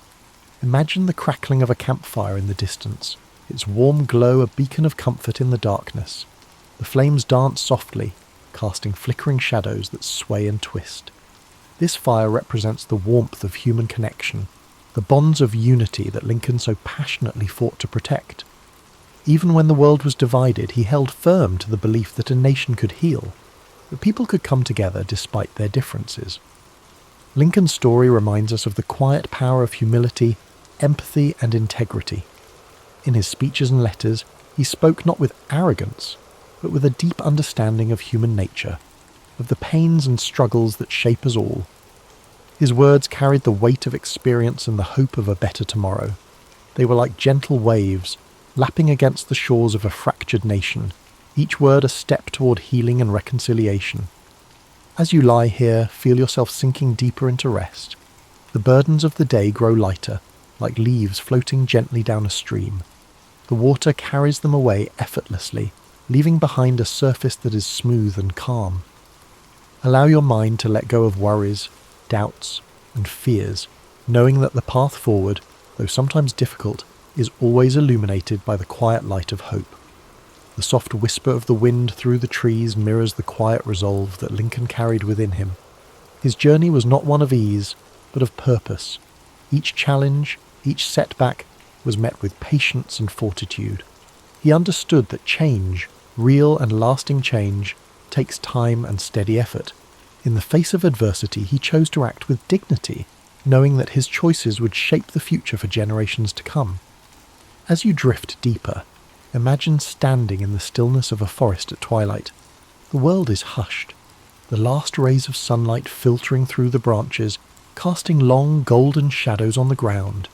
This is a place of reflection, of quiet contemplation. The air is filled with the faint sounds of nature, a distant owl calling softly, the rustle of leaves in the breeze. Here you feel a connection to the world around you, a sense of being part of something much greater than yourself. Lincoln's life, with its moments of triumph and tragedy, is a reminder that each of us has the power to shape our own legacy. His belief in justice, equality, and unity is a flame that continues to burn, a beacon that guides us through the darkness. His story encourages us to act with kindness, to stand firm in our principles, and to seek peace even in turbulent times. Breathe in deeply, the air filling your lungs with a sense of calm and clarity. With each exhale, let go of any tension or unease. Feel your body relax further, each muscle softening, your mind becoming lighter. The steady rhythm of your heart is like a gentle drumbeat, grounding you in this peaceful moment. The night envelops you now, a cocoon of warmth and safety. The stars above shimmer softly, their light a reminder that even in the vastness of the universe you're not alone. You are part of a story that stretches across time and space, connected to the dreams, struggles and triumphs of those who came before you. As you continue to relax, let Lincoln's story inspire a sense of quiet resolve within you. His life is a testament to the idea that courage, empathy, and perseverance can overcome even the greatest challenges. His journey, though filled with hardship, ultimately brought hope and healing to a fractured world. You too carry that potential within you, the power to face challenges with grace and to find peace in the midst of uncertainty. Thank you for joining us tonight on History and Sleep. May the story of Abraham Lincoln fill your dreams with calm, strength, and the knowledge that you are capable of overcoming any obstacle. Remember to like, comment and subscribe for more soothing stories of history's greatest figures. Now, let go completely. The night holds you gently, the stars keep watch, and your dreams unfold like the quiet pages of a storybook. Sleep deeply, knowing that you are safe, that you are strong, and that tomorrow holds new possibilities, new paths to explore, and new moments of peace. As you drift even deeper into the comforting depths of sleep, let the quiet strength of Abraham Lincoln's story continue to guide you. His journey, one marked by perseverance, compassion, and unwavering resolve, reminds you that within every moment of stillness lies the potential for growth and healing. The night wraps around you like a warm, protective embrace, and your mind settles further into a place of deep relaxation. Imagine now a gentle breeze whispering through the fields of the American Midwest, where the tall grass sways like waves upon a sea of green and gold. The landscape is bathed in the silvery light of the moon, casting long shadows that dance across the open plains. This is the land where Lincoln grew up, where he learned the value of hard work, the weight of responsibility, and the simple joys of a life lived close to nature. The distant sound of a slow-moving river meanders through the air, its waters reflecting the soft light of the stars. Each ripple is like a thought, gentle and fluid, carrying away the worries of the day. You're standing on the banks of this tranquil river, feeling the cool, damp earth beneath your feet. The water flows endlessly, reminding you that life, with all its challenges and triumphs, moves forward in its own steady rhythm. In the distance, you see a campfire glowing softly, its flickering flames casting a warm, golden light. The warmth of the fire reaches out to you, offering comfort and reassurance. It represents the quiet resolve and inner strength that guided Lincoln throughout his life.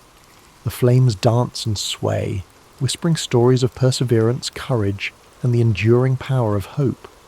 Lincoln's life, though filled with challenges and loss, was also a testament to the beauty of simple joys, the laughter of loved ones, the satisfaction of hard work, and the solace of quiet reflection.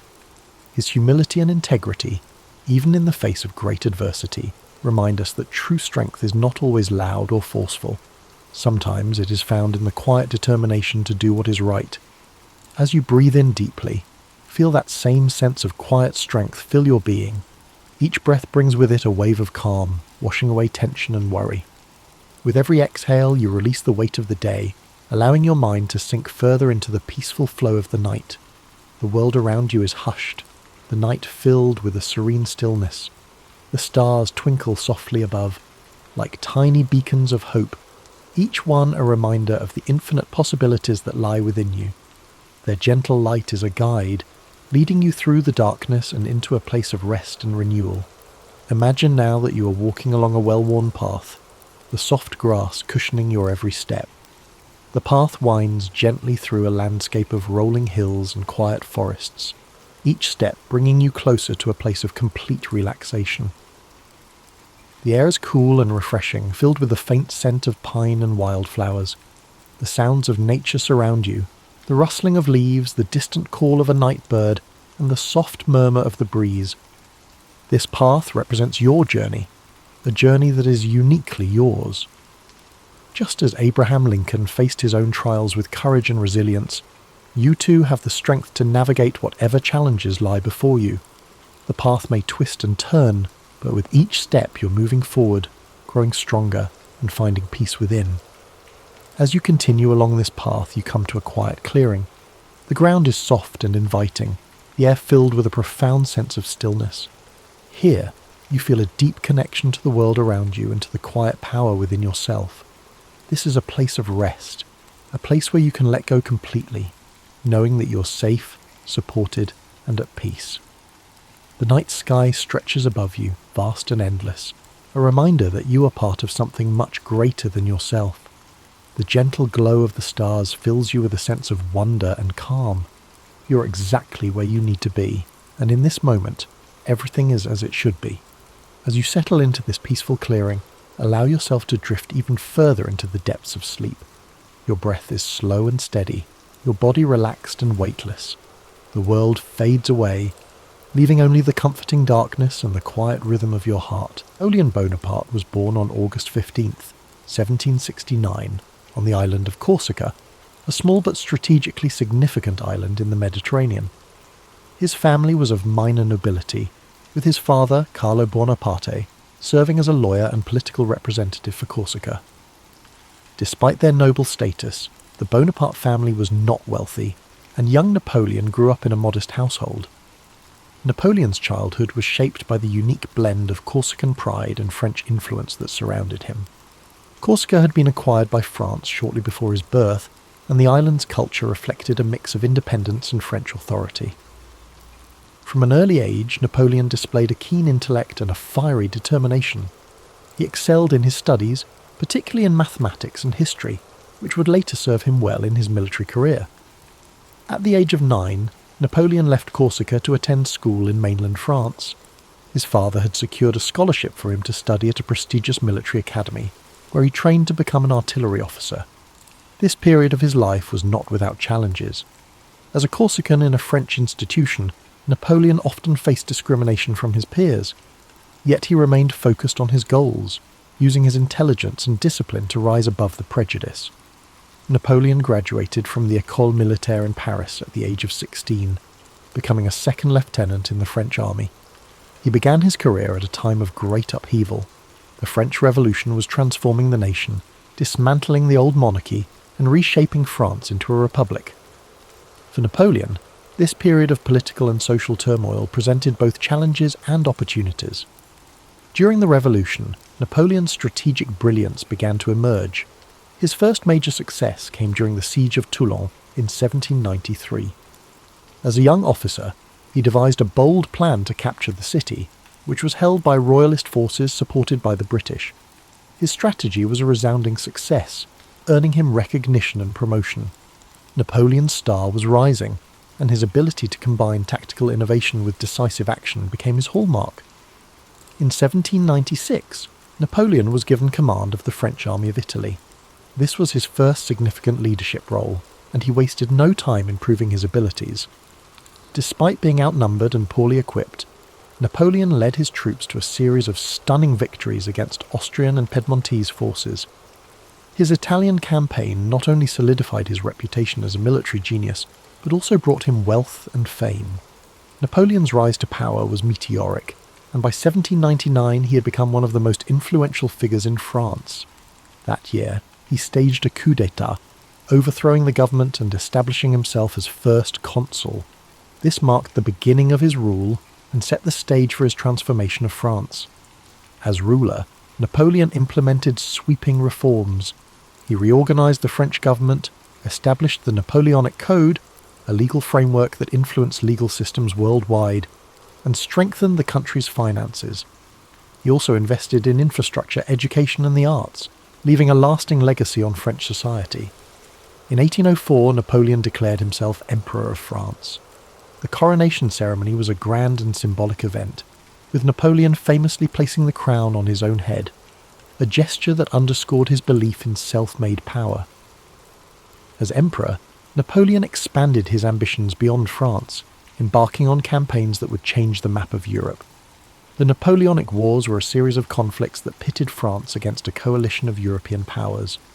These wars showcased Napoleon's strategic brilliance and determination, but they also tested his limits. His victories at battles like Austerlitz and Jena cemented his reputation as one of history's greatest military commanders.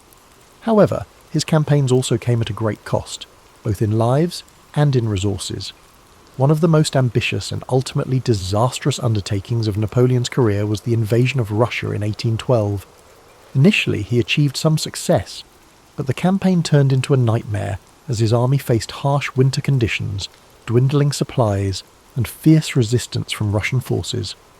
The retreat from Moscow was a devastating blow, marking a turning point in Napoleon's fortunes. Despite setbacks, Napoleon's resilience and charisma kept him in power for a time. However, by 1814, his enemies had formed a powerful coalition, and Paris was captured. Napoleon was forced to abdicate and was exiled to the island of Elba. Yet, even in defeat, his determination remained unshaken. Less than a year later, he escaped from Elba and returned to France, rallying support and reclaiming his position as emperor during what became known as the 100 Days. Napoleon's final chapter unfolded at the Battle of Waterloo in 1815. Facing a coalition led by the Duke of Wellington and the Prussian army, Napoleon fought valiantly but was ultimately defeated. This marked the end of his reign and his dreams of empire. He was exiled once more, this time to the remote island of St. Helena in the South Atlantic. On St. Helena, Napoleon spent the final years of his life in relative isolation. He reflected on his legacy, dictating memoirs that recounted his achievements and offered insights into his thoughts and motivations. He died on May 5th, 1821, at the age of 51.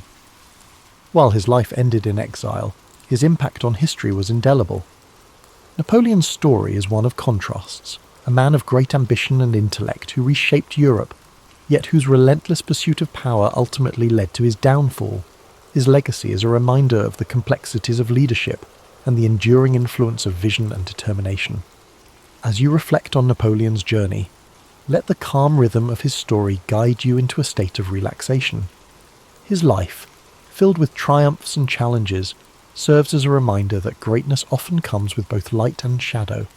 Imagine the quiet halls of the École Militaire, where a young Napoleon first honed his skills, or the grand boulevards of Paris during his reign.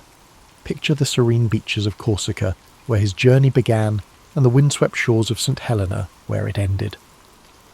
These images, filled with history and humanity, bring a sense of peace and connection. As the gentle narrative of Napoleon's life carries you further into relaxation, consider the enduring lessons his story offers. His life was a testament to the power of vision, determination, and adaptability. From the shores of Corsica to the grand battlefields of Europe, Napoleon's journey was one of extraordinary highs and profound lows, each moment shaping his legacy and the world around him. Imagine the streets of Paris during the height of Napoleon's rule, bustling with activity as citizens moved through a city transformed by his reforms. The grand architecture, the sounds of carriages, and the whispers of admiration for the leader who had reshaped France into a powerful empire fill the air. Napoleon's vision for his country was ambitious, rooted in the belief that strong leadership and progressive policies could bring unity and prosperity. Napoleon's Napoleonic Code, one of his most enduring achievements, remains a symbol of his commitment to order and justice. By creating a clear and organized legal framework, he provided a foundation for modern law that still influences societies worldwide. This accomplishment reflects his ability to think beyond the immediate and to consider the lasting impact of his actions, a hallmark of great leadership. Now, as you drift deeper into rest, picture the vast and open battlefields where Napoleon's strategies unfolded. His ability to read a situation, adapt to challenges, and inspire his troops set him apart as a military genius. Yet these victories came with sacrifices, reminding us that even the greatest achievements carry weight and consequence. Let this thought settle into your mind as a reminder of the complexities of life and the balance required in pursuit of success. As the night deepens, imagine the quiet solitude of Napoleon's exile on St. Helena. The crashing waves against the rocky shores and the distant horizon create a peaceful yet contemplative scene. In these final years, Napoleon reflected on his life, his choices, and his impact on the world. His memoirs, filled with introspection and insight, reveal a man who, despite his flaws, remained dedicated to the ideals of progress and legacy. Feel the calm and serenity of this moment as you think about Napoleon's resilience. Even in defeat, he maintained his dignity and continued to shape his story. His ability to adapt, to rise again, and to reflect on his journey offers a powerful lesson about perseverance and the human spirit. Picture Napoleon's childhood in Corsica, the simplicity of life on the island, and the spark of ambition that drove him to dream of a future beyond its shores. His journey reminds us that greatness often begins with humble beginnings, and that with determination we can overcome the obstacles that stand in our way. As you relax further, imagine the quiet moments Napoleon spent in thought, planning his next move or contemplating the lessons of the past. These moments of reflection, like the ones we take before sleep, are a chance to find clarity and purpose in our lives. Let the story of Napoleon inspire you to approach each challenge with courage and each success with humility. The story of Napoleon Bonaparte is not just one of conquest and power. It is a story of vision, resilience, and humanity. His life teaches us that even the most ambitious dreams are within reach if we are willing to work for them, and that true greatness lies in the ability to adapt, learn, and persevere. The soothing rhythm of Napoleon's story continues, so let it guide you deeper into a state of calm and rest. His life, with all its triumphs and trials, serves as a reminder of the complexities of leadership and the enduring power of ambition tempered by reflection. Each chapter of his journey holds lessons about perseverance, the importance of vision, and the balance required in any great endeavour. Picture Napoleon in one of his most iconic moments, standing atop a hill overlooking the battlefield at Austerlitz. The early morning fog begins to lift, revealing the vast armies below. His mind is sharp, calculating and focused as he directs his troops with precision and confidence. This scene encapsulates the essence of Napoleon as a leader, decisive, strategic, and unwavering in his belief in victory. Let this image remind you of the power of clarity and focus, qualities that can guide us even in the most challenging situations. Now shift your thoughts to the quieter moments of Napoleon's life, moments spent in introspection and planning. Perhaps he's seated at a desk, surrounded by maps and letters, the flicker of a candle casting a soft glow on his face. These moments of preparation and thoughtfulness were the foundation of his successes, showing that even the most remarkable achievements begin with careful planning and deliberate action. While you relax further, imagine the streets of Paris once more, this time during Napoleon's grand coronation as emperor. The city buzzes with excitement and anticipation, the sounds of trumpets echoing through the air as crowds gather to witness history being made. Napoleon, ever the symbol of self-determination, places the crown upon his own head, a gesture that speaks to his belief in shaping his own destiny. This powerful act reminds us of the importance of taking charge of our lives and pursuing our goals with determination. From the grandeur of Paris to the stark solitude of St. Helena, Napoleon's life was filled with contrasts. His journey teaches us to embrace both the victories and the setbacks, to find strength in our resilience, and to learn from every experience. The quiet reflection of his later years offers a poignant reminder that even in solitude, there is value in contemplating our legacy and the impact we leave behind. Imagine Napoleon walking along the shores of St. Helena, the waves gently lapping at the rocky coastline. The horizon stretches endlessly before him, a symbol of both the limits of his exile and the boundless scope of his influence. In this serene moment, there is a sense of acceptance and peace, a reminder that even the most ambitious lives eventually find stillness. While you drift further into sleep, let the echoes of Napoleon's life guide your dreams. His journey, marked by extraordinary achievements and profound lessons, is a testament to the power of vision, courage, and reflection. His story reminds us that greatness is not measured solely by success, but by the depth of our character and the impact we have on the world around us. As the narrative of Napoleon's life gently lingers, allow yourself to sink even deeper into relaxation. His story, so full of ambition, brilliance, and humanity, is a powerful reminder of the potential that lies within all of us. Napoleon's determination to rise above his circumstances and his willingness to face challenges head-on show us the value of perseverance and the strength that comes from unwavering resolve. The simplicity of Napoleon's early life on Corsica, an island of rugged beauty and quiet charm. As a young boy, he roamed the hills, his mind already filled with dreams of greatness. The sound of the sea, the scent of the olive trees, and the warmth of the Corsican sun shaped the foundation of the man he would become. These early days remind us of the power of humble beginnings and how even the most unassuming origins can lead to extraordinary paths. As Napoleon grew into a young man, his move to France marked the beginning of his transformation. At the military academy, he honed his skills, his discipline setting him apart. Despite facing prejudice as a Corsican, he remained focused on his goals, showing a resilience that would define his career. These formative years teach us the importance of persistence and the ability to adapt in the face of adversity. Now let your thoughts drift to the grand halls of the French court during Napoleon's rise to power. Imagine the opulence, the polished marble floors, and the chandeliers casting their light across a room filled with dignitaries and leaders. In this environment, Napoleon's intellect and charisma shone brightly, propelling him to heights few could have imagined. His rise reminds us of the importance of self-belief and the courage to seize opportunities. Even in moments of defeat, Napoleon demonstrated a remarkable ability to reflect and regroup. The exile to Elba could have been the end of his story, but instead he used it as a time to plan his return. His resilience during the 100 Days, when he reclaimed his empire, speaks to his determination to fight for what he believed in, even against overwhelming odds. As you relax further, imagine the quiet dignity of Napoleon's final years on St. Helena. The isolation of the island offered him time to reflect on his life, his choices, and his legacy. The crashing waves and the vast expanse of the ocean became the backdrop to his thoughts. In his solitude, he dictated memoirs that revealed not only his strategic mind, but also his humanity.